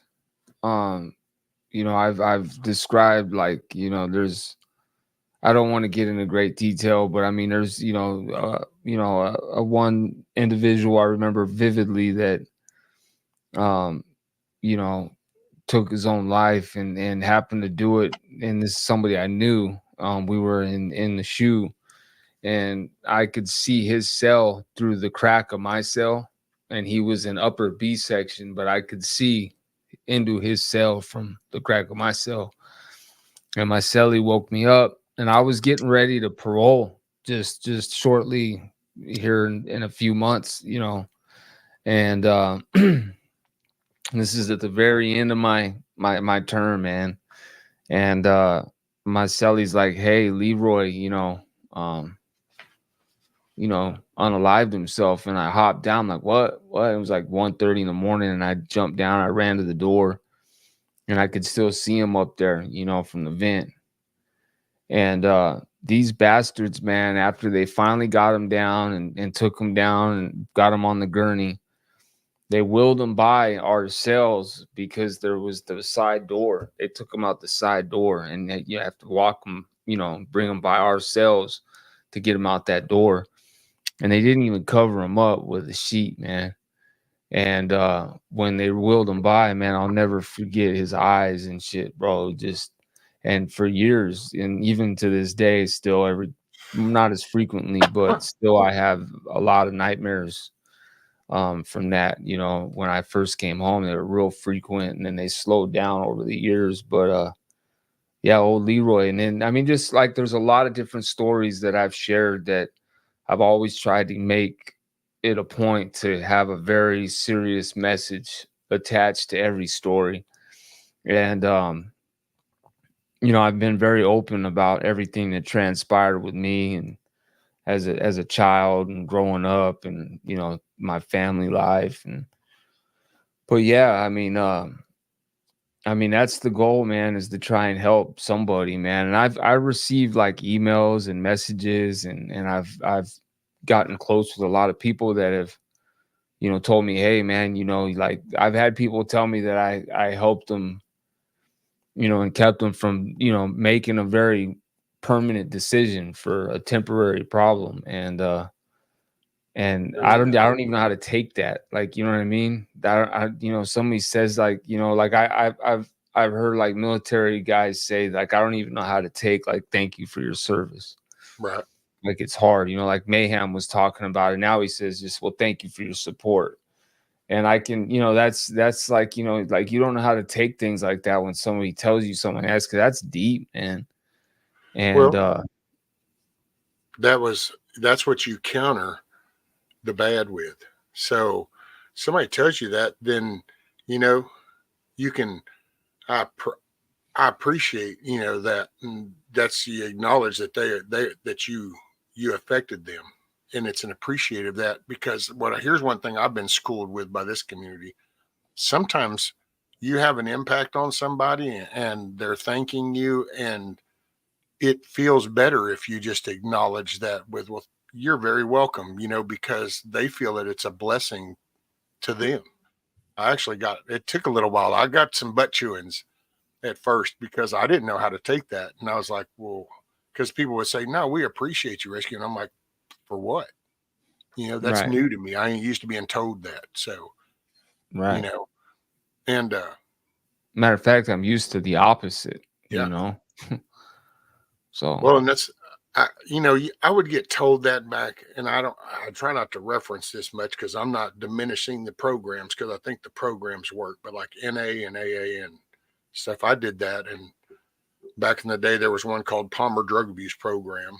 And I kind of I got clean, and I used to do these talks, these testimonies, and it'd be a few hundred people, and everybody would be thanking you, and man, that touched my life. And But it was a weird feeling back then. So I didn't really, that never sunk with me because I don't know. I almost felt like I was replacing one thing for another at some point. Right. And Right. I went through that stage where like I wore my 1 year chip on my shoelaces. This oh is yeah, when I was younger, bro. Like I'm you got your talking like, bragging, your fresh sobriety. You're like, yeah, I man, was young, bro. And I've accomplished I'm some shit, isn't it? yeah, this is when I was like 17, bro. And you know, I mean, I was like going to meetings and stuff, and that didn't last long, bro. I relapsed shortly after, but you know, I went through that, and you know, I don't know, man. I honestly kept feeling like when I would go to meetings, like it would almost make me want to go use because people would be like basically just talking war stories almost, and That's I'm it, like, man. dude, I'm like, I That's can't what, listen to this, you know? exactly. Me and my mom actually used to have some hellacious arguments over that because because she was a counselor, so she believed in that and stuff. And I just said, no, it's just like I used to make fun of the people that would go, I've been sober 9 years, 9 months, and 13 days and 14 hours. And it'd be like, you think way too much about that shit, is all I can say. Right. I mean, And yeah, they I would go, mean, no, I've been sober. And I go, no, I kicked that shit to the curb, dude. I ain't going to sit there and repeat this shit day in and day out. no, you can't, man. I mean, I to sit there and relive it every day. I mean, I agree with one day at a time.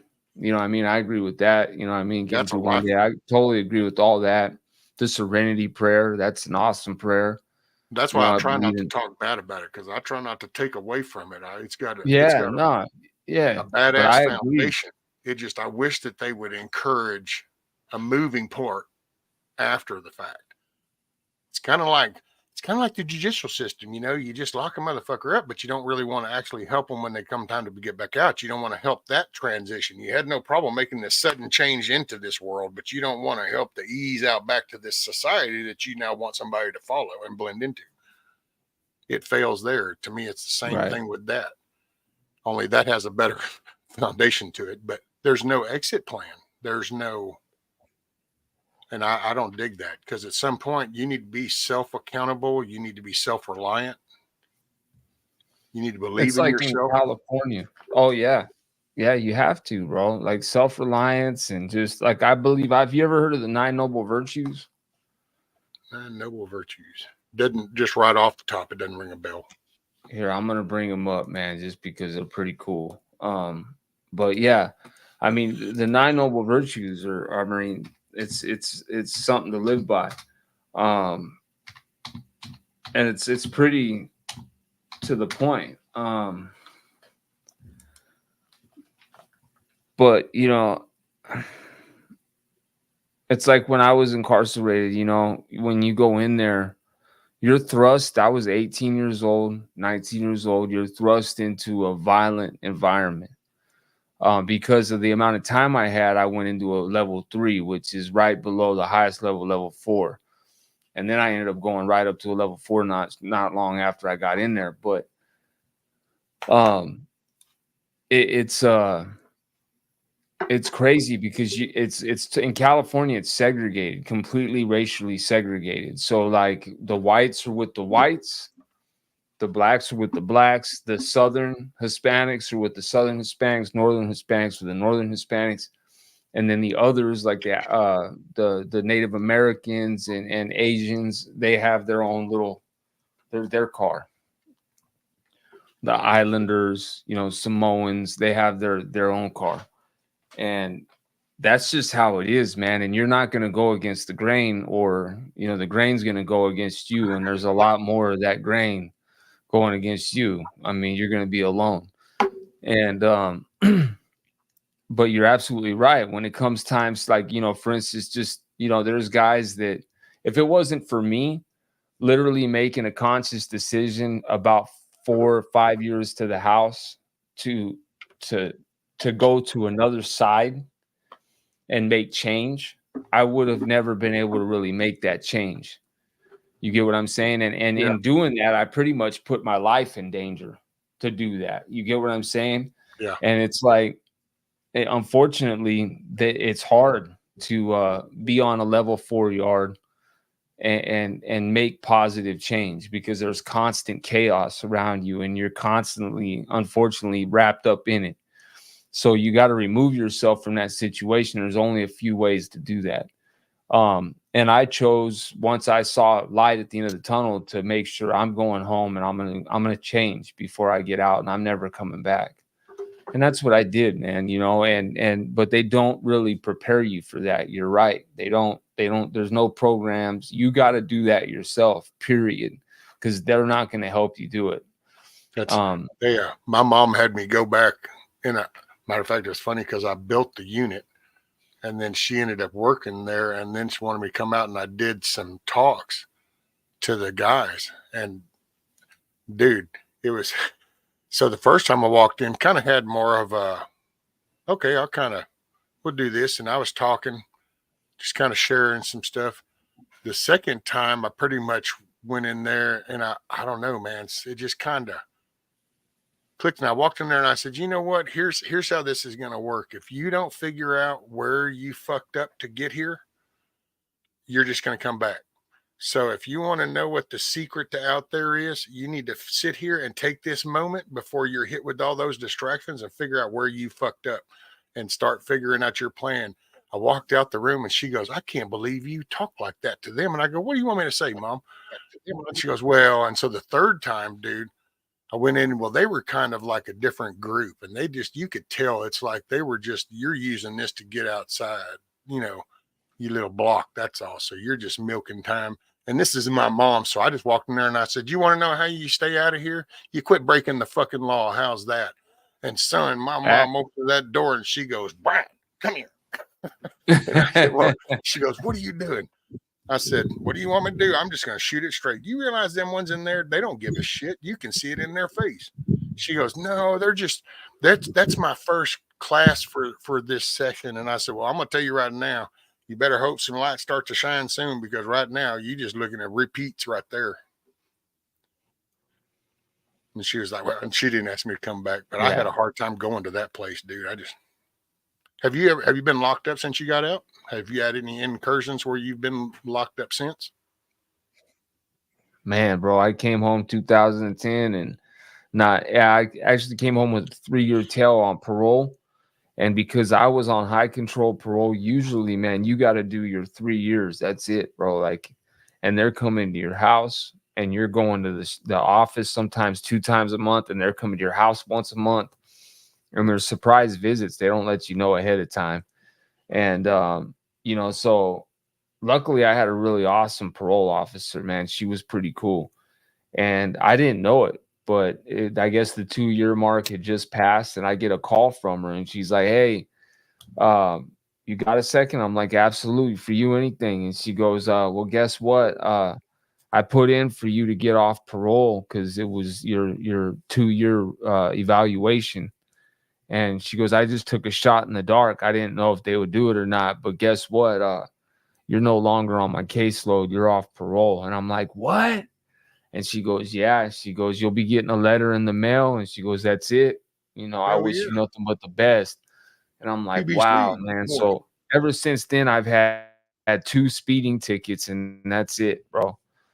Dude, that's it. I 2 got speeding tickets. And I haven't had any trouble with it all. I was off paper for 4 or 5 years, 4 years, I think, somewhere in there, 4 or 5 years. And I got pulled over for speeding. I was on my way to work. My son had just been born. He was only a few months old. And I get pulled over, and here's a license, here's insurance, here's registration. I'm sitting there, and I had picked a guy up to ride with me to work. I did have a doob in the inside band of my ball cap. I had one rolled right there. You know, that was actually going to be here shortly when we got to this bridge. We would light that before we got to work. Dude, right. You know, you're used to hearing codes. And he calls in my license. I'm sitting there, and all of a sudden I heard that 99 come back, and I looked at him and I said, I'm sorry, isn't that a blue warrant code? And he's like, yeah. And I go, oh, no, man. I said, I've been off paper about 4 or 5 years now. He goes, oh, dude, we sat on the side of the road for about an hour, And he actually made him go put physical hands on. He's like, no, I'm telling you now, before I take this man to jail, somebody's going to go put their hands, because he's showing me and he's telling me. Because I told him, I said, man, I've rolled out. This is country, you know. I mean, I ain't going nowhere. What do you Right. mean? No, I'm been off. Where am I gonna Dude, go? I ended Yeah. up sitting in that jail for 3 weeks because of the parole officer in that particular county, that area. Oh, this motherfucker thought he had caught Al Capone. We got you. And I Oh kept going, God. dude, do you realize I'm at the same phone number? I paroled out to that address twice. Same phone number, same address. Nobody's ever contacted me ever. I've gone through visits. I've been off for 4 or 5 years. Nobody's mailed or said a word. Yeah, you just thought you were going to get away. It was Easter Sunday. The jail, it's actually, I got to say, the first time my jail literally catered to me, dude, in a way. Like she could bring me anything. Like when she brought my son up, they would go, no, come over here. And we'd go off into an office and sit, because they all were going, you shouldn't be here. And it's like, but that little dude got to say, my mom, dude, actually, it took her knowing the state system, went up into Austin and commenced to raising hell and had that facts down, going, oh no, he's off paper. He's been off paper. Yeah. I would do. Yeah, man. But see, this is why I try to tell people about that. But I can tell you, I didn't, like, yes, I got mad and I blamed the system as far as failing to keep the records, but I didn't. I used those things and made it a point not to get into the pissed off game, because, man, if you dabble off into that, the way the world runs, you can get sucked into that like a vacuum. Oh And yeah. so that's why I don't do the, you know, I'm pro law enforcement as long as you're legitimate and you're righteous in your job, because you know, that's all I'm saying. So and it's like Absolutely. my son has gone to school. Hell, he worked at a damn county jail and shit, and worked on a force, not in my county. It was a different one, but it's being righteous, and it's knowing right from wrong. Because that's why I try not to. I watch sometimes. I don't know. I'm learning this shit because of YouTube. It's just different, because you never know anybody's experience, and they take things when you say things different. A lot of emails I get, believe it or not, dude, I actually have encouraged here lately for some of them to kind of send me positives. I'm glad a few of them have, because, dude, I get so much shit talking emails. It's unbelievable. Because I say things and I try to tell people, going, look, man, just because I say something a certain way doesn't mean it's being judgmental. Right. This is the thoughts in my head. If I kind of go, wow, I think the color blue is kind of fucking stupid, that doesn't mean I'm attacking you because you have a blue shirt on, or because, oh my God, the hat's blue. No, this was a thought. And it was, oh no, man, you'll be surprised, dude. I get emails about all kinds of shit. That's crazy, bro. Yeah. I mean, yeah. People are a Yeah, trip. people get a little sensitive sometimes, especially when it comes to religion and stuff, man. It can be No, I don't people really get feel a those little, too much. Mine are no. it's either like the moon's been a few somehow way back, and some of those still linger, and I just crack up now. The moon, flat earth stuff, it's all that kind of stuff. Because see, I used to just have these conversations about all kinds of stuff. Hell, I didn't even realize some of that stuff was even conversations, Right. until YouTube. And it was like, wow, really? Okay. Well, What do you if think you about the flat question earth stuff, situation?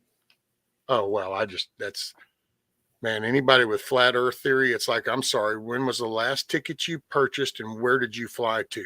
Oh, you haven't done that yet. Then please stay off of YouTube until you at least go do that much of an investment, because all you got to do is hit 35,000 feet and it's fucking self-explanatory. Really? See, I don't know that. See, I've heard people say that, like there's been pilots that say there's no curvature, but see, so there is something. There's a way that you can tell when you get up that high. Dude, you ain't even got to really be there. I was actually being sarcastic, because it really is that obvious. I've actually been 230 miles out in the Gulf of Mexico on a drilling platform and looked out, and you can see it like that. As Really? the supply ship that just got you bringing you food for the next 2 weeks is going off, you literally can see them dwindle off in view. And it's like, wow, where'd that go? They didn't just disappear. I got 100-time binoculars and shit mounted right here. Oh, wait, it curved over. Hell, matter of fact, there's actually even a video because some dudes that were into that were going to make a movie to prove it. And in the process of doing that, proved it just the opposite, because they tried to do the ancient old thing when this first got brought up, and how some dude was in a river and he put holes in this sign and see if there was a curvature, you wouldn't be able to see it. Well, this dude actually went to record that shit. Only the minute he fucking puts the camera through the hole, it's like, hey, did you got your, well, I got the light on. What do you mean you don't have, you have the light? Well, wait a minute, I don't see it. Homeboy raises the light and he's like, okay, there it is. It's like, yo, homie, that's called curvature. Yeah. Yeah, So, man. Hey, it's a hot debate for a lot of people, man. I've noticed, man. Like, and I've seen this. I've seen it, like, there's been a lot of demonstrations. Like, I saw this one teacher, the science teacher, that took a bicycle, because people say, hey, how can the earth spin like that, man? And you know what I mean? And she took a bicycle wheel from like a bike, and she put a piece of rope, tied a piece of rope on one side, and she basically, like, I forgot how she did it, but the way she spun it, it showed that, it'll keep going like that, if you know what I mean, if it's going a certain speed. But if you do it slow, like, yeah, it's not going to do it. But if you do it fast enough, it's going to hold its its perpetual motion. Yeah. So I mean, it's just even that right there, it's just basic. Like, just watching that is just, it's common sense. That it's very possible. So dude, yeah, gas I mean, combustion it's engine, you realize that's what yeah, a gas it's combustion engine does, where the timing chain and stuff is the same principle. It's the explosion and the shoving of the piston down in the crank, and it's that momentum going around. That right. it's so that's what kind of gets me, and you kind of, that's why there were some heated conversations though back in the beginning days when I used to have like 10 people panels. And oh yeah, that's why I still get emails every now and then, because there's still the lurkers out there that just, I think, despise the ground I sit on. But it's like, hey man, I'm sorry, it's just facts. Like the first time it came up, I said, I don't know, dude. You know what I do know? Here's what I can tell you. One, I've got on a military plane and went from Patterson over to Germany. And if you make that flight, I can definitely verify no special windows, but you'll definitely know there's a curvature. And I know if you go out in the Gulf of Mexico, that you can definitely visually watch a curvature in action. I can sit out in my yard and I can watch the fucking moon go down. And if I just continue to sit there, I'll watch the fucking thing come up on the other side. Right. So, and then I kind of wonder, and then people, man, see, at first I try not to be, I'm really sarcastic and probably mean in the way I say it now, because I really just zero clucks given anymore, because I've just been sorry. There's just the trickling emails still, but I used to try to be kind of polite, going, well, but so, well, how would you? Oh no, and then you would get told shit like, well, people that really they're smart enough to research this. Well, see, I'm sorry, where you come from, a certain kind of world. I'm sorry, but little words and shit kind of matter. And all of a sudden, it's like, so you're basically trying to do some subtle insult, saying I'm not smart. Well, see, I'm that guy. I'm the guy that goes, yo, dude, don't call me fucking stupid. Well, I didn't do that. And then they try to do the whole, so yeah, it didn't go over well, dude. That's why I say, as the dust settles, the last year's been a filter. I got solid people right here now. So that's why I can tell you pretty much anybody in my chat, they're not drama people. They're doers, man. Cause I don't know how did we get so lost? It's just like, and where does that even matter? How do you get pulled off into the flat? Do you travel? No. Then does it really matter? Right. I know this. Hey, I got an idea. The time that you put into that, did you notice who is running on your local school board this year? Do you know who your county judge is going to be this year? Because maybe your local DA is running this year. Somebody let the cities go on fire. Somebody lets the crime take off. Somebody mis-sentences people. There's people doing these jobs, and they can be replaced. Absolutely. And that's where you got to go local, man. Yeah, you do. You have to get involved with your local. Actually, I agree. Have to.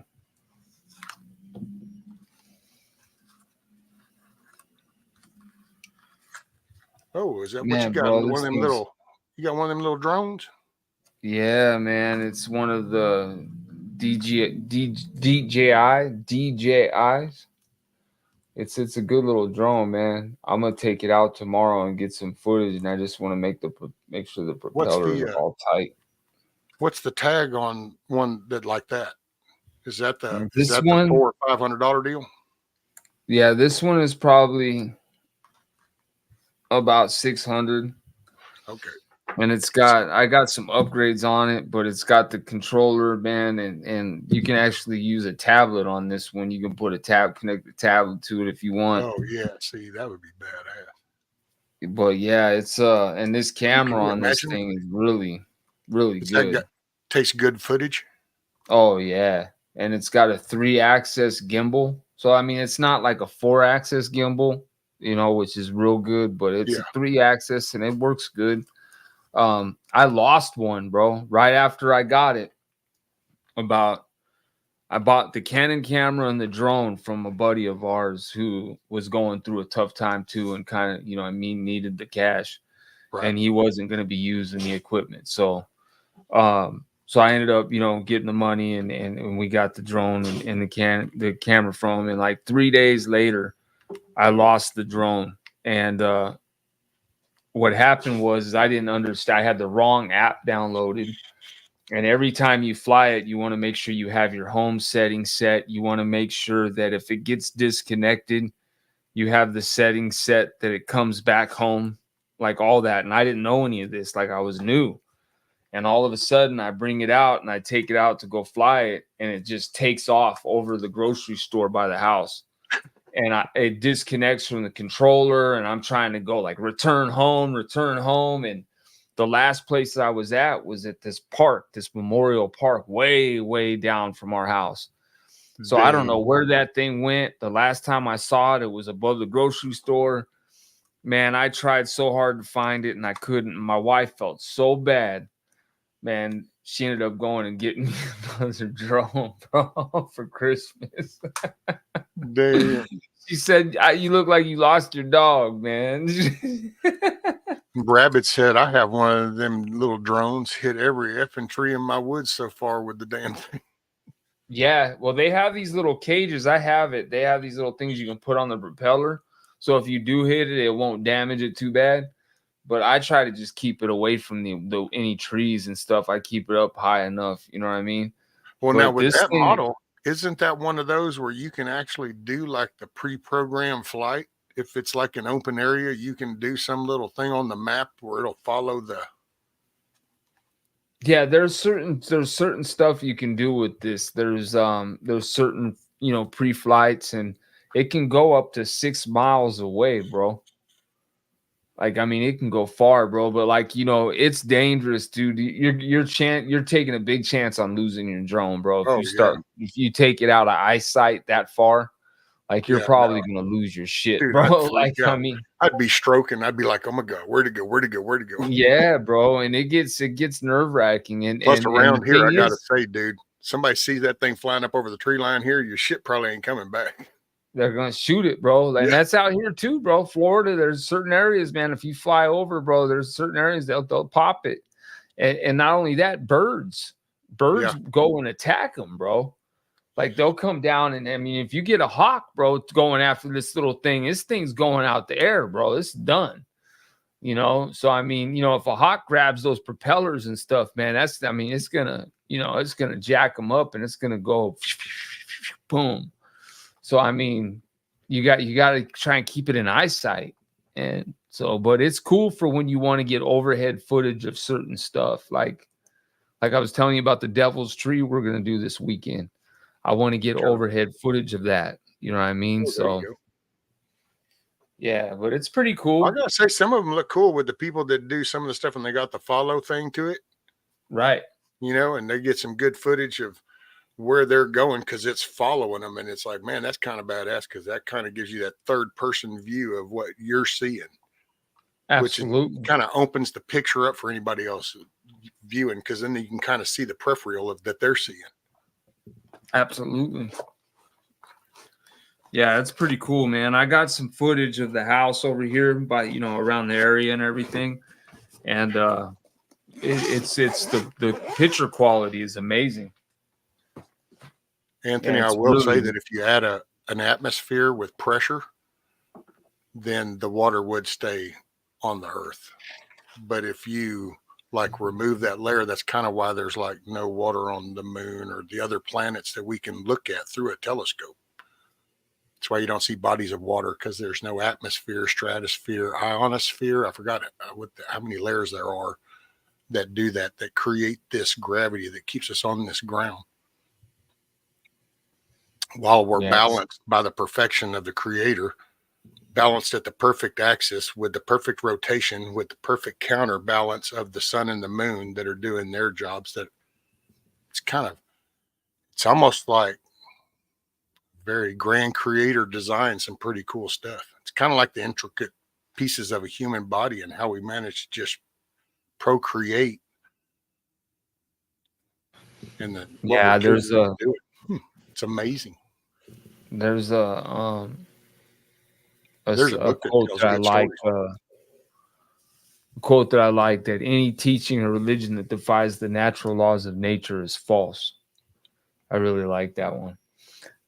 Definitely here to procreate, bro. That's why we got man and woman. That's just how it is, bro. They can try and tell me until they're blue in the face something otherwise, and I'm not gonna buy it. Can you attach an air? I've heard the air tag, so I know it's a thing, but can you attach it to one of those? Yes, you may need to, depending on how you attach it, you may need to speed up. There's a certain way to change a setting in your drone to where it's like you have a payload almost. It's like load.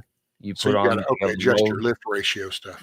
Yeah, so it counters for that weight that you're adding to it, because believe it or not, that little bit of weight will add to that drone and its flight. That. So yeah, it'll make up for any drag that it might have for the weight. But yeah, I've done a lot of research because I wasn't gonna lose another one, bro. Yeah, dude, I've watched stroking out on the next one. Oh yeah. Now every time I do it, I recollaborate it. Like you take it and you spin it, and then you turn it around, you spin it the opposite way, and it collaborates it. And then you make sure that you got your home setting for right where you're standing. And then you go and you make sure if this thing goes disconnected, it'll give you 3 options. It'll hover, it'll land, or it'll return home. You always want to make sure you hit return before every flight. You got to do this whole check. And see, I didn't know this. Flight checklist. Exactly. I did not know this, man. So now every time I fly that thing, I make sure I do everything, bro. Like I check that shit. But yeah. Well, it's kind of crazy because they kind of do that with the real shit that flies too. You kind of want to go through the checklist to make sure that critical shit's going to work when you need it, because that's the wrong time to figure out that it's not. Yeah, exactly, bro. Exactly. You brought up the Creator, man. I don't know if you know this, brother, but I just kind of recently turned my life back over to Jesus, brother. I was a Christian back in the day. Before I went to prison, when I was younger, I went to a Foursquare church called Church on the Way. And that was when I was like 8 or 9. And then I ended up, going to prison and everything. And I got heavily involved in True Odinism, which is like, it's a nature-based faith, from like the Viking era. And believe it or not, Thor and Odin, they weren't just comic book characters. They were actually pagan deities. Matter of fact, the days of the week are named after pagan gods and goddesses. So it's kind of crazy. But I studied a lot of history and just a lot of stuff, and it kind of jaded my whole outlook on religion for a while. And as of late, I've been seeing everything that's happening, and just can't really. There's no denying that Bible is the word of God. And, you know, I've just really given a lot of deep soul searching and just recent. I'm a sinner. Like I smoke herb and, you know, I smoke nicotine, I vape, you know, and I curse. I'm far from perfect, but I did just recently turn my life over to God again, brother. That's right on. Dude, Yes, sir. I don't know. Yeah. And that's a funny conversation to have on here because you try to share your experience and people feel a need to somehow correct you. And it's like, or disprove you, and it's like, well, just, man, it's that's why I was actually been asked to debate God. Well, you want to debate? No, I don't. What am I going to debate, dude? That's that man created stuff that with all those little sectors and denominations and branches and all those versions. Dude, I can say that I've seen two major current, like within the past, you know, within the past decade, my mother dying, and I literally held my mother in my arms as she took her last breath while I was in that living room, laying in a hospice bed. And she took her last breath and literally right there in my hand. And I've seen that. But when my mother and the peace that she literally went out with, and I just had my talk with God, my creator, is the way I view it. So I think people have been programmed to attack words. And so when you say a word, they feel a defensive nature in them. Like I have to defend against that or something. And it's like, man, it's no different. If I talking about to God, I could be it's having a conversation with my father.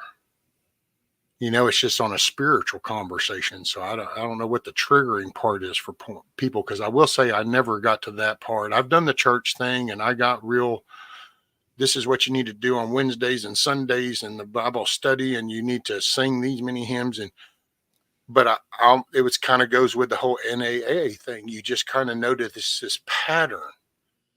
And, oh my God, I said a trigger word because that word pattern, that can set off a whole thing. But lessons I've learned through YouTube.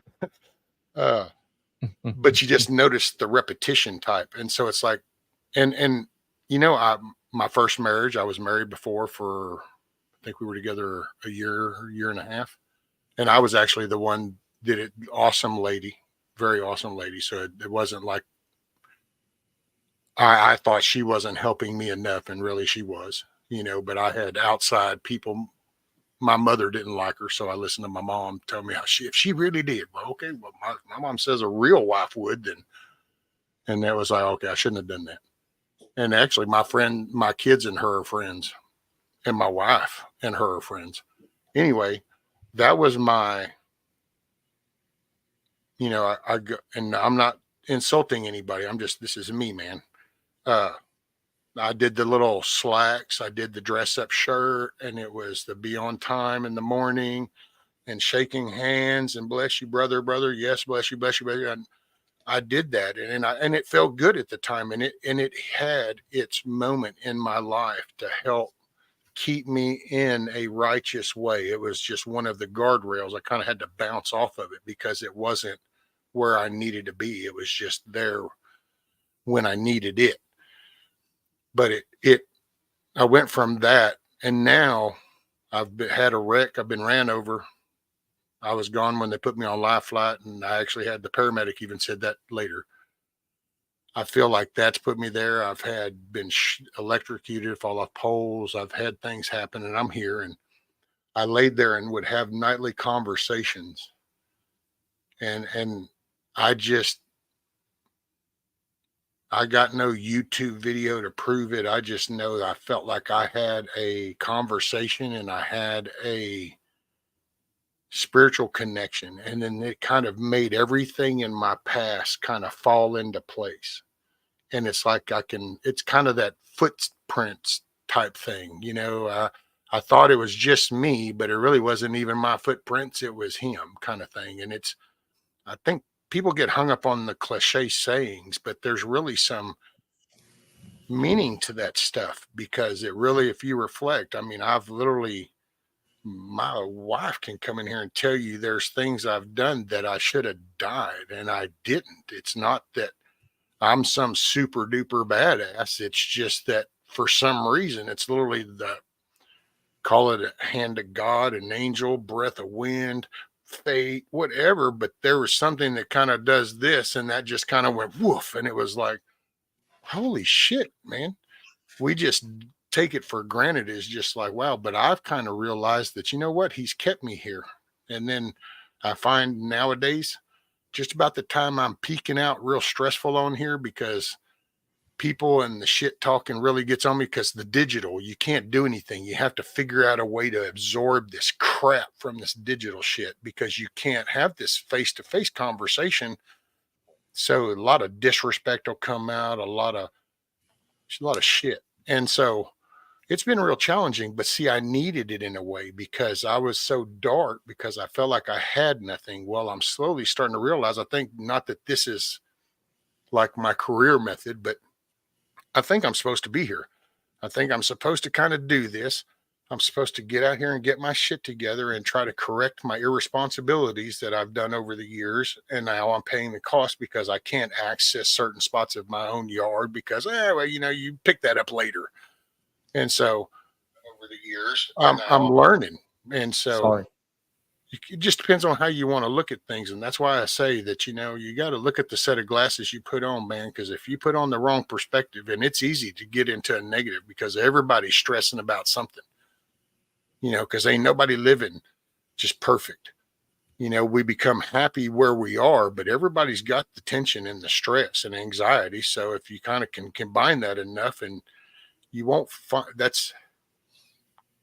don't know, man. It's just, that's why sometimes I had to kind of step back, you know, but it wasn't so much stepping back as it was. It's like I don't go to too many channels anymore. I kind of real selective and I just kind of go because, man, you can just get sucked up into that shit like a vacuum, you know. It's Absolutely, whatever, G-Mom Merkel. I know you're perfect. You're perfect. G-Mom Merkel's perfect at everything. Just ask her. I'm right there with you, bro. I'm actually cutting back on a lot of channels, man, and stepping back from a lot of things because I just listen, man. One, I'm the type of individual, man, that if I know if there's somebody in my chat that's been there for a long time, somebody that I actually know or that I've talked to and seen in person or talked to off of here, I'm never going to allow some troll, some faceless troll to come in and disrespect people in my chat and choose them over those good people in my chat. Like I would never do that. And there's just certain channels that run their stuff a certain way. And I can never run my chat that way. I have to, I believe in free speech, but I don't believe in free ignorance. You know what I mean? Like, yeah, I believe you can come in here and have dialogue and have an opposing opinion. If you want to talk about it like an adult, hey, I'm all for that. But when you start going disrespectful, when you start bringing, I've had people come in and talk about my deceased grandmother, bro. Like straight up, like, I mean, just talk, I mean, like recklessly about my grandmother, bro. And it's like, how my wife, I've had people come and talk about my wife. It's like, how can, like, whoa, like what happened to like some type of code or something, like, you know, like, and there's none of that when it comes to these type of individuals. So I've just learned to ignore them and push forward. My moderators block them immediately and just get rid of them. And I just keep pushing, man. And you know, there's always going to be haters, man, when you're doing something good, you know. And let me see the baby. I'm waiting for we were about to watch a friend of ours, Bully, man. His name's Saint. He's about to be over here in a minute, man. I'm waiting on him right now. Oh, there you go. Yeah, that's Rudy. Yeah, that's Rudy Roo. that's Root. What is it? Rudy. Rudy. Yeah, have you ever seen that movie with about Notre Dame and it's the little dude with the football team? He was Yeah, named after absolutely. Rudy. He's a That's mix. He awesome. was a rescue out of 3rd Ward out of Houston. And Really? yeah, he was 5 weeks old. And he's a part boxer, part red nose. And I wasn't ever going to have another dog after my last red nose. And it was a full-blooded. He was my buddy for 14 years. And but then that's when here, one of Man. the ladies that rescues pits and stuff and has a sanctuary for pits goes, "Hey, rescued these out of 3rd Ward down there out of Houston." I said, "Oh yeah," and he just did that. He did that little stupid side sit kind of thing, they do where they throw the 2 little legs out and kind of cock over sideways. And I Yeah. said, "Oh, let me see." And so, man, he chilled out, and I said, "Okay, we'll give it a run." So we Yeah, took man. him. About 8 months ago, I had to put my blue nose down, man. And Oh, she damn. was my baby, bro. Like she was very a big part of my rehabilitation, bro, and my transition. When you come home from prison, man, after so many years, over a decade, you learn you learn how to be have empathy. It's hard, like it was very hard for me, like when Leslie would cry next to me, like about something, or she would be going through something. Especially when I first came home, like I wouldn't know what to do. I would clam up like a lost kid. Like in a lot of ways, when I came home, I was still 18. Like, you know what I mean? My mentality was still 18 in certain regards. And I wouldn't even and now, of course I put my arm around her and tell her I love her and tell her it's going to be all right. But then like because when you're in prison, you ain't crying. You're not showing emotion. Nobody's crying. You're not going and putting your arm around nobody and telling them it's going to be all right. That's what you're not doing. You know what I mean? Because that's just you'd be looked at as like weak. You know what I mean? And you would become prey. Like somebody would try to prey on you at that point. So it's like you just don't show emotion like that. And it was very hard for me. And Kira really had a big part in me learning how to have more empathy. And just and it's crazy how a dog, an animal can do that. Another thing, I don't know if I told you, bro, but I had a sparrow for 4 years, man, when I was in prison. A Oh no. baby. Yeah, we rescued it. A buddy of mine worked in the main kitchen, and his name was Reagan. And he had fell from one of these, his nest into one of those sticky mouse traps. And they literally got a toothbrush and some Dawn soap and sat there and just worked him off of this sticky mouse trap. And all of his little feathers on his chest were all gone. And we nursed him back to health, gave him little bread, rolls and down his beak and water, and made him a little nest out of a leg of a sweatpant, and just hooked him up, man. And we had him for 4 years, dude. And yeah, one day, man, he flew out and went out the rotunda and was gone, man. But yeah, he was cool, man. He was cool. 4 years we had that bird in prison, bro. Damn. The cops would come in for like cell searches. Our building cops, they knew we had them. And anytime them green jumpsuits would come in, Reagan would start dive bombing. Damn. We actually we had the field boss horses. Was kind of like the pets outside, because in Texas back then when I was in, they don't have them now. Everything's corporate has even taken over that shit in Texas. When I was in, Texas was self-supporting. So like we literally grew the cotton, we picked it, we sent it to the processor. It got spun up. It got made into thread, went over to garment factory and actually got made into the whites, tops and bottoms. The cows literally went over to the slaughterhouse and the meat got processed and sold and brought back to units for the meat and for farms. And the hide was literally processed and turned into Brogan boots for you to wear. I mean, it Wow. was literally, the mop handles were literally laid down and made into mops, so everything was self-sufficient, dude. And you had field bosses, and their horses were like that was their sidekick, that was their partner. So they always got treated a little bit better. Well, if you were an outside trustee, that was or if you were out on the line or something, if you kind of would befriend the horse, you kind of befriended the field boss. So if you wanted to roll one, you kind of got an extra roll one break because, oh yeah, you brought that slice of apple out for the horse kind of thing. So it was always, yeah, man, you That's take the old cool, man. garments and make your own tobacco pouches and shit. And to this day, Right. dude, I still think that's a landmark. And that's one thing I tell people around here and I lecture on around here is you can go over to Huntsville and go into the museum of the prison system and look at the craft shop material that comes out of there. And that right there is the proof of capabilities of human that if you remove all the distractions, you can accomplish all kinds of shit, dude. There are saddles, there are all kinds of craft, pictures, boxes, dressers, furniture, all kinds of, there just comes out of the craft shop over here, or did. Oh yeah, bro. And people don't realize, man, there's a lot of talent behind them walls, man. Very, very talented artists, musicians.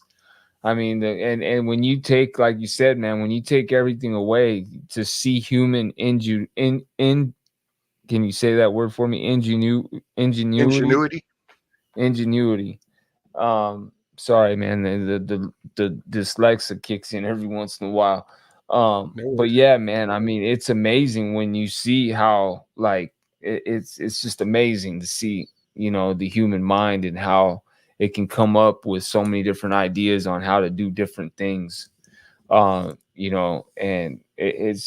but it's like that, man. When you're in a situation like that, it's like people have asked me, how'd you do 13 years in prison, man? Well, what do you mean? How did I do it? I had to. Like, I mean, wasn't another choice. I mean, what do you do? I mean, you don't do it. You just lay down and say screw it. I mean, Dude, no, you gotta. I never could there's entertain just the idea of escaping either. I never could understand that. It's like, no. what kind of life could you even have? I mean, I never There could was understand that. People would talk about that, and I'd like, why do you even entertain that idea? Yeah.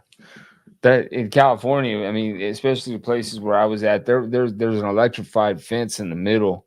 So you have a one fence with the barbed wire, and then in between that you have an electrified fence, a kill fence, and then another fence with barbed wire. And then you have the one sally port. That's the only break in that electrified fence. And there's a gun tower right there watching everything all the time. So motion detectors and everything in that sally port. So it would be real hard to escape from a California prison, one of the new prisons. But I have heard people talk about it, and it's like, dude, and I've actually heard of people that were on like the level 1 yard, which don't have like any barbed wire. You can literally just jump the fence and take off if you want. But those guys are going home in like a year, if that. It's like, or 2 years maybe. It's like, why would you freaking escape with a year to 2 years to the house? Are you kidding me? Oh, son, that's how I was, dude. The minute matter of fact, used to have, I can tell you that dude's name was Sergeant Five Ash. To this day, I can tell you his name because the day I got out, he started screaming my name, and I was like, "Oh shit, man!" Every time that dude gets on somebody, because he was known to. He used to refer to it that you were on R&R in fucking Saigon, and if you want to fuck up and find out, he'll send you over to Cambodia. Well, that was the building. That's what he would call the building. So you were out in Trustee Camp. It's like you're on R&R, and well, I got out there, and I was, I hit my lick. At that particular time I went to get out, I was actually running in the tractor squad. So I literally would go hook up water lines or field trailers or equipment or cotton season. I'd go actually run and, grab the bundles of cotton, haul them. I would also in the middle of the night go pull drunk bosses that were coming from the local town that was down. And since it's Texas, is farm market roads. So yeah, they're drunk, went off in the ditch. Yeah. Okay. Let's go wake up, rescue. I'll say that. And sure enough, I'd go climb on my tractor and I'd literally drive out the farm and be going down a farm market road with some chain to go pull this drunk boss out and back up to the birds. But I pulled up and I was going to go into the little quasi huts where our dorms were in that trustee camp. And son, I'm down that sidewalk and all of a sudden I heard my name and he said, "Get your shit together." And I went, "Wait, what?" And he goes, "I said, get your shit together." Yeah, get your shit together. And I went, "Wait, what?" And he goes, "You're going to Cambodia." I went, "Hold on, hey, hold up, yo, slow down. What did I do?" And he was like, "Get your shit. You're going to Cambodia." I'm like, "Yo, man, hold on, Sarge. What the hell did I do?" And he goes, "Do you want to go home or what, son?" I'm going to tell you right now, I think before he could even finish the exhale of that sentence, I had done ran in underneath that damn metal bunk, grabbed that shoebox, and was already right back out front going, "Where do I need to go?" Like, I'm out of there, man. That's it. I was ready. By the way, so PA, so Huckleberry, you still here? Yeah, because he just did metal for breakfast with the... See, and it's weird, dude. Hold on. I can see the chat. Let me see. Yeah, but let's see. So let me pull up. Let me pull up the channel on my other screen. When you, yes, I want to see if the chats match. That's what I was fixing to look at because, yeah, Huckleberry PA says he can't see you. Can you see PA? EMT? Do you see him? He says he can't see you.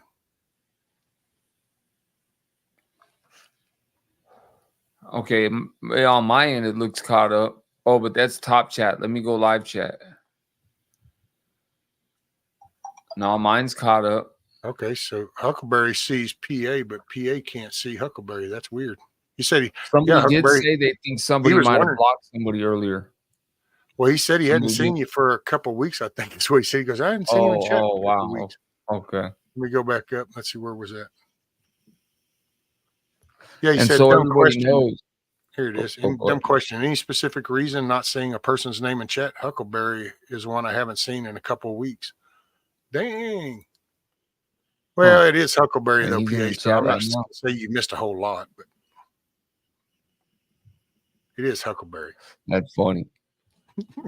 I just posted a link in the chat, guys. For those that know Mayhem and that haven't seen it, yesterday we did it. Last night we did an interview, and it was pretty good. So if you guys want to check it out, man, our brother Mayhem was pretty cool. Got some good questions in there on him, and yeah, it was a pretty good, chill, positive interview. So did you get it broke up? Not yet. I'm going to do it today. I'm gonna work on it today. I literally was live panel last night that I was up on there. It kind of got negative in the chat. I respectfully bowed out. I don't like to be around negativity. So said goodnight, got off, and I was kind of sitting there watching, and I was so like I was smoking heavy on Friday night. Let's just it's the weekend. It was a Friday. It was Friday. I'm having a good time, and literally Leslie comes in at like 4:30 in the morning, and I'm in the chair like this. I fell asleep watching the live, and I'll just say I didn't miss a whole lot, but but yeah, man. I'm glad I bowed out. I'll just say that much. But there you go. Yeah, man,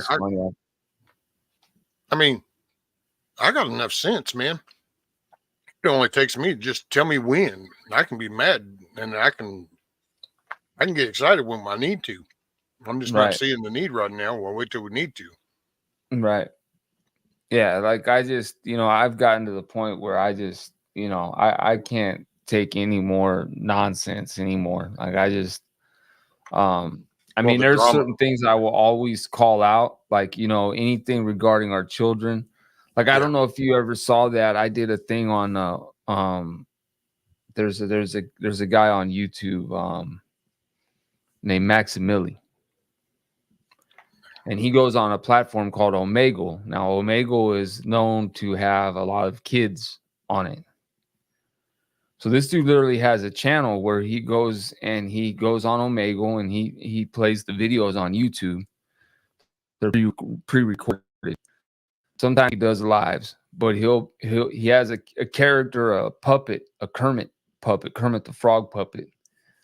And I'll just say he uses a cucumber as a prop. Oh man. And he does this to obvious kids. They're obviously under the age of 18. Even if they weren't and say 19, 20, it's still very fucking weird. And so I did a whole live where I called him out on it and stuff. Not called him out, but just brought attention to it.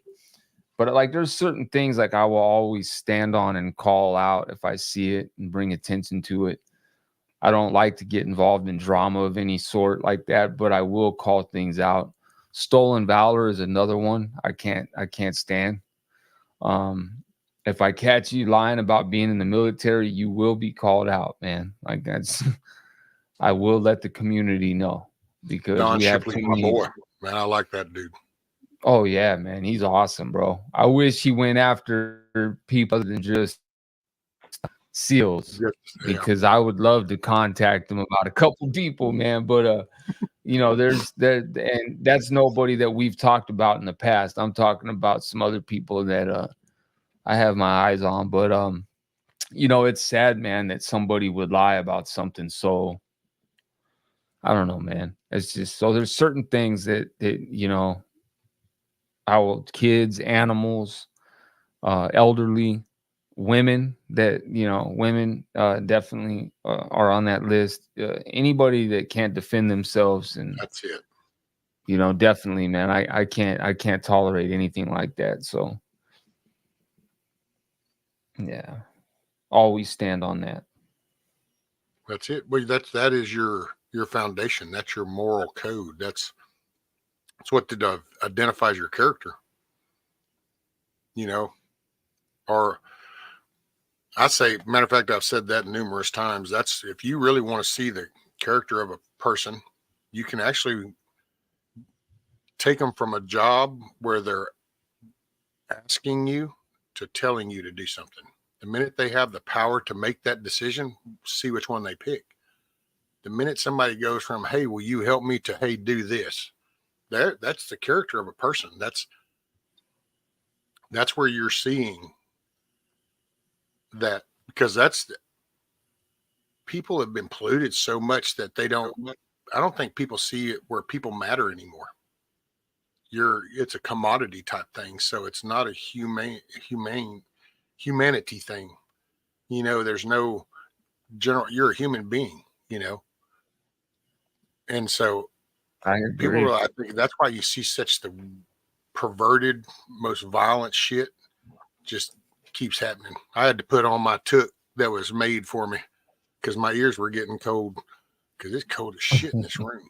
That's why I had to put my it's a toque too. I would have called these beanies because I'm a redneck in the woods in Texas. But after it was sent to me handmade in Canada, that this is a toque. A toque. A toque. Interesting. Yeah. Yep. You like my hat? Can you see it? We're all infected. It's the Walking Dead hat. Oh. This is all zombies right here. Oh, okay. We're all infected. We're all infected. Leslie's a big zombie lover. She likes zombie movies and stuff, Walking Dead and everything. So, but yeah, man. How many dogs do you have? Just one. Just one? Yep. We got a farm over here, bro. We got 2 cats. We got 2 dogs. We got 3 chinchillas. And I'm about to get another pit. I'm about to get a pit, man. There you go. Yeah, I'm gonna get a male. I'm gonna go to the rescue. I'm gonna go rescue one. Yeah. I got my sights set on a couple. One happens to be a red nose too. Oh, there you go. Damn good breed.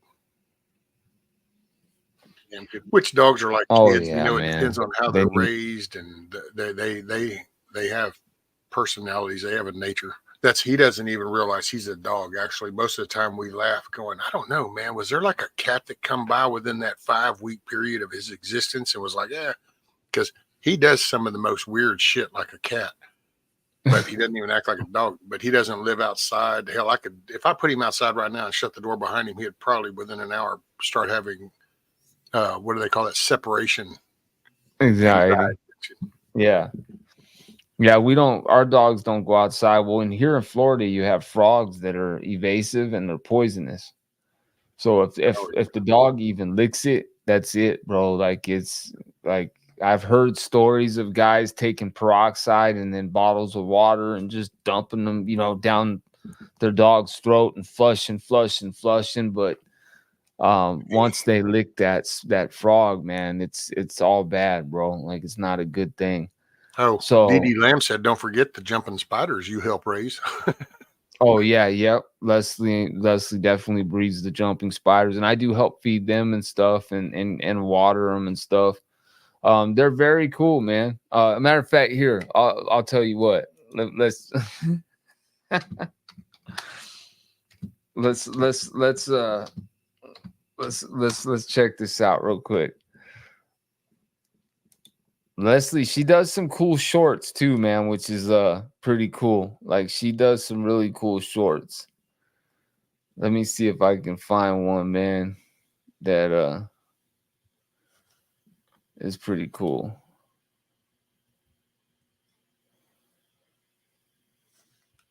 That's kind of let's see this one. There we go.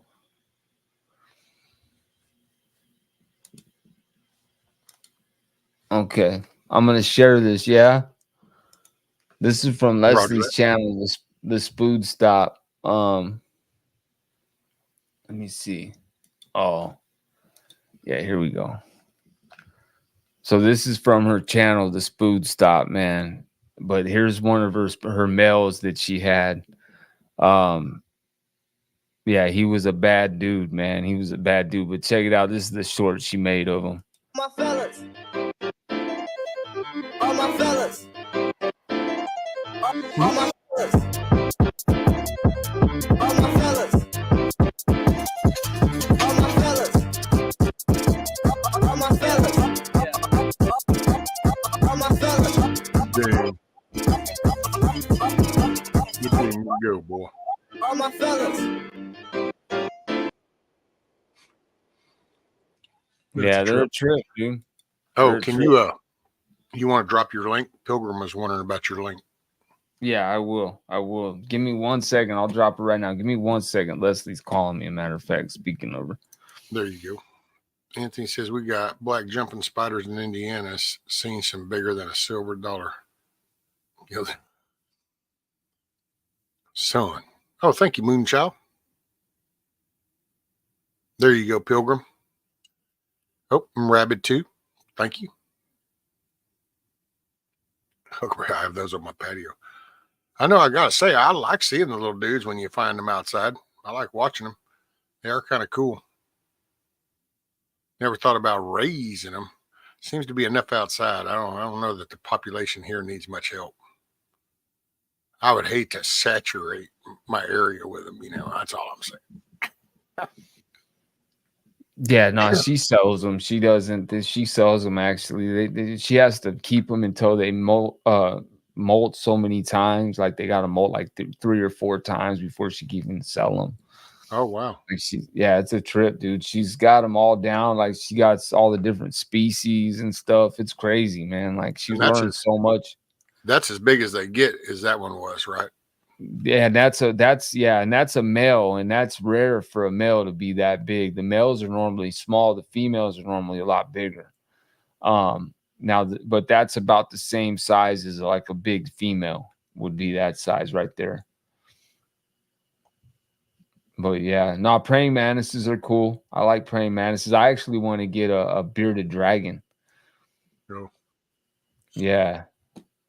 Yeah, I was thinking about getting the setup for right back here and getting his atrium and everything for back here behind me and hooking it up. But yeah. They're pretty cool, man. Yes, sir. Oh no. Miss Dusty been bit by a brown recluse. Oh yeah. Oh, I'm cool. I've never been bit. I've been bit by a black widow, and that wasn't fun. But a brown recluse, man, they if you don't get those taken care of, they will do some serious damage to your flesh. Oh yeah. They leave a hole. Mm-hmm. Sometimes all the way to the bone. Absolutely. Oh yeah. Oh wow. The praying mantises are great for cannabis plants. They eat spider mites. Makes sense. That's pretty cool. Makes sense. A bunch of buzzed praying mantises eating the mites. They got the munchies going to town on the mites, boy. Right. Yes, Oh sir. damn. Rabbit's daughter has one of the bearded dragons. Oh yeah, yeah. See, I love them. They're awesome, dude. I want to get the whole setup, man. I want to really make it cool and have the lights in there and everything, and really make it cool. Yeah, because they're really cool, man. And you can bring them out and they'll hang out on you, just chill. Like they're real docile. So, and that's what I want. I want something that I can on my light, like when I'm live, I can put them on my shoulder and just let them chill or whatever. You know, kind of what I want. Instead of being the pirate with the parrot. Yeah, or a snake. Like I've seen people feathers with a dragon. Like snakes, man, are cool, but honestly, I just couldn't feed them, bro. Like I'm an animal lover, man. Like so, I mean, I couldn't feed them, and I know that like you can fight, like get the mice that are frozen, but that ain't the same, man. Like that, they don't, you know, that's not how they're supposed to eat. I just rather leave snakes in the wild, as far as I'm concerned. Like I handle them, I don't have a problem handling them. Like I'm not scared of them; they're cool.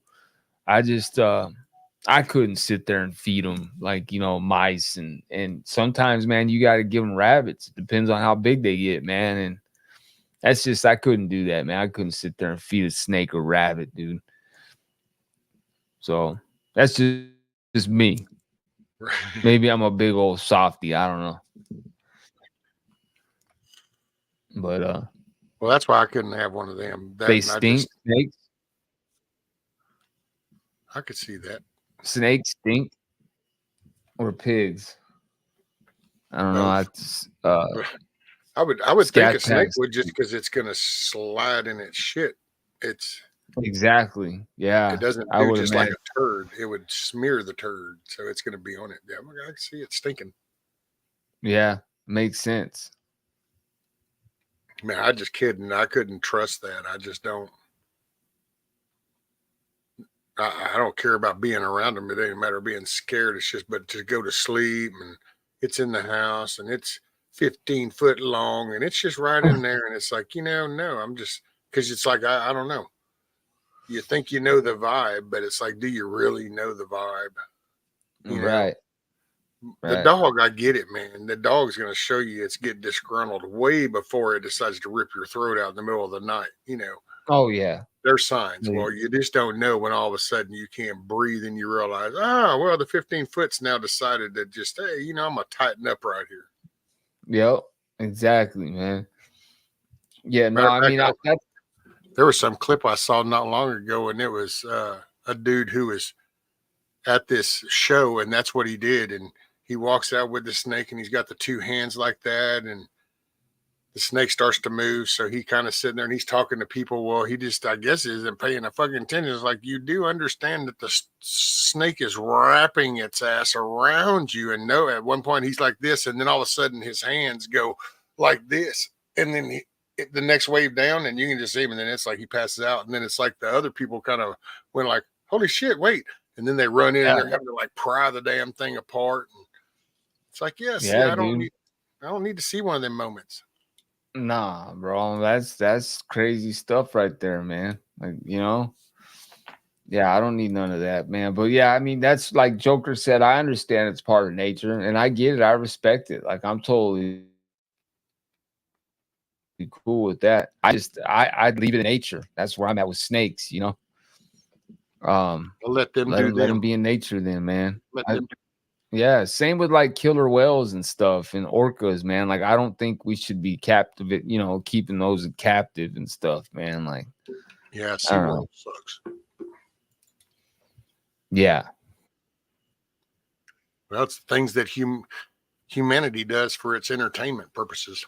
If we're not going to have gladiator coliseums, hey, we can just go snag up animals and we can shape them to cater to our needs. I hate dog Right. shows. I hate all that shit, to be honest. I think it's just, that's why he's Rudy. Yeah. I could let him sleep out in the doghouse, and I'm not knocking anybody that does it, do them, but he's one of our kids. And that's me. And maybe that's Right. part of that. Like we were talking about, the whole empathy thing, but man, if you take the responsibility of something that's alive and you take on that responsibility, you need to take that shit serious or don't take it on. I mean, you didn't get a choice on you being here, but you get a choice the impact you have on anything else that's breathing and living here. Yeah, I agree. And it's the same like with people letting their dogs out all the time, like not paying, just like being real careless, man. It's like, come on, man. Don't just let be a little more careful with your animals, man, because like we have a Labradoodle, and if she gets out, she gets to crazy, bro. Like she gets to running, bro, all over the place, bro. And like, yeah, like, like I'm real careful, man. Yeah, like she gets all wild. So, man, but yeah, you gotta, man. My dogs are inside, man. We walk them and stuff, but man, they're indoor dogs, man. We don't let them stay outside like that. Shit, hey, brother, Kira, I just hit the 5-hour mark. I might be fixing to shut it down and eat me some breakfast. Yeah, I'm about to jump off. I gotta wait for old Saint to get here, man. He's about to get here any minute, so I got to get ready to get him in here and settled in. But man, brother, I appreciate you having me up here, man. You got it, brother. You're always welcome. You're ever in chat, you want to hop up, and I'll shoot you back here in just a little bit. I'll get the email, and that way all you got to do is holler, and hell, we'll come up and shoot the shit anytime. Yeah, definitely, brother. Definitely, man. And salute to everybody in the chat, man. I hope you guys have a great Saturday, and be safe out there. Stay frosty, and definitely, brother, I'll talk to you later, man. You have a blessed day, brother. You got it, brother. Yep. Keep your head on a swivel. Make it a good day. Indeed, man. Indeed. Stay dangerous. Stay dangerous.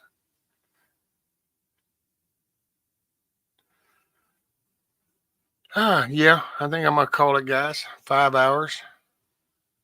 I got some biscuits and sausage sitting right here. I kind of nibbled on one the last, and I thought, well, I don't want them to get it too cold. And, but yeah, see, that's pretty cool. Thank you, Anthony. Hey, and I tell you, you know what? If you got, matter of fact, here, let me put my email. So there's the email. If you got some suggestions about stuff to, during the week in the mornings, some news, if you want me to cover that, you want to, whatever, just shoot me up with some ideas. All righty. And I appreciate everybody being here. I appreciate y'all very much.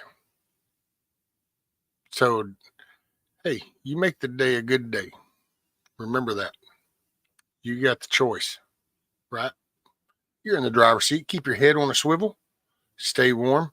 Hey, check your smoke detectors and your carbon monoxide detectors today. Make sure that they're working good. Okay, roger that. Make sure you got a fire extinguisher, possibly at least in the kitchen. Roger that. All right, guys. Here goes the song. You know how we roll.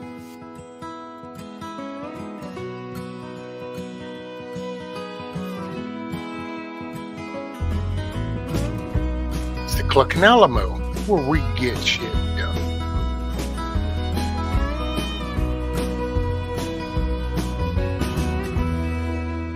I ain't here tomorrow. If the good Lord says it's my time to go,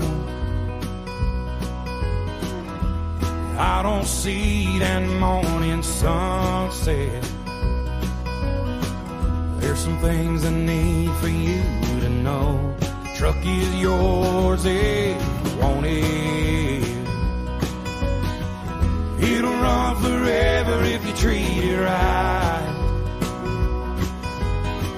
When you think of me on some back road, that's because I'm right there by your side.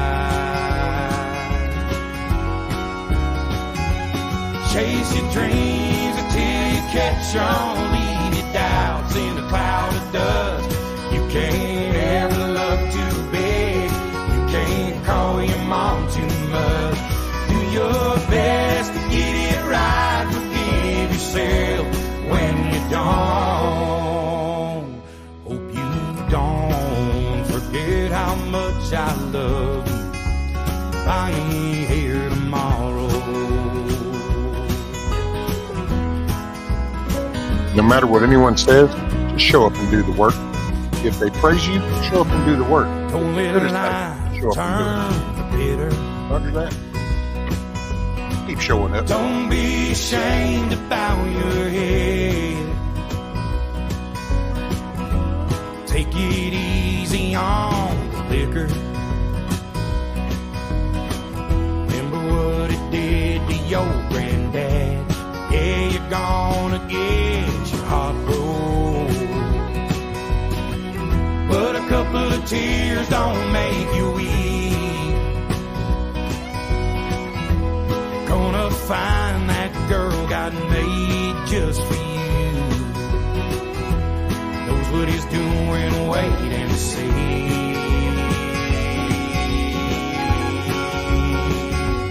Chase your dreams until you catch on. Leave your doubts in a cloud of dust. You can't ever love too big. You can't call your mom too much. Do your best to get it right. Forgive yourself when you don't. Hope you don't forget how much I love you. I ain't here tomorrow.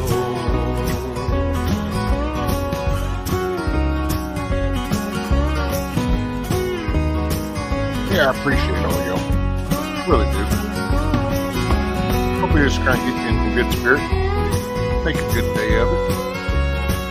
Keep it on swivel. Stay warm. Take your fire extinguisher. Take your smoke detectors. Carbon dioxide detector. Keep the shotgun in the family. Raise your babies by the book. And keep my picture in your wallet. Keep your car keys on a hook. Do your best to get it right. Forgive yourself when you don't. Please don't ever forget how much I love you. I ain't here tomorrow.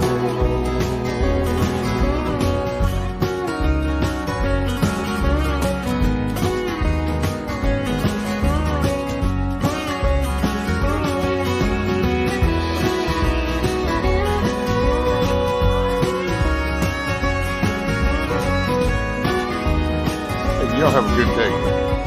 I appreciate y'all being here. Peace.